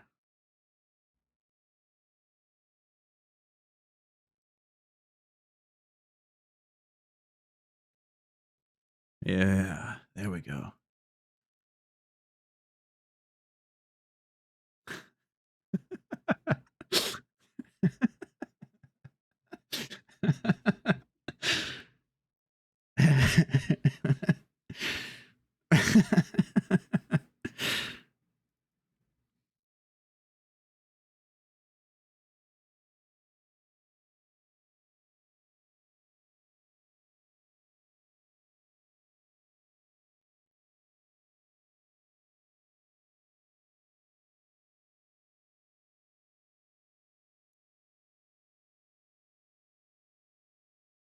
There.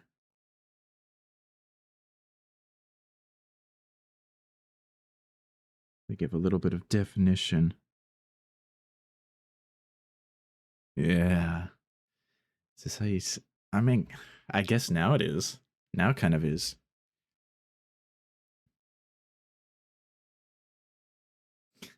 It's just, it'll be really blue. It'll be blue.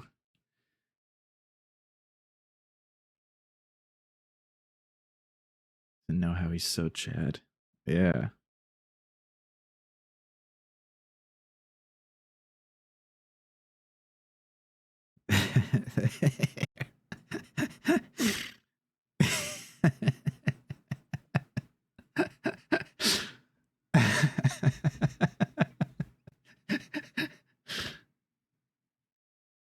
Sorry, I absolutely love doing this. I'll show you quickly how I drew one of my...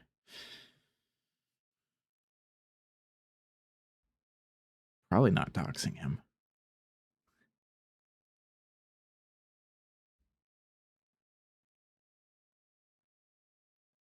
I mean, this is... Like, I kind of like doing caricatures in a way. I mean, this is how I drew one of my friends.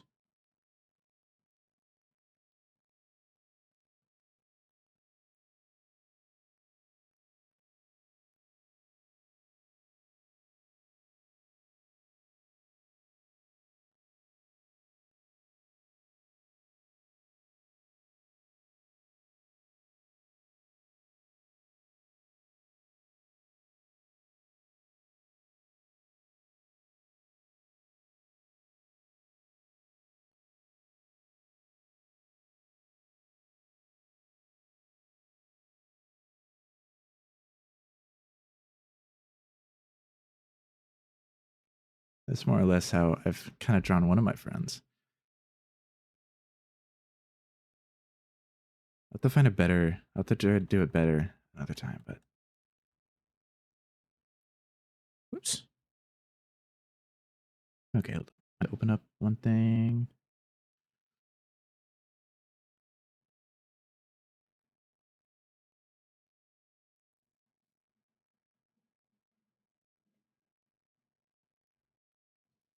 All right.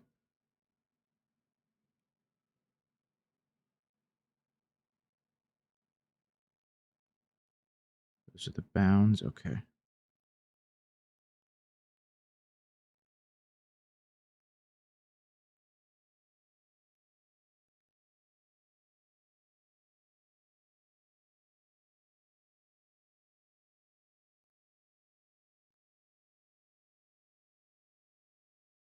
There we go.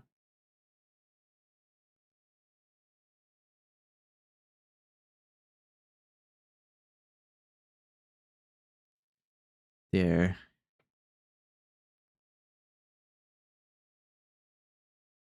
Little old me. There's little old me, little old me.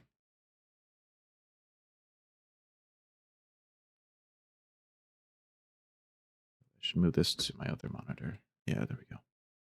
That's better. The guy is good at making prompts and sometimes names. Hell yeah.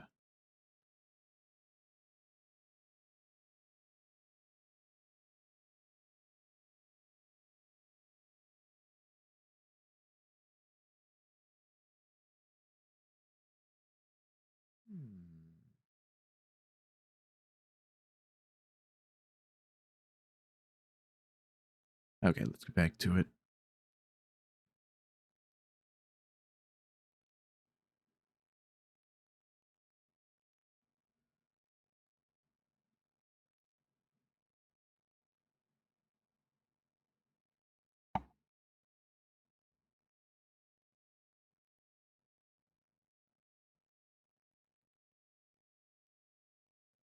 Yeah.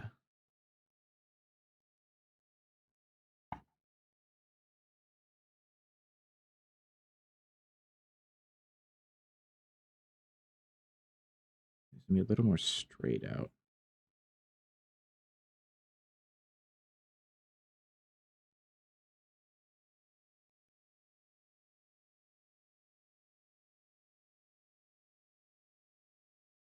There we go. Just a little guy. Yeah, just a little guy.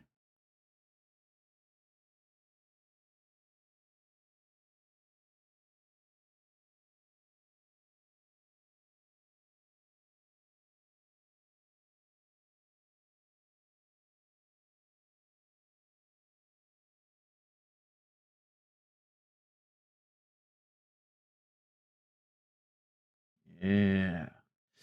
Yeah. Oh. I'm not amputating myself. I'm just I'm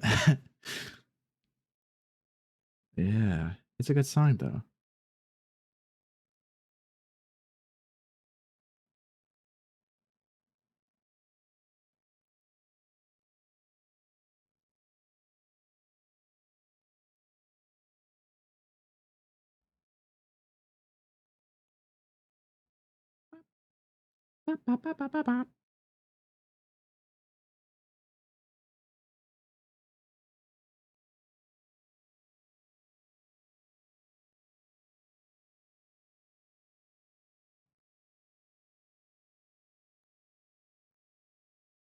Yeah.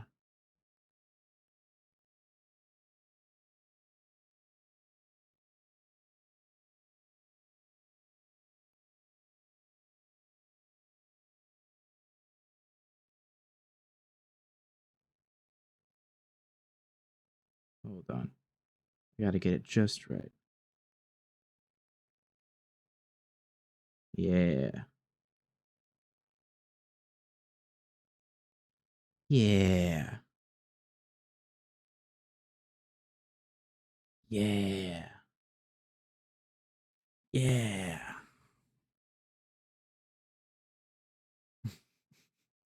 Oh, now I gotta draw my hair. Hold up.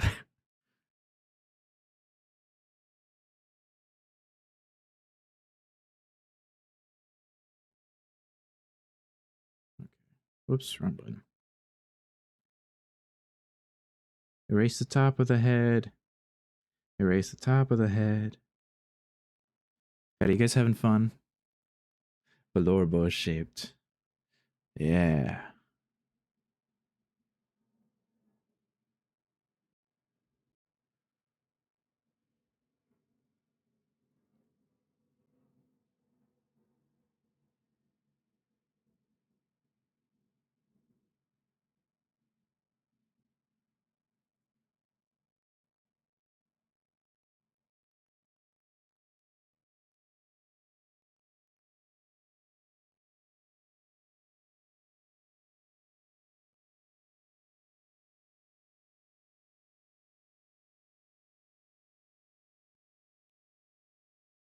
Hmm.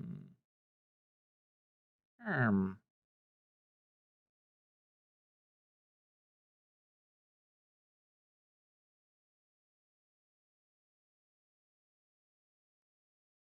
Yeah. Yeah.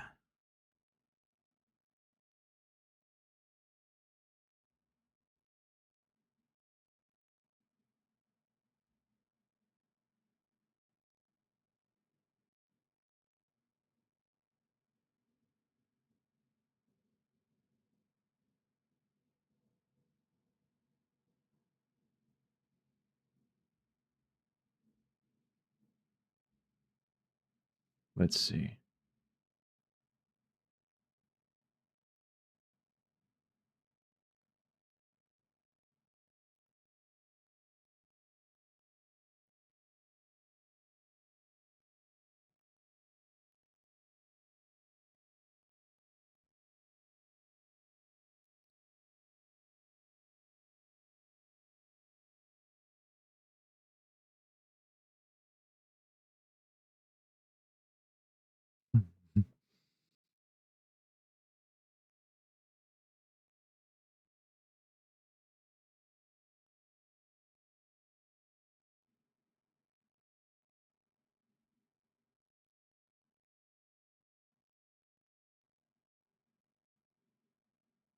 Whoops.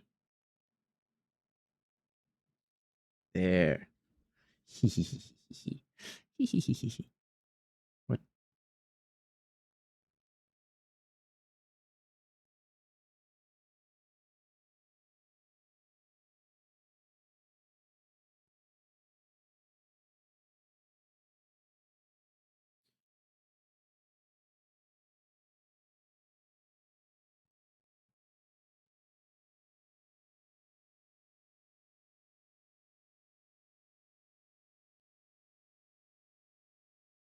Yeah, perfect.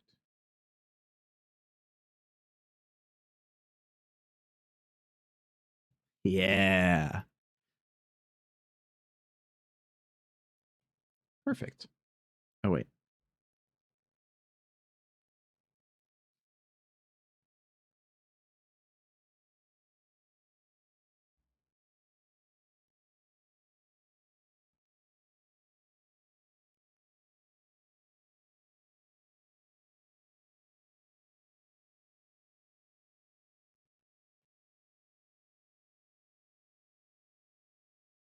There we go. Even more perfect. Yeah.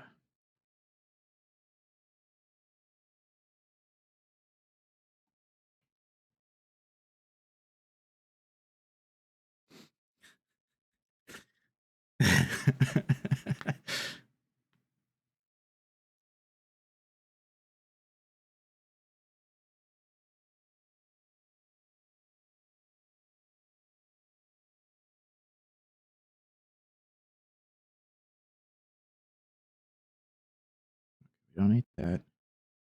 We just need 7, 8, layer 9. Let's do this first. Pop.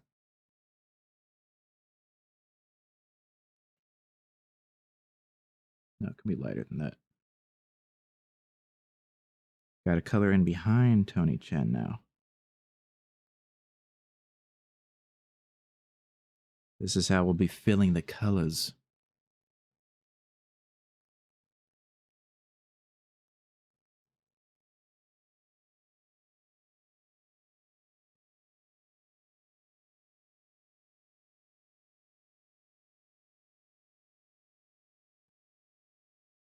There we go. Layer 8 for Doc. Ba ba ba ba ba ba ba.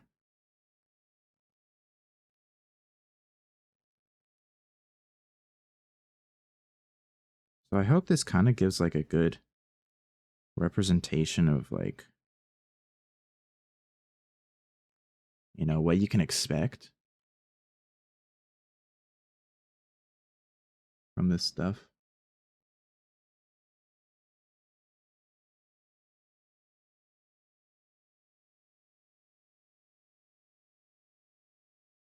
From the doodle request.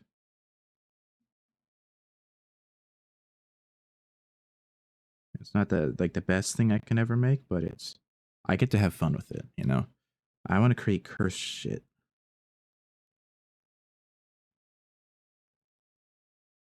Yeah. Yeah.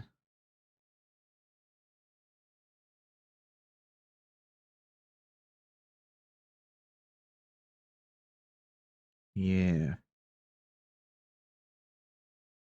Maybe I'll start doodling more cursed shit normally on Sundays. I think that'd be fun. Yeah, create chaos.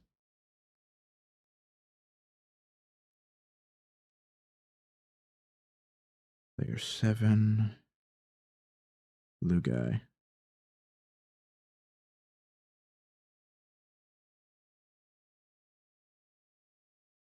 So let's help me to know where things are that should be erased.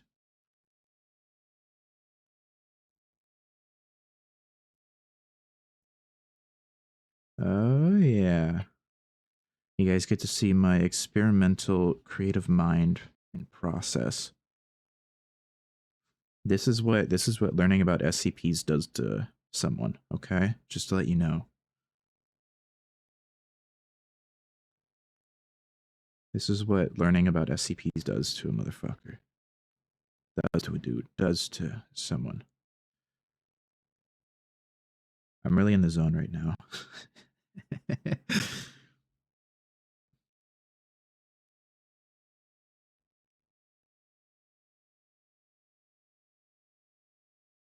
Wrong button.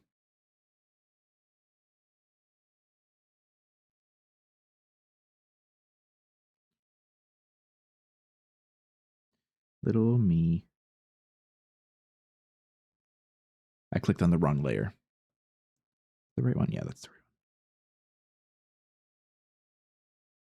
This is the right layer.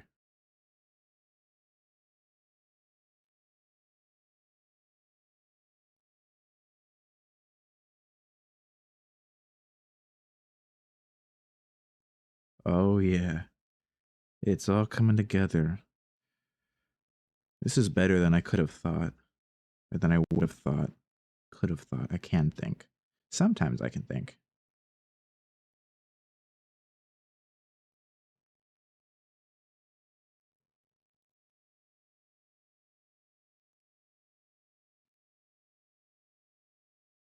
Yeah.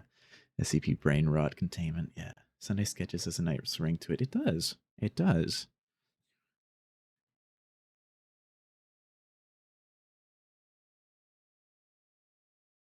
Oh, yeah. That's looking good.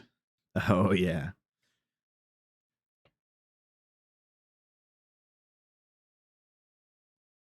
Oh, yeah. That's looking good. Okay. Let's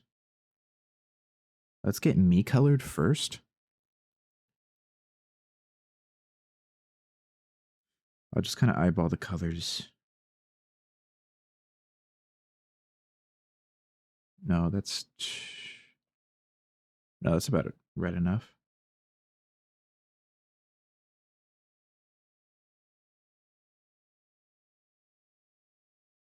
Paler for the rest of the hair. Yep. Oops.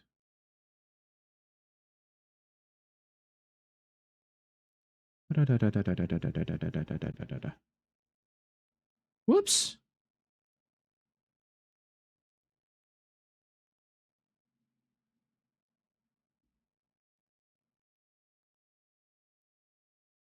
Didn't mean to overlap into that. Whoopsie.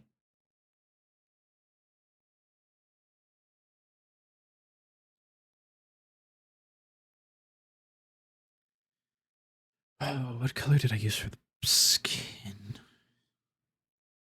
Something like this.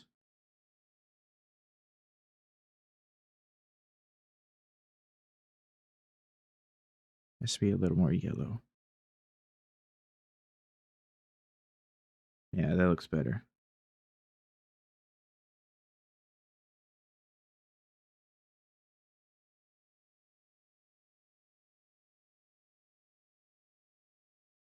Wap, wap.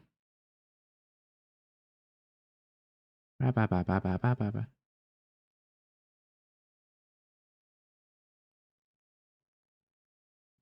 Now I actually need that.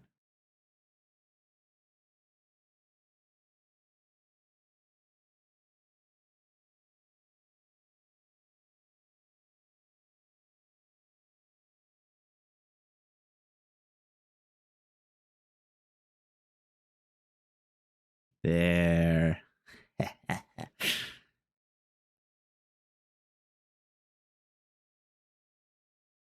Maybe that needs to be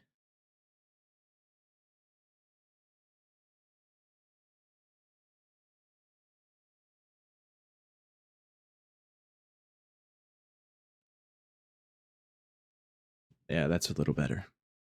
Yeah, that matches.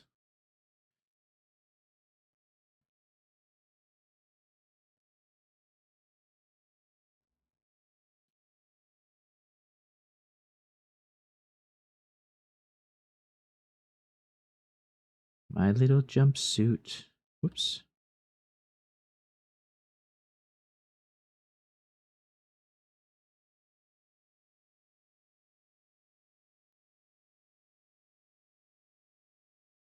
Perfect.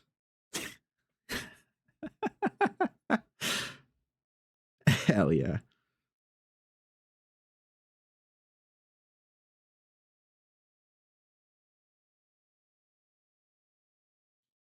Okay.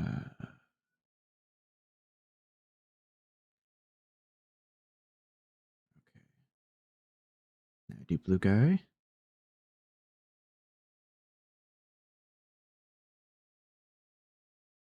Hey, blue guy, what kind of shade of blue do you want to be? Do you want to be the same like purplish, like pale blue that your name is on Twitch? I must have said Steam on Twitch.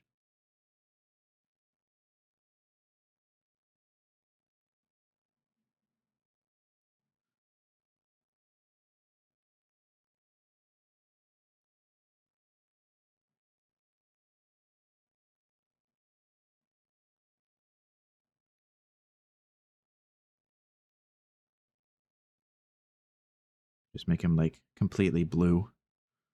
That works. I think this is fairly close enough.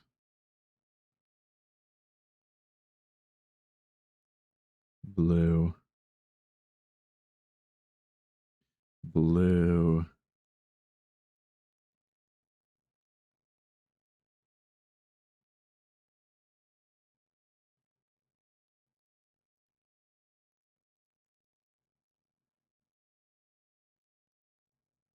Making like jelly jam personas would probably is honestly not that hard to do for you guys.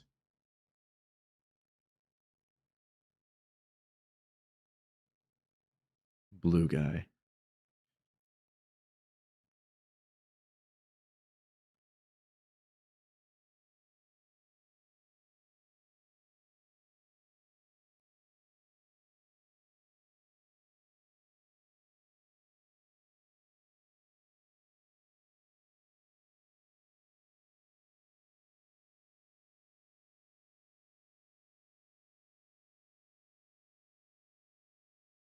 Yeah.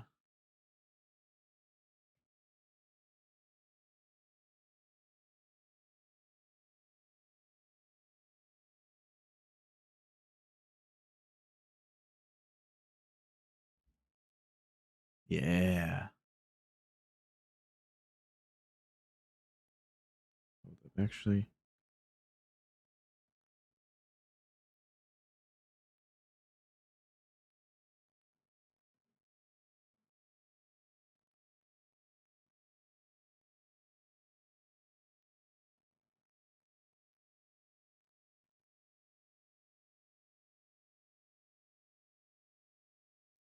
Shiny.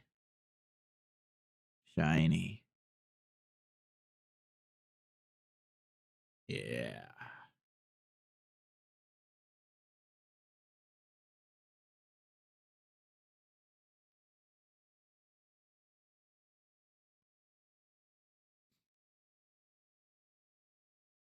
Yeah.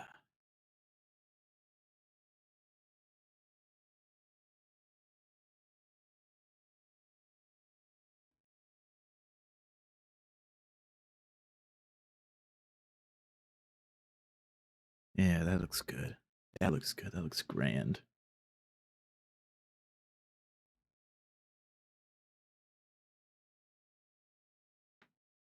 Oh yeah. Boom. Combine those two. Now Doc. Doc, do you have any specific color you'd like to be?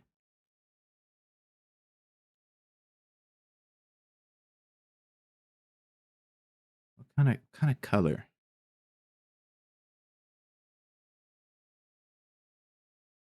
would you like to be?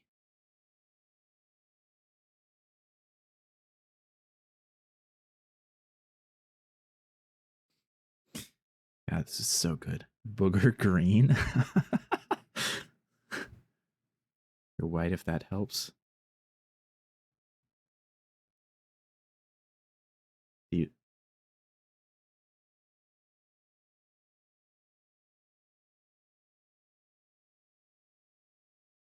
what's your favorite color? What's your favorite color, dog?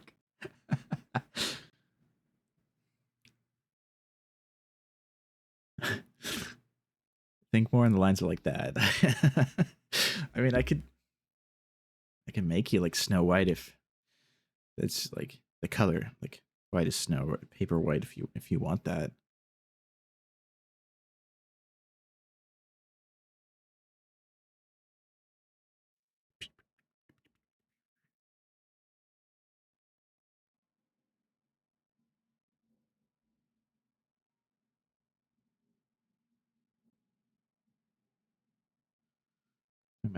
Yeah, your character. Purple and not booger green.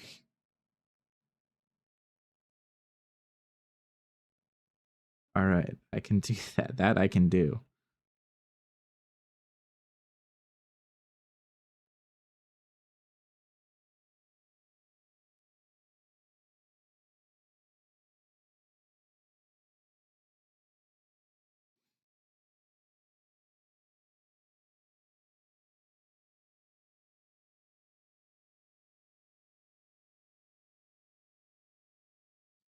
Say purple.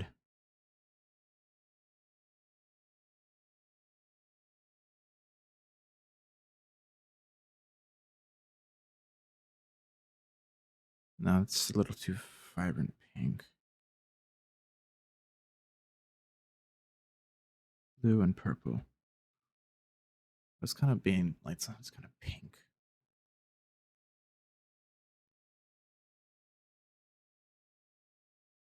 You're here now. Mint green. Welcome back, Theseus. Little Dr. Brand or whatever green if you want. I'll make your bow tie green. Make your bow tie green. Oh yeah, that's better.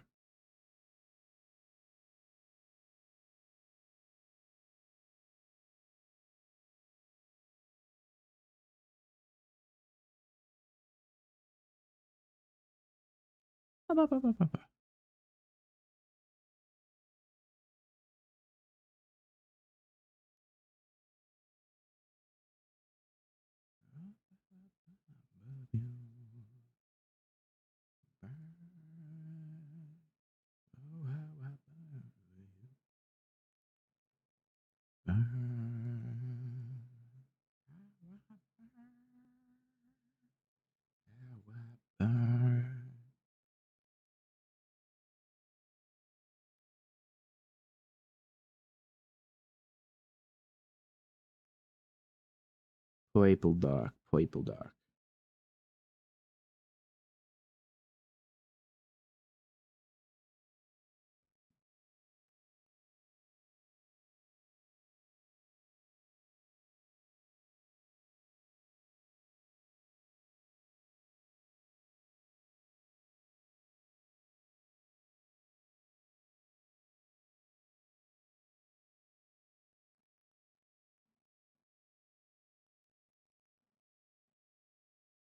Boom, bam, bam. Better. Booger green, please. You had a micro nap? I hope you had a good micro nap. I hope it was good.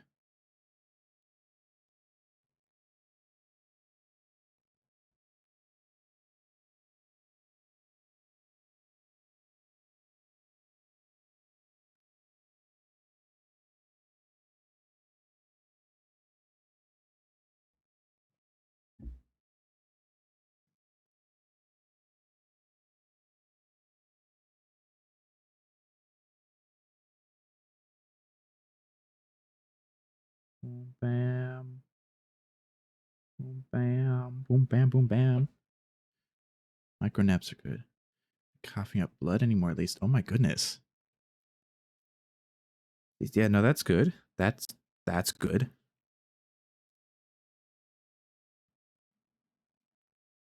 It is good to not be doing that anymore.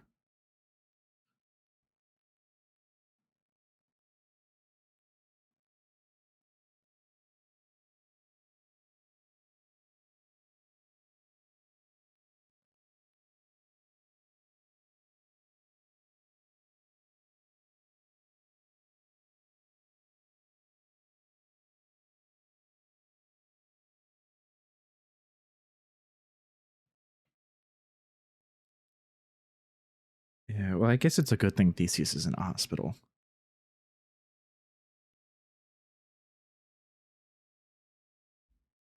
Okay, now...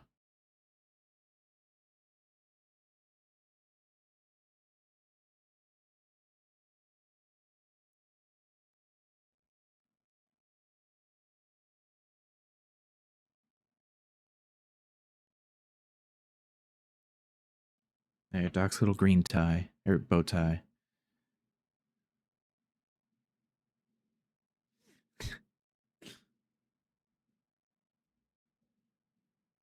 Now we merge those layers. Mask. All right, what color should Tony Chen be?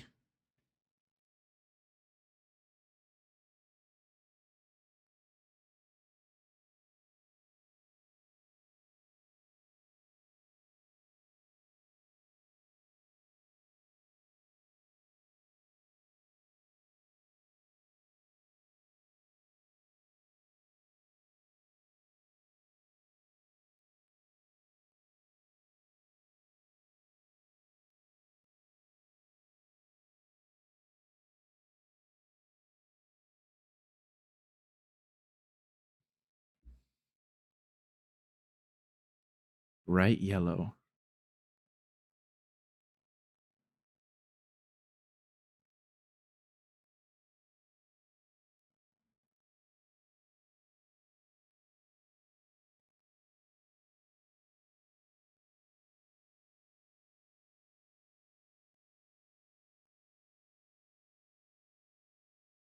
Primary color yellow.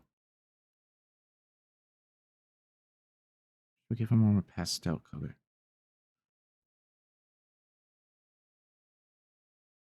I think I like that better. Like the sun, yeah. Hi, Beans. Hi.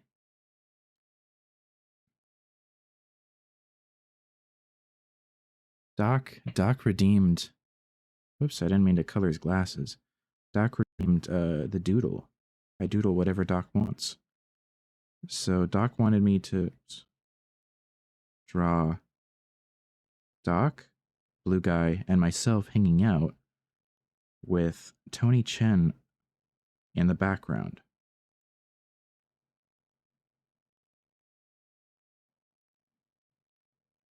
Yeah. Yeah.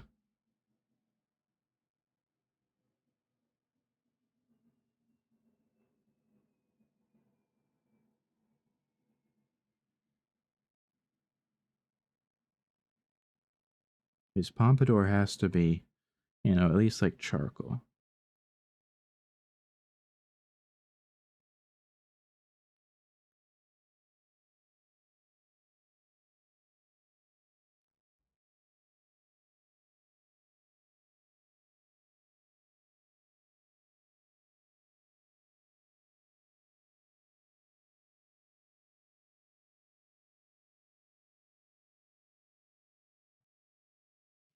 Yeah, Tony Chen, the little yellow guy.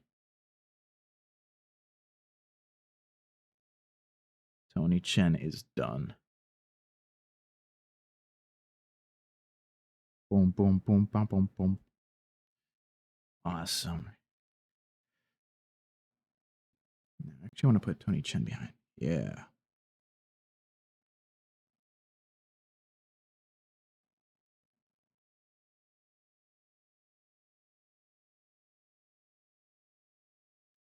Now I need to erase.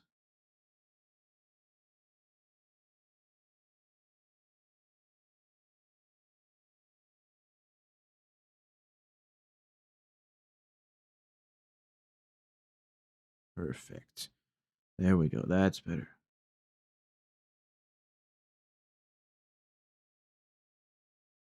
Oh yeah. So this is how it's this is how it is so far. You just subscribe, but the hospital will steal your money. Don't worry.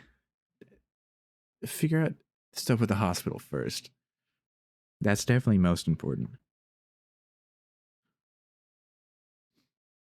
Yeah, so this is the whole scene. This is the whole scene. I think it's pretty wicked. I'm having fun with it. But to subscribe, don't worry, it'll always be there.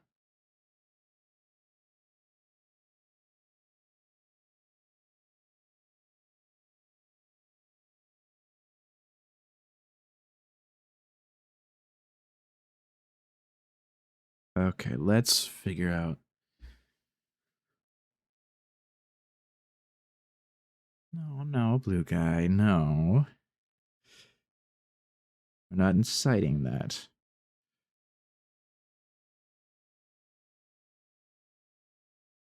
No need to do that. The walls.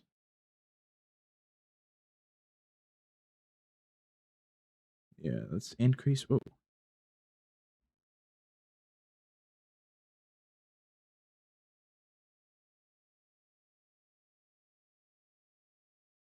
Apparently, it doesn't like me using a big brush.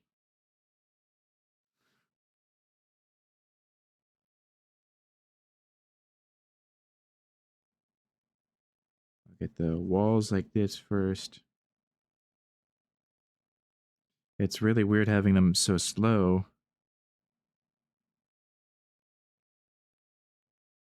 I guess if I just go slow, it's okay.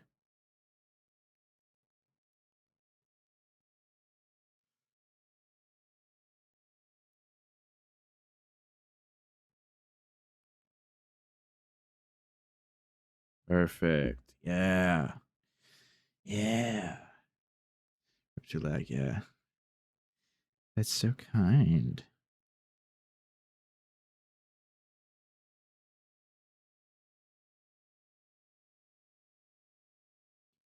Floor. Floor.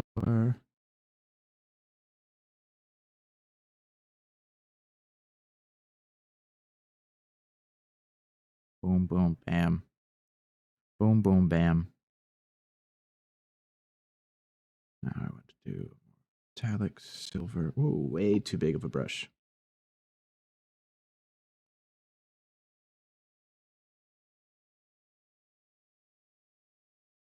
Yeah.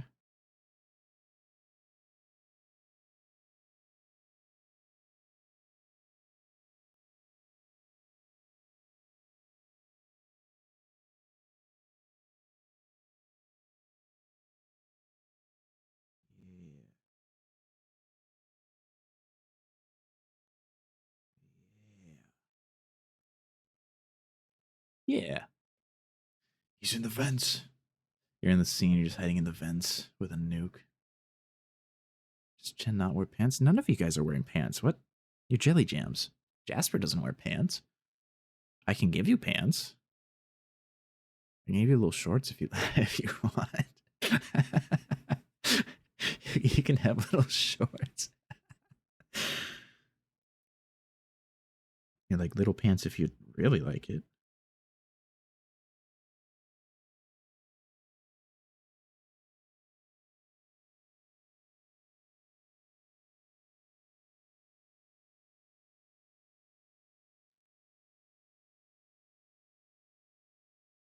All right.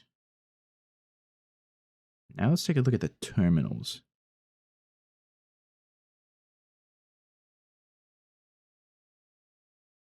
Hold on, I just made a...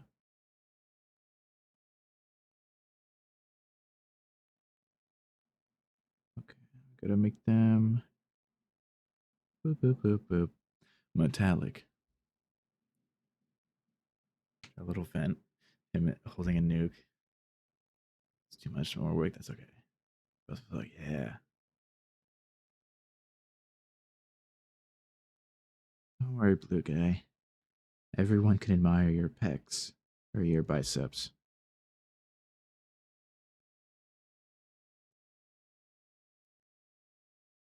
Everyone will admire it.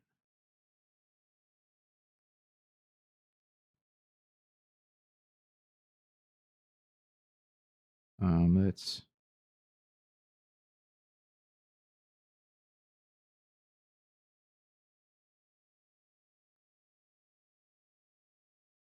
Ba, ba, ba, ba, ba, ba, ba, ba, ba, ba, ba.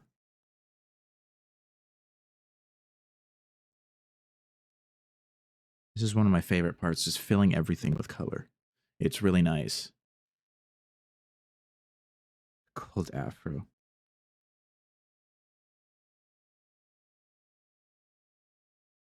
Blah, blah, blah, blah, blah, blah, blah, blah.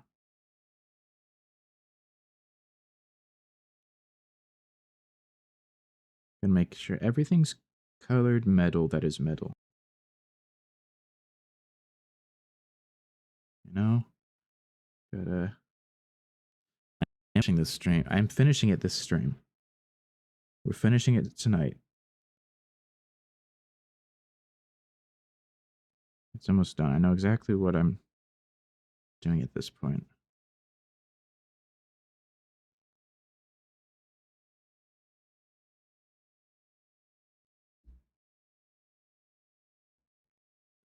Perfect.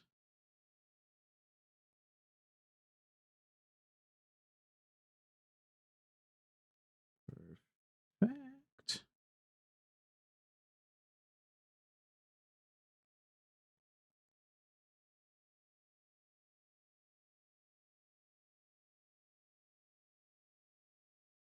Da-da-da-da-da-da-da-da-da-da.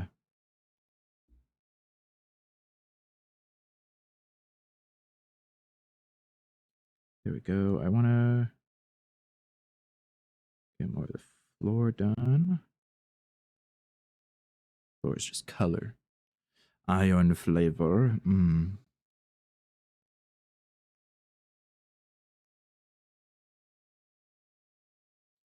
I too love the iron flavor.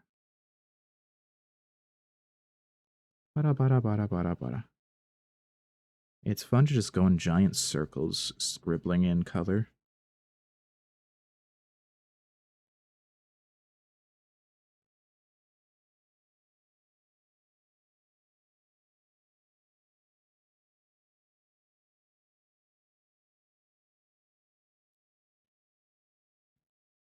There, see, now it's coming more to life.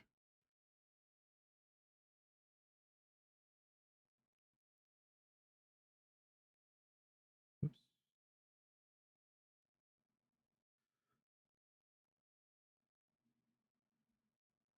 Yeah, we'll do this.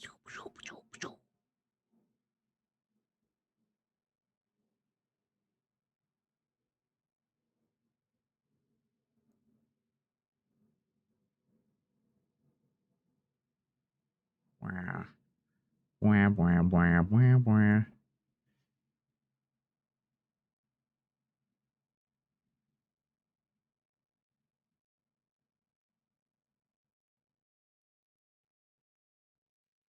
Bada bada bada.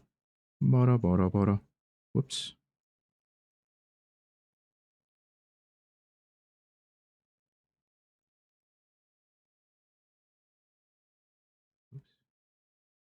One.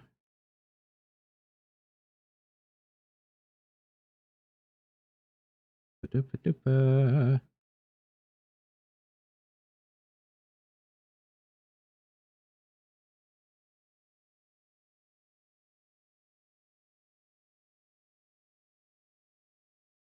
Perfect. Perfect. Whoops, too far.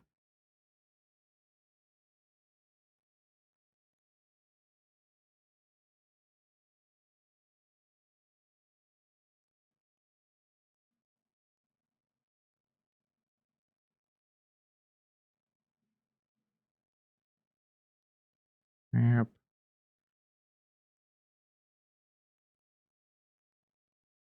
Yep, yep. Yep, yep, yep, yep.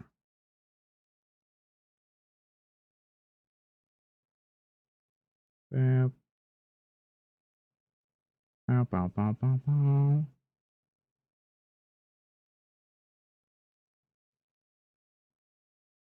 Yeah, this is looking good.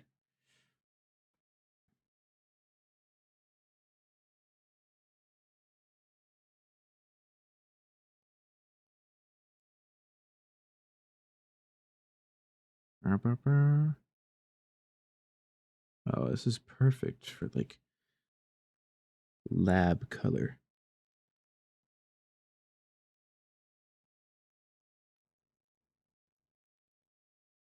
Yeah.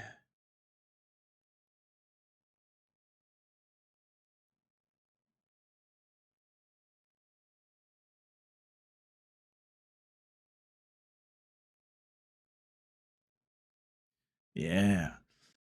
Oh, what? I didn't even realize the authorities were here.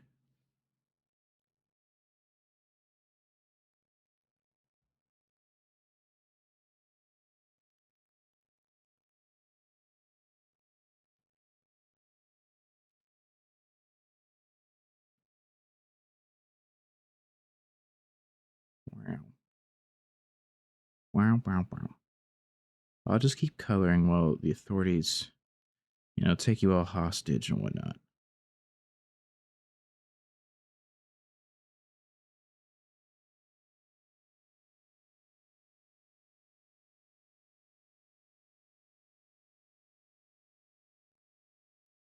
Oh, yeah.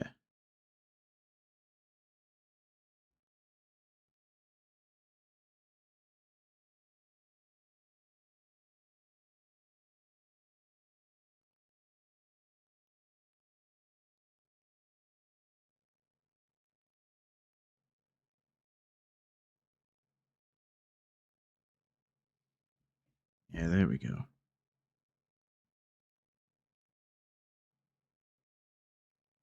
Reduce that down to 6. Perfect. You have a potion to resist arrest. They can't hold you. Oh. Well, aren't you a lucky little duck? Lucky duck.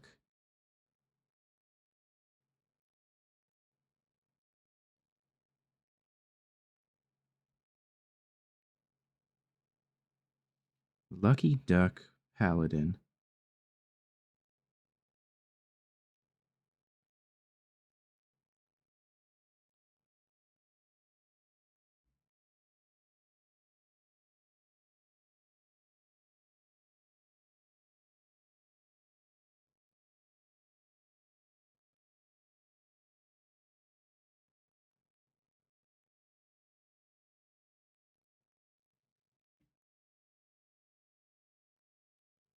Yeah. Yeah. Oh, good. If you had to sit through any interrogations, I thank you. I appreciate you. You're free now. No more authorities. Steam, get off your screen. You're trying to watch Bonesy. Hi, Bounding. How you doing? How's it going?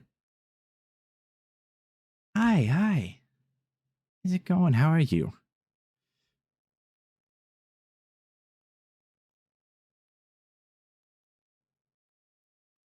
Uh, no,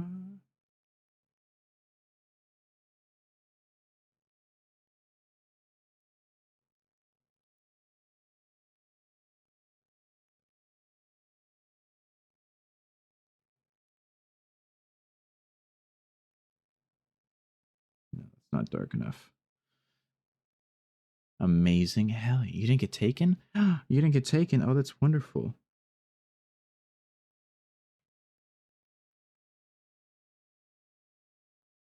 That's amazing that you didn't get taken.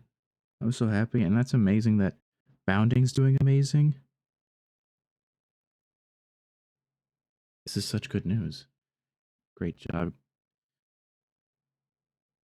Great job. Great life. Great. Hell yeah. I'm glad to hear that.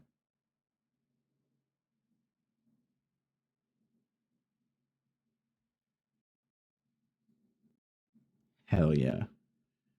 Yeah, so many folks. It's awesome. I guess Sundays really are the time to, just like Chill out and relax.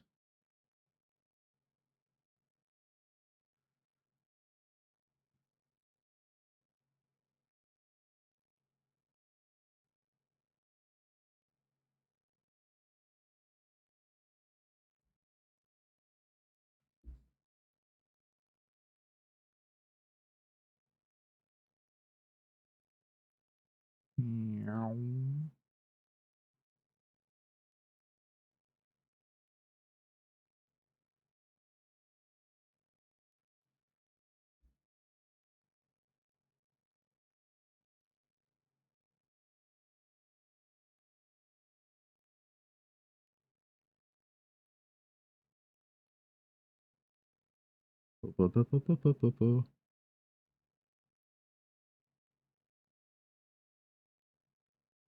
Yeah.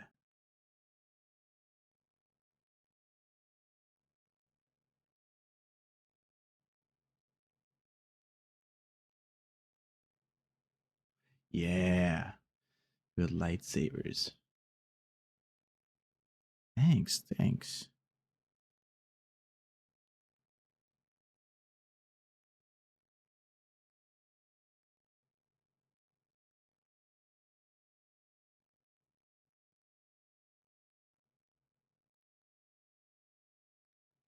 Yeah, it's been fun. We got to read a lot of stories today earlier. That was really cool. One of them was even had like uh voice acting for it, so that was really neat. That was really neat.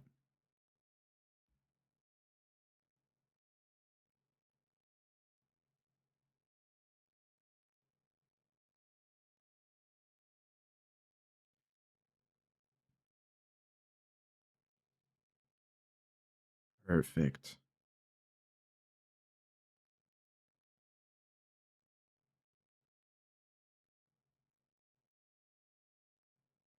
Redo this door frame a little bit. I don't really like it's a little too light.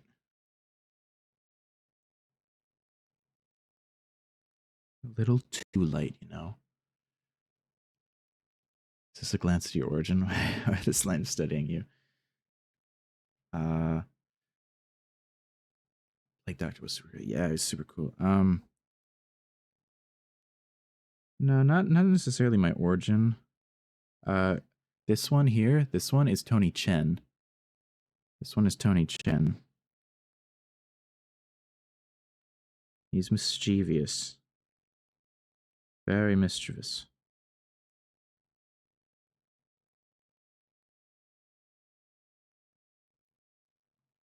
This is Blue Guy. This one right here is Blue Guy. This right here is Doc. And boom, you nuke the place. Yeah.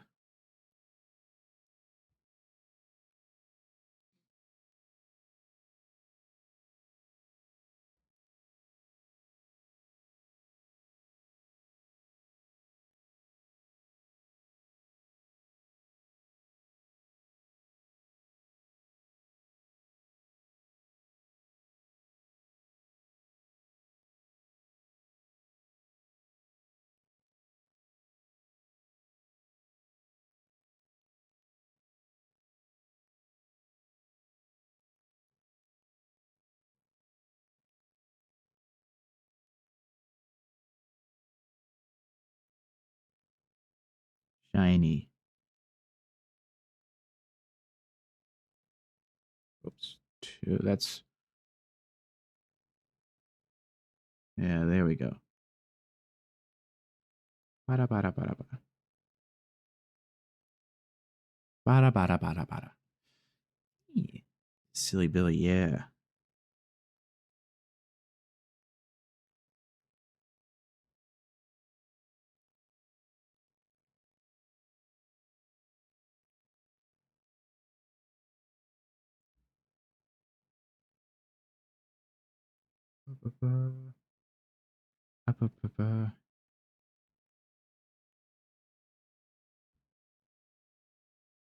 Bala bala bala bala.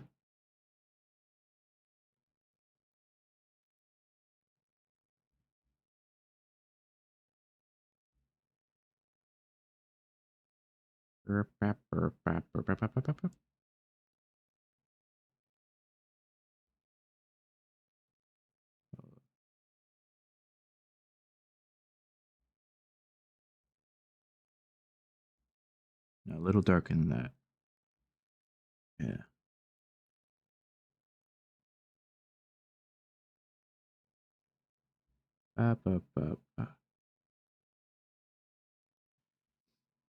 Yeah. Suppose if you donated right now, could we get a streamer you jump the bone face skeleton man who buys free drinks and stuff? What?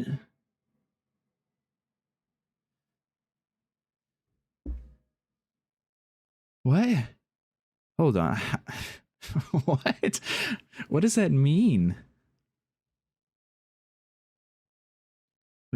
I'm so confused. I can't even like properly comprehend. Snaz. Oh. I mean, you don't have to donate for that. Whoops. Maybe one day we'll actually get back to it.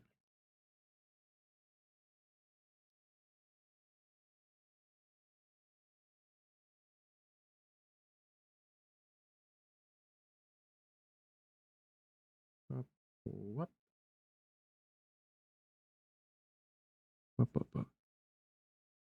Maybe one day I'll try him. I'll try that fight again.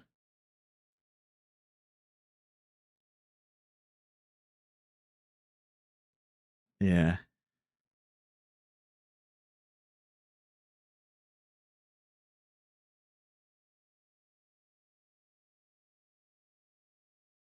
Yeah, it is the hardest fight. I think it's just more annoying than anything. It's just such a tedious fight.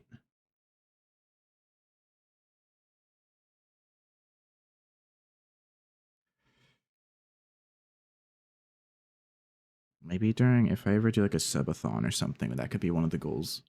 What about that? That could be one of the goals. Beat Sans Undertale.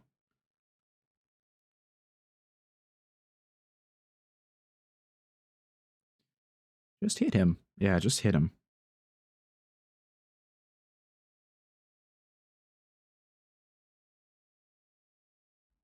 I don't need to do that.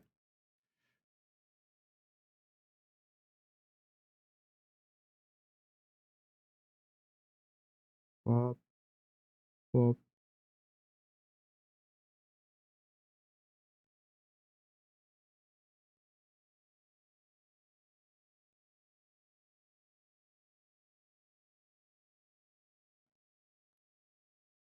Yeah, yeah, yeah,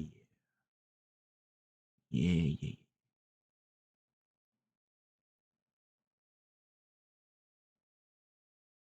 Yeah, yeah, yeah. You just noticed the new VTuber avatar. Yeah. Yeah, hold on. I'll show it off in a sec. Where's... Yeah, yeah. Yeah, look. Yeah. I had my cut off foot, but you just got to get the tome of unboning and curse him with rapid osteoporosis. Yeah. Yeah, I'll do that. I'll curse him. Yeah, but look. Here, let me zoom in. Let me enhance. Wee wee wee. Wee wee. Wee wee wee. Enhance. Animal heart size, shoe size, yeah. Enhance. Your Twitch crashed. Oh well, welcome back. Cool. Yeah, see, I got a bell. My lowest earring is clink, clonk, is a bell, so that all you jelly jams know when I'm like around. So otherwise, I'll be silent and I'll scare you. I got a Jasper pin, little jam pin. I got runic stuff to keep my arm stabilized. And in the middle of my hand, that's the annihilation mold. I have to keep it stabilized. We live in fear of the jingle. Yeah. And you see, I am lacking bones. The only part of my humerus remains.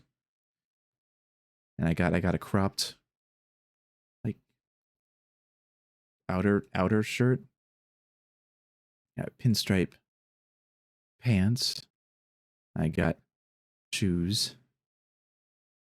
I mean, the shoes got to be the same size as my forearm, so it just makes sense. Okay, now let's Control Z until I go back into place. Backwards. And I've got my sharp teeth. I'm gonna get you. But bells are fun. They are fun. There we go.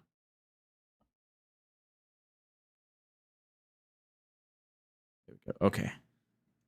Let's get back to it.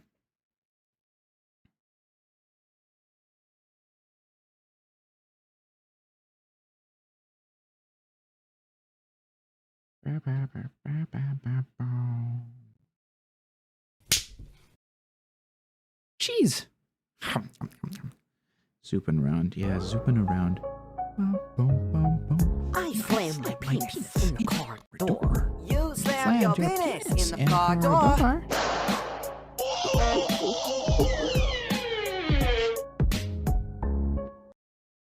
Hell yeah.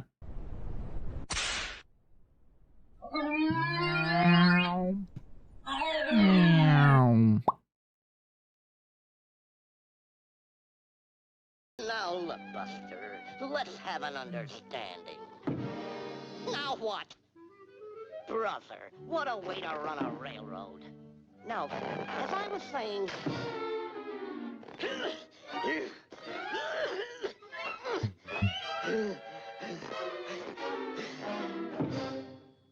I remember this episode from Looney Tunes as well.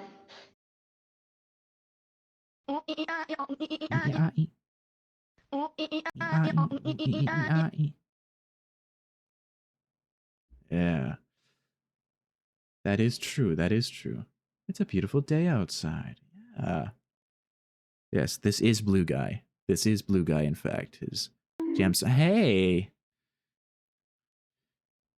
Why am I getting bonked? What did I do this time? Hey! Why am I being bashed? I'm only creating. I'm bringing life. Huh? That scared me. I forgot about the boop sound. That scared me. It was a lot louder in my ear than I thought it would be.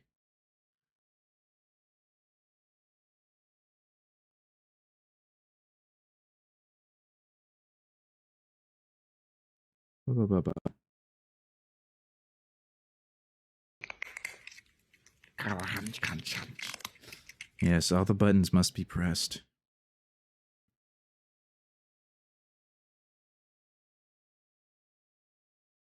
It needs to be a deeper red, but... Me? Gungaga. Gungaga.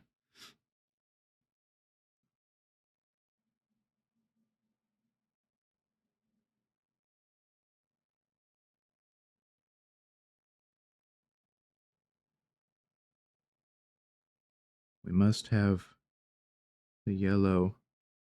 Oh, no, that's too dark.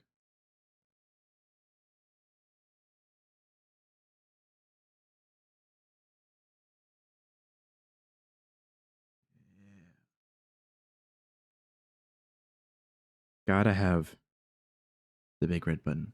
The fan art begins. Oh my goodness.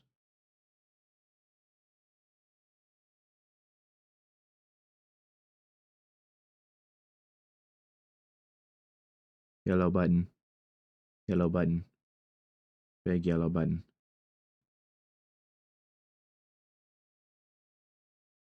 Orange button. Big orange button.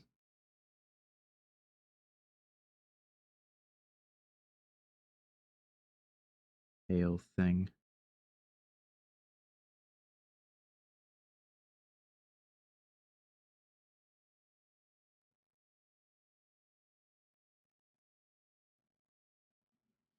Maybe that's a clock. I don't know.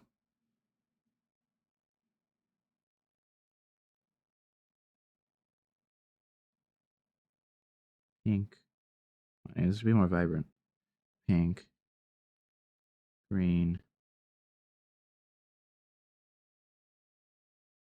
Blue. Blue button. There, look, chat.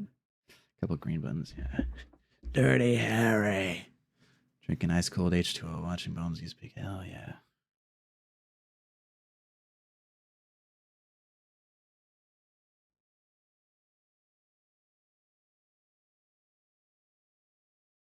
Now this needs to be white because it's paper.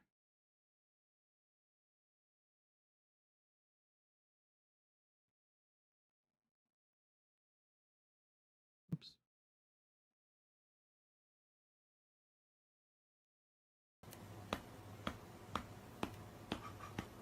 Oh man.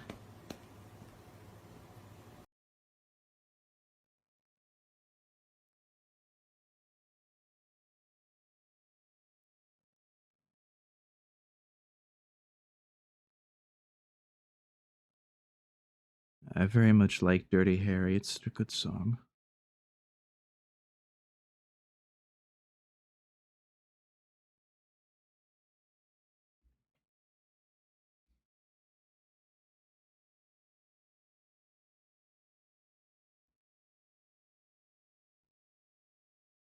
Oh yeah.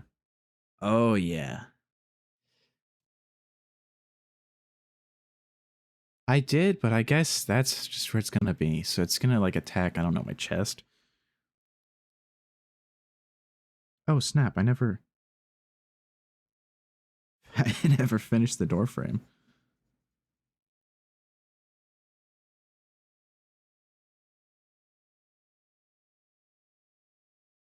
Hell yeah.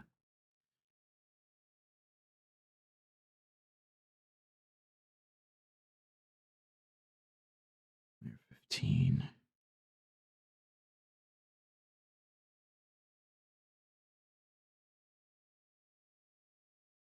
Uh,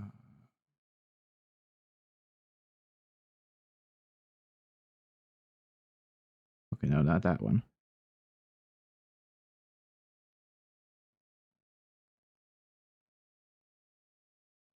Yeah.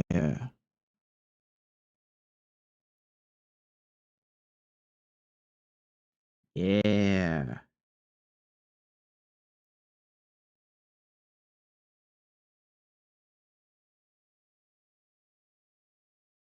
Yeah.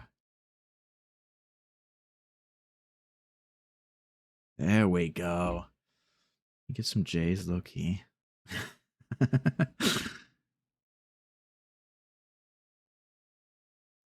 Maybe.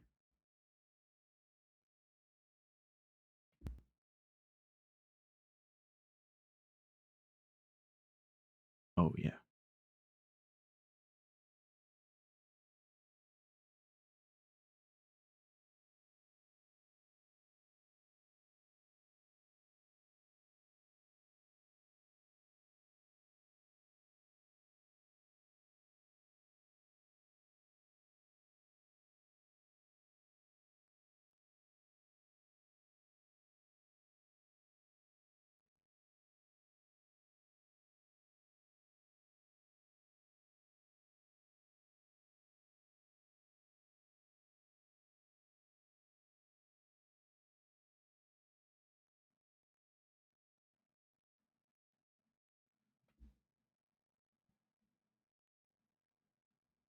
Ooh.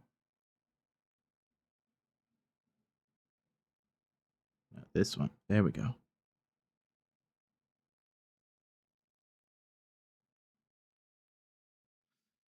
Isn't this awesome? Hydrate? Okay, I'll hydrate. I'll hydrate.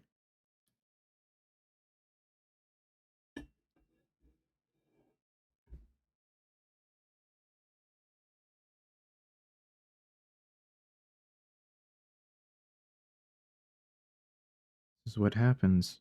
Whoops. That's not. Damn it.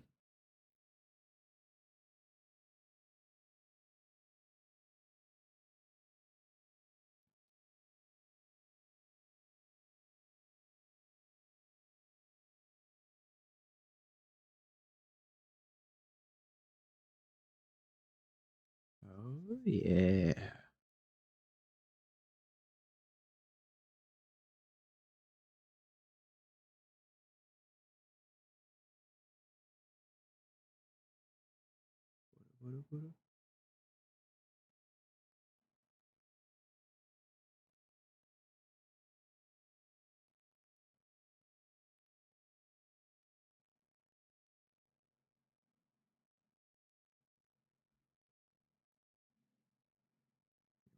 That bit and that bit.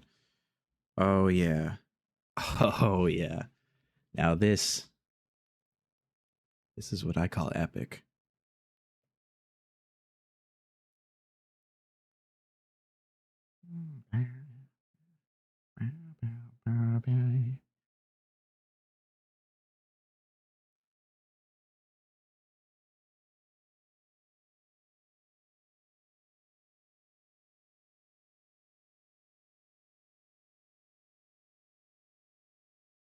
Oh.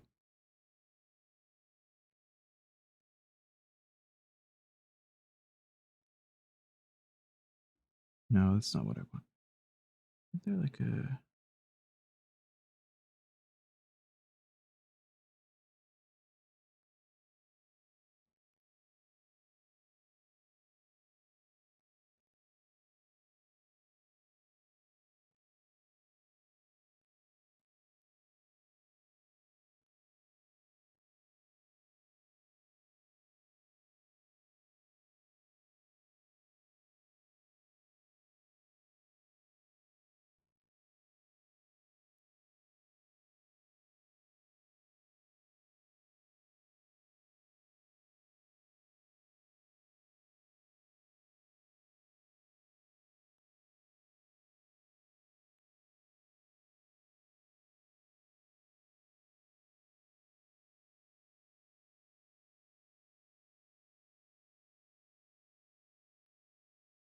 lighting?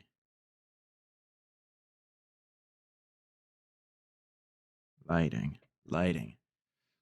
You letting go?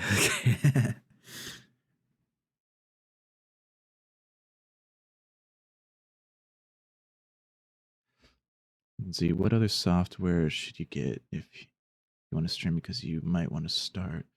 I inspired you. My goodness. You're so cool to put all this detail into this. The first draft you did, as you called it, would have been good enough. No, I gotta go all the way. Software? OBS. I mean, OBS is like really all you need. Um, for my model, I use VideoTube to make it move. VideoTube Mini. Tank top that says swag monster of beefcake or chungus. Mix it up is a cool one if you want to get some like sounds and whatnot. Yeah. But really, OBS is all you actually need. And OBS is free. So, even better.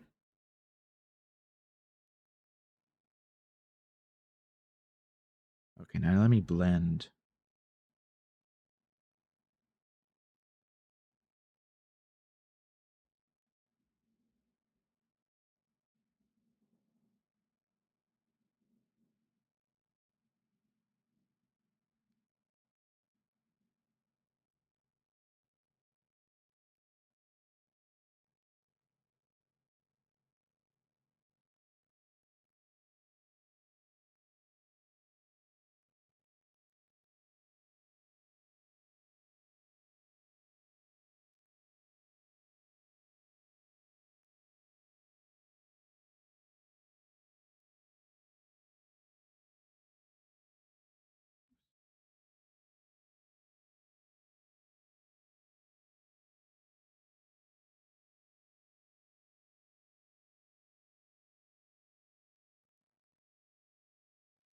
Yeah, there we go.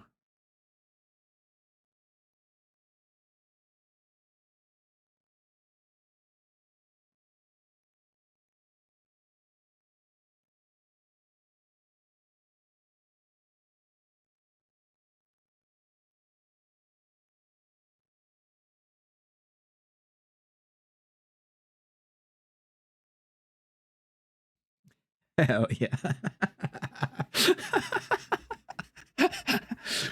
This is so fucking cool, dude.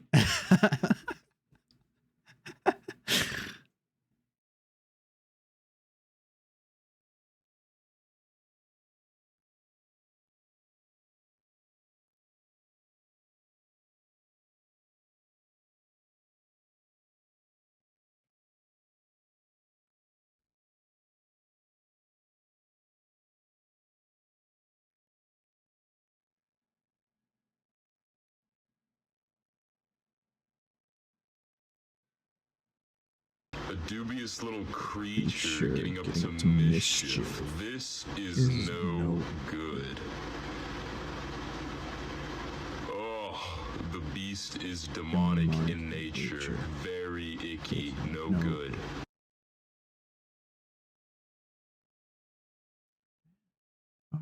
Without the river.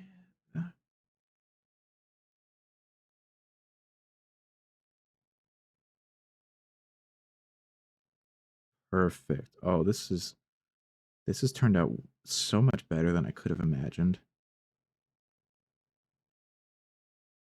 Hell yeah. Who's your favorite character you drew? Oh, me. Actually, though, I had a lot of fun drawing Blue Guy. I think Blue Guy might have been my favorite to draw. Tried streaming on your old PC. Hey, you've got glasses. You've got glasses. Killer fan I know. Yeah, it's gonna be cool. You tried it on your old PC, but never figured out how to do the alerts. Just watch YouTube for this time. Yeah, no, definitely.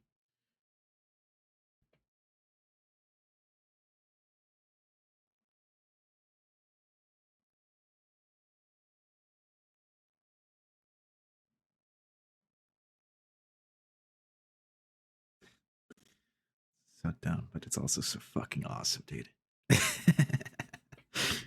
Hold up.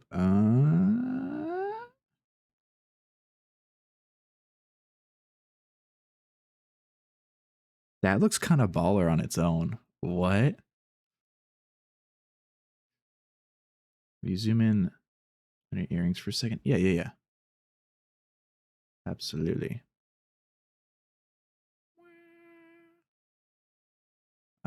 They're just the two farthest from my face are just little triangles, and then the little bell is just a little like I don't know like Liberty Bell with Jasper's face design kind of on it. The W mouth and then the two dots for the eyes.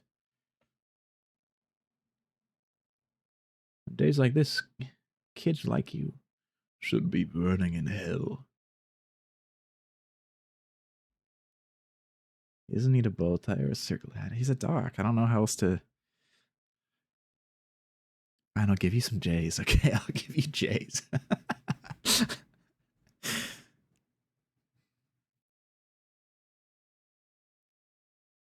Yeah, you're welcome. You're welcome. Bop, bop, bop, bop, bop, bop. There we go. Now I'm back in. I'm back in my little space. That should be agree now. Yeah.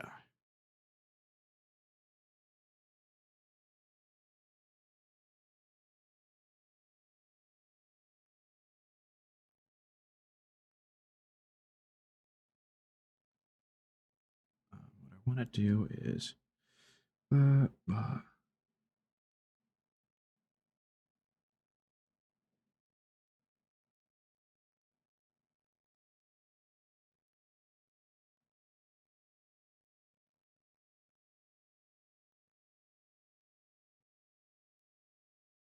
Oh, whoops.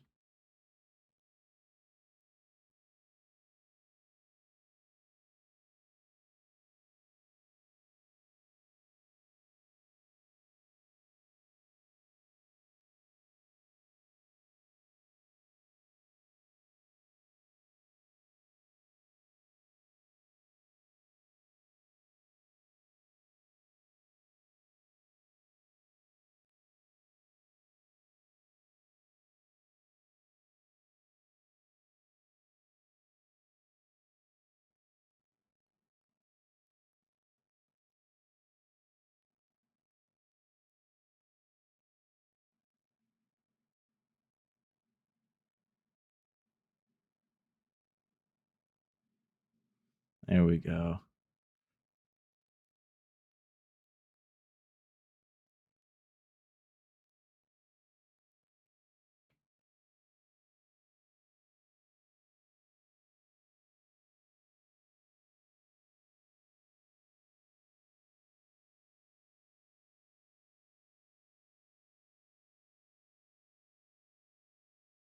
Oh, yeah, I forgot. It's going to be darker because it's got the shadow, the shading on it.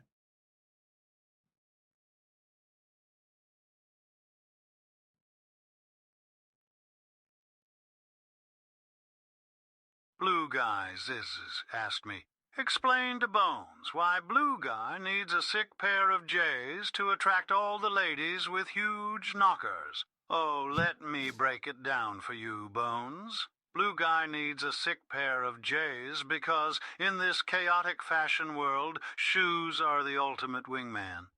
They scream style, confidence, and look at me from a mile away. And if Blue Guy wants to attract the ladies with huge knockers, those J's are essential. They'll strut their stuff and make heads turn. It's all about the optics, you nincompoop. So, if Blue Guy wants to elevate their game, those kicks are a must. You thought he was asking for joints the whole time. A little reminder for you all. Be filled with hopes and dreams. Stay determined. Have grace. Don't commit unalive or you'll be sad. Bounding will be sad. As well, make sure to take care of yourselves. Yeah, be kind to yourselves.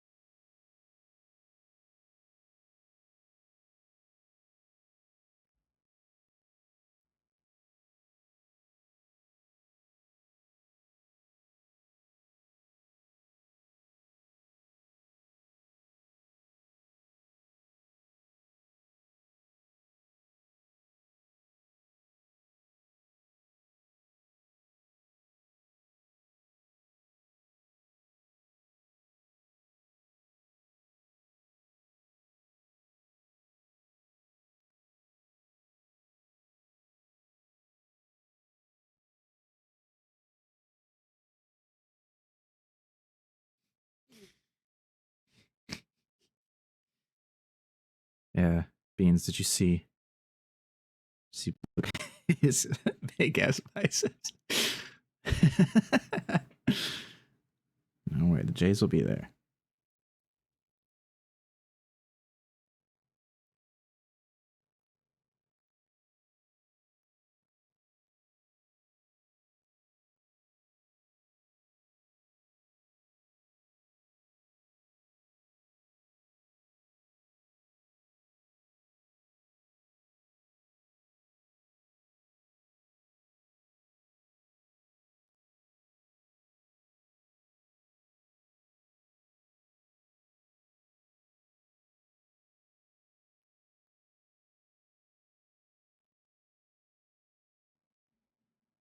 Yeah.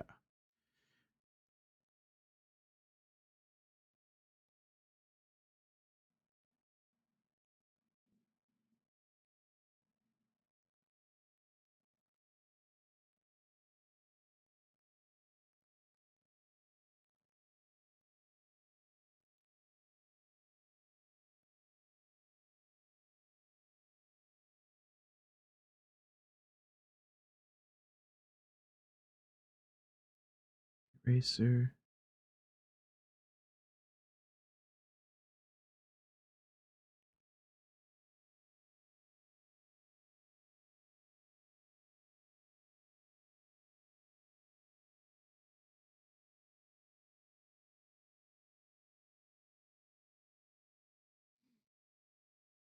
There.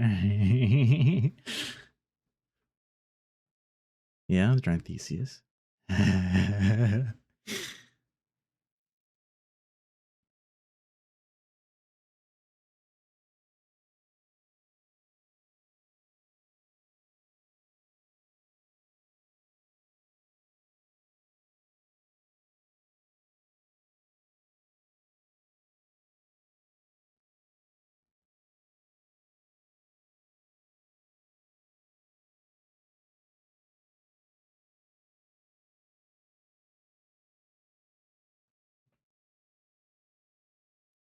I think I would actually have to...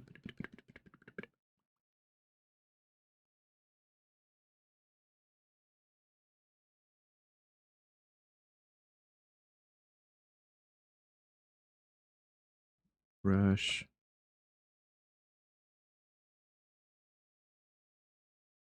Blue Geyses asked me, explained to Eatworm's sis on why she should feel my huge seps and pecs, and how lucky she would be to have witnessed such greatness and strength and swag nasty awesomeness. Oh, the immense privilege it would be for Eatworm's to experience the grandeur of your seps and pecs. Imagine being in the presence of such unparalleled strength, and witnessing the sheer force of nature, that is your body. It's a once-in-a-lifetime opportunity to witness greatness, the epitome of human evolution. Your swag, nasty awesomeness is truly a marvel, and Eatworms should count themselves lucky to be in proximity. A little bit of chill for me, blue guy, a little bit of chill.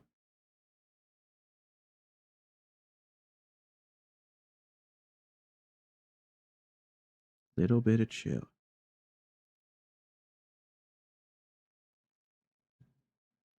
A little intense. As long as you know. Okay, where? Oh, no, blue guy. Okay, let me... The proximity. Proximity? What does that even mean? J's. J apostrophe S.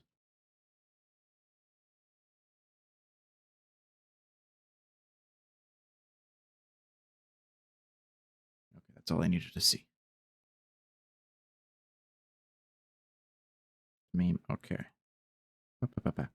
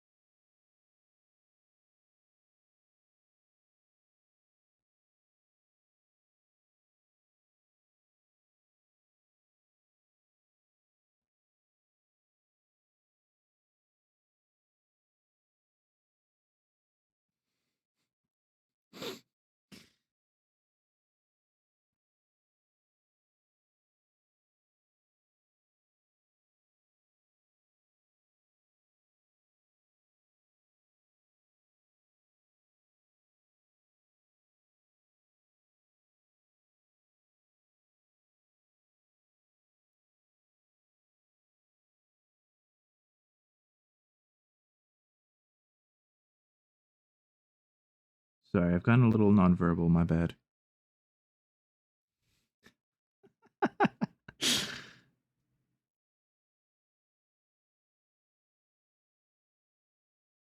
Lindsay, while you watch stream on your second, you're gonna install OBS and stuff. Hell yeah, hell yeah.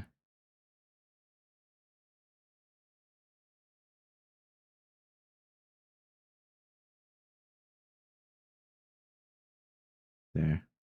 J's. It is complete. Oh wait, no it's not. No, it's not.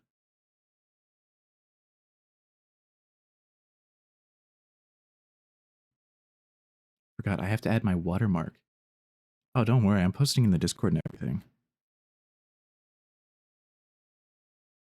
Where's my rotating thingy?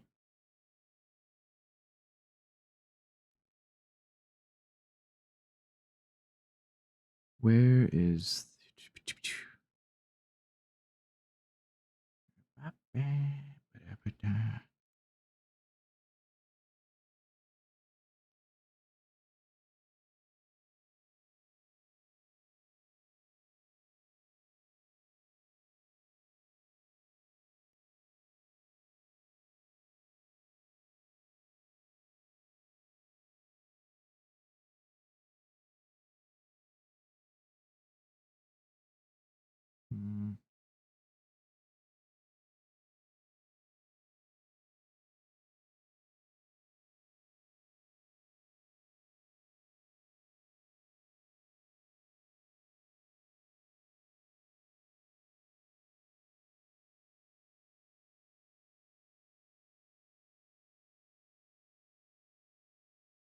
There we go. Yeah, okay.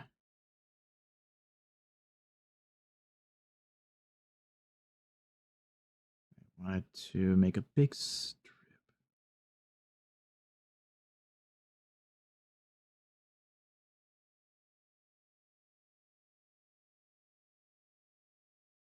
No, I don't like that. Okay. These clipping. I'm making my watermark. I'm making my watermark.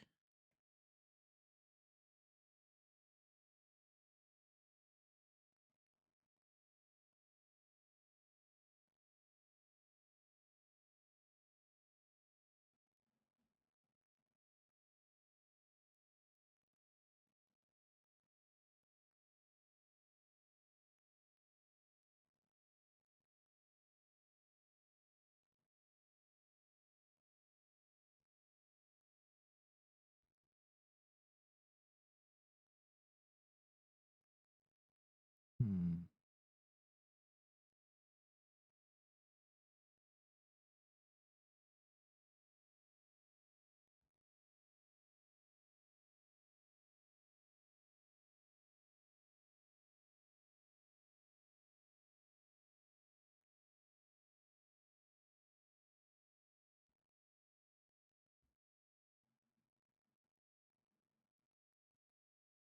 Hmm. Yeah, no, that's Tony's real hair.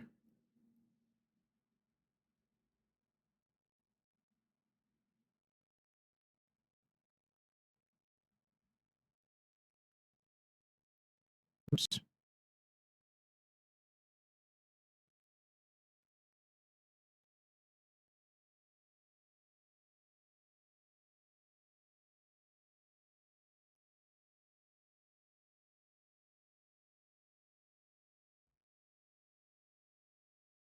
Perfect.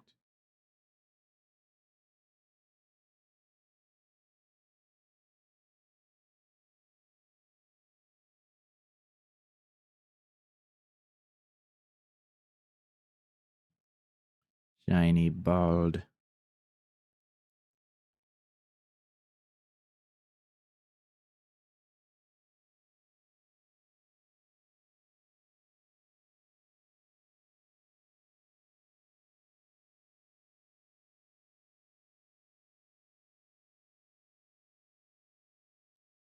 Meow.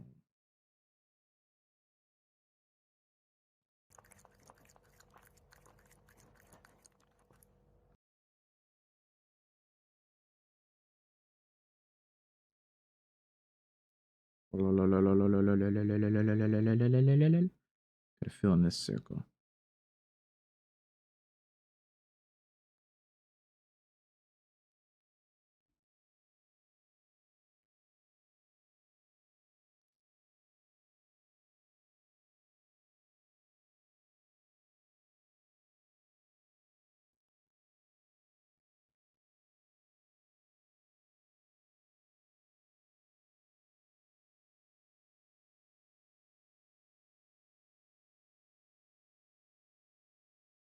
Watermark. Hydrate. Posture check. Bam, bing, bomb.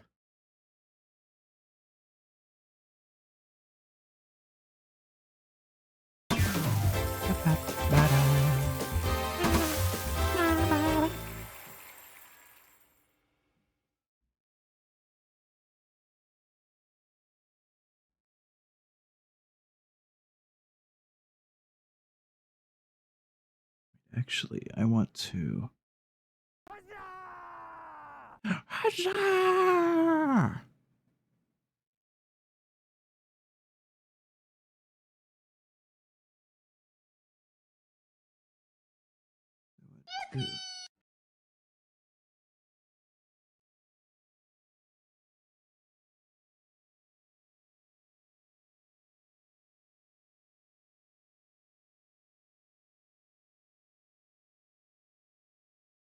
Hmm.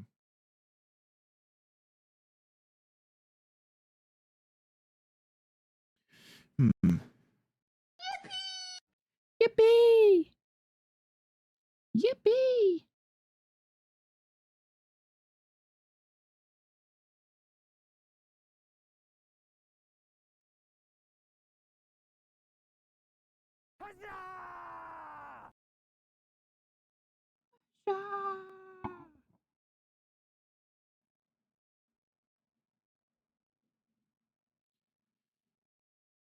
Yeah, that's good. I like that. What were the others? What? The others what? What were the others? I'm confused. What's going on? The others what? Huh?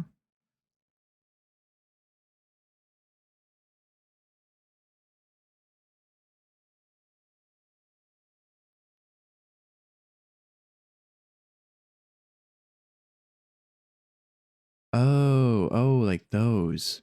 Um, that's a good question. That's a good question. Let me.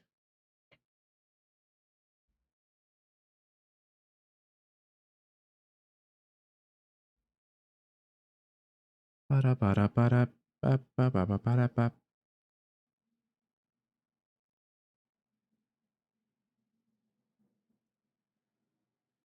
Where's it gonna go? Where's it gonna go?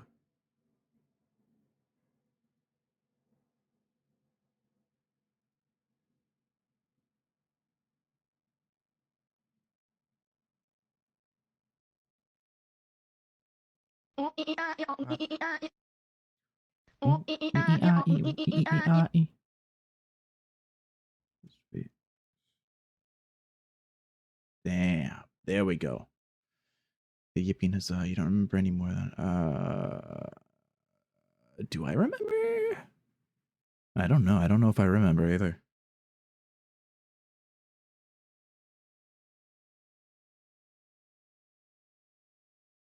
Hell yeah. All right. Hold up. All right. Now the odds. Hold up. Let me get it on stream. Let me get it up on stream.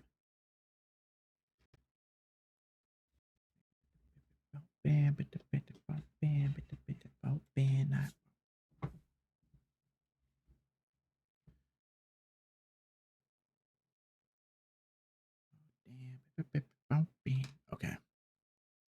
Over. No, not. I mean, kind of. Hold on. I'm gonna bring the image on screen though.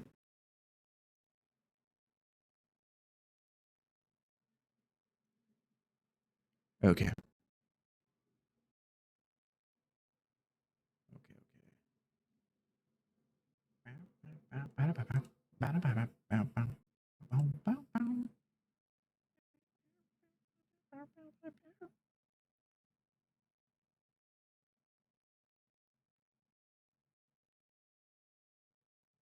It's official. You're jellified, Chad. Hell yeah, man.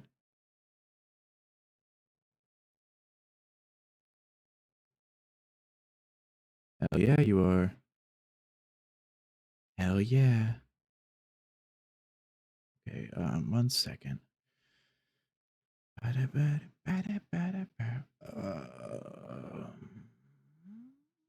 we go.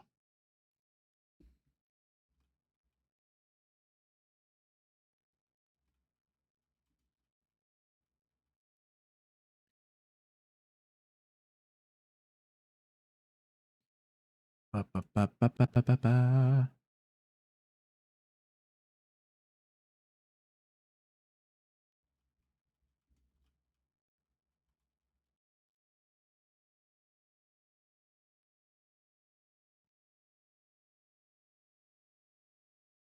Boop. Boop. Whoops, that's the wrong one.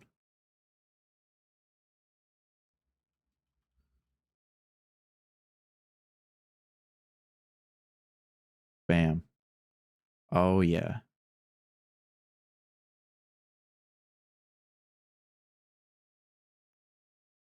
Oh yeah. Oh yeah. Oh yeah. Whoa, I just moved the wrong thing.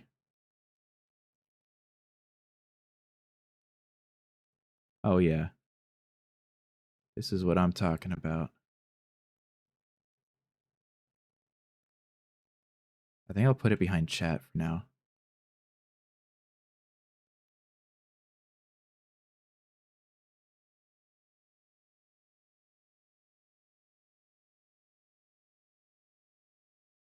I'll put it right behind chat for now.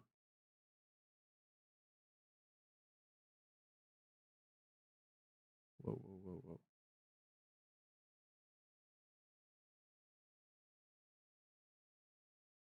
Perfect.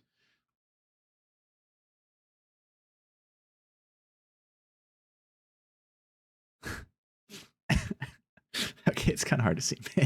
Maybe not. Hold up. I actually want to put it.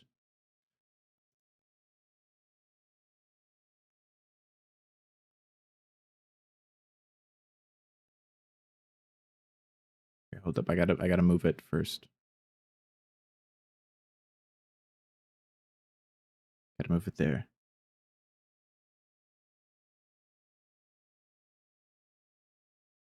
Oh, that's why I couldn't move it. Let's make it a little smaller. Perfect.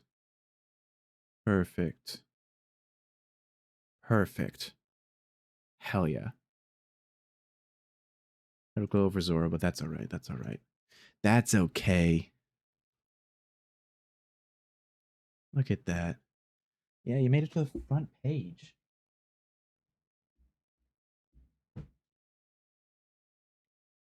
Isn't that freaking awesome? That's so freaking cool. That's so freaking cool. Look at that. Look at that. Now I'll make sure to post it in the Discord after this. Actually, I'll post it right now.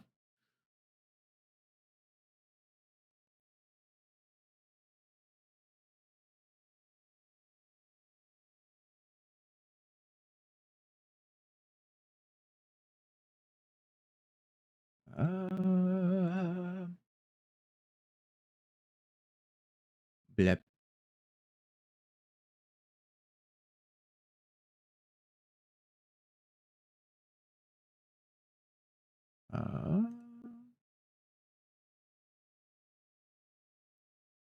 No, not that one.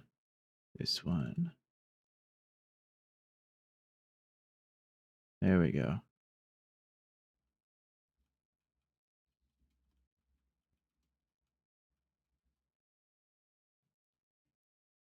There. This channel points you ever spent. Hell yeah, I'm glad. Saying a lot considering you've done even hundreds of push-ups. Hell yeah, Bones. You made fan art. Hold up, Thesis. Are you in the Discord? Are you in that? Are you in there? Okay. I couldn't remember if you were in there or not. But anyways, today was so much freaking fun. Today was so much freaking fun. I'm so excited to see the fan art. We got to read 10 whole freaking stories. 10 whole stories, man. That's crazy. I had the stamina to get through all of them. To make it through all of them. And then we got to do the art. We got to do the doodle request. And it's so freaking cool. It's so freaking cool. I had so much fun today. I hope you guys had fun too.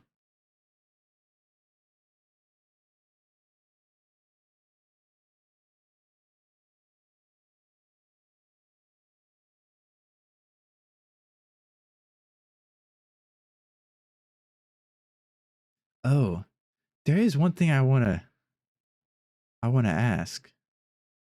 If anyone's noticed that Mason Jose fella.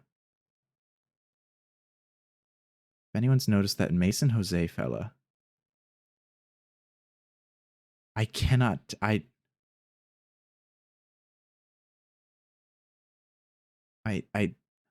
just so confused about them.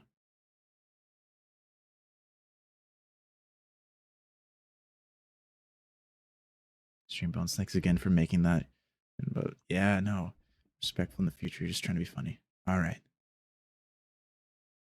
You're all good now, Blue Guy. Don't worry. Who if you look in the art channel in the research labs, there's this Mason Jose. Yeah. TCS, it's so freaking cool. I like it so much. It's so wicked. It's so wicked. There's this Mason Jose guy. He's like, custom emotes I made. I'm pretty sure he's some sort of bot. But it's so weird because he's I don't think he's reached out to anyone. He's only posted a few things in the art channel itself. That's it.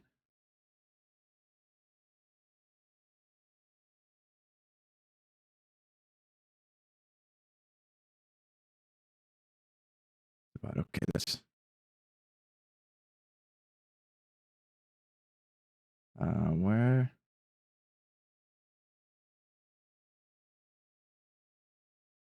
it also like took them a long while to post anything.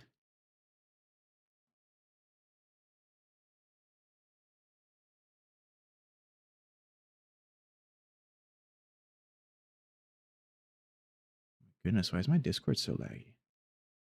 Okay. I just wanted to make sure.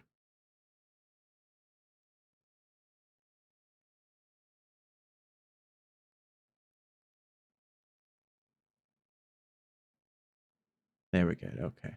Now it's only cool stuff in the server. Now,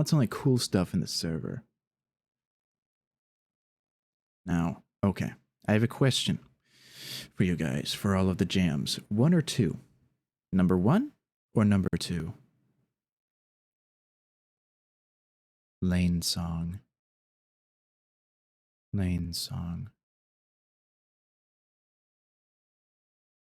8? There is no 8. 1.5. God damn it. Why are you guys being difficult?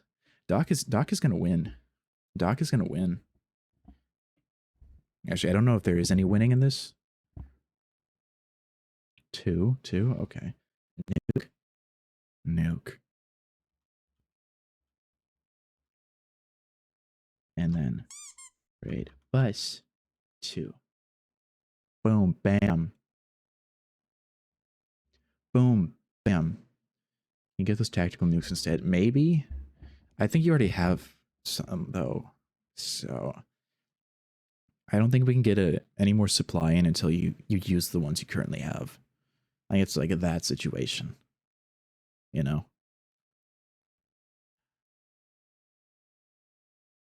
Alright. I'm gonna send you guys off to someone who's pretty freaking cool.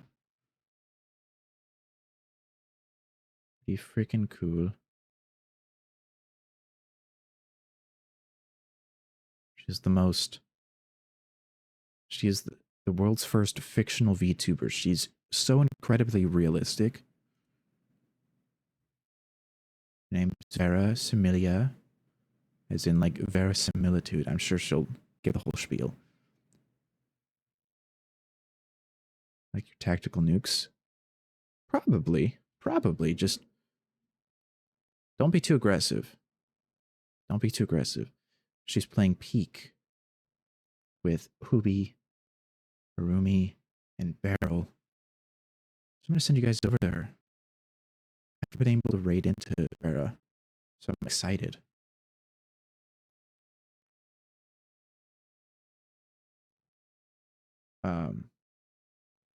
Oh boy. Oh boy.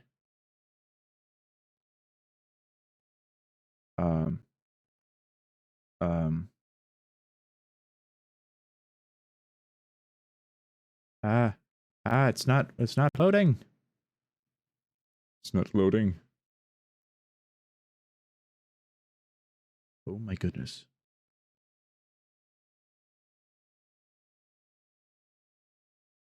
Oh, maybe I can't.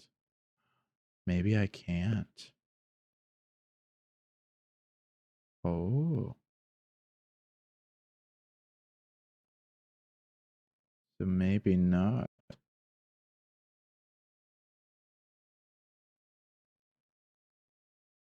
S. Ah.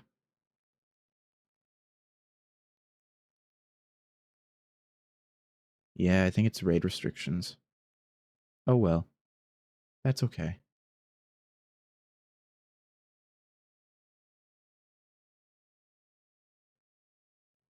Oh, never mind. I just literally went right past her.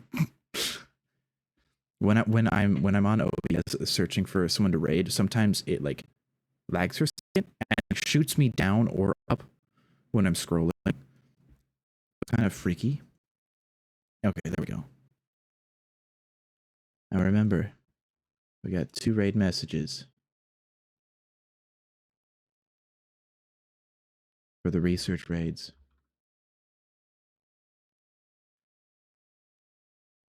It will be the most non-aggressive. Okay.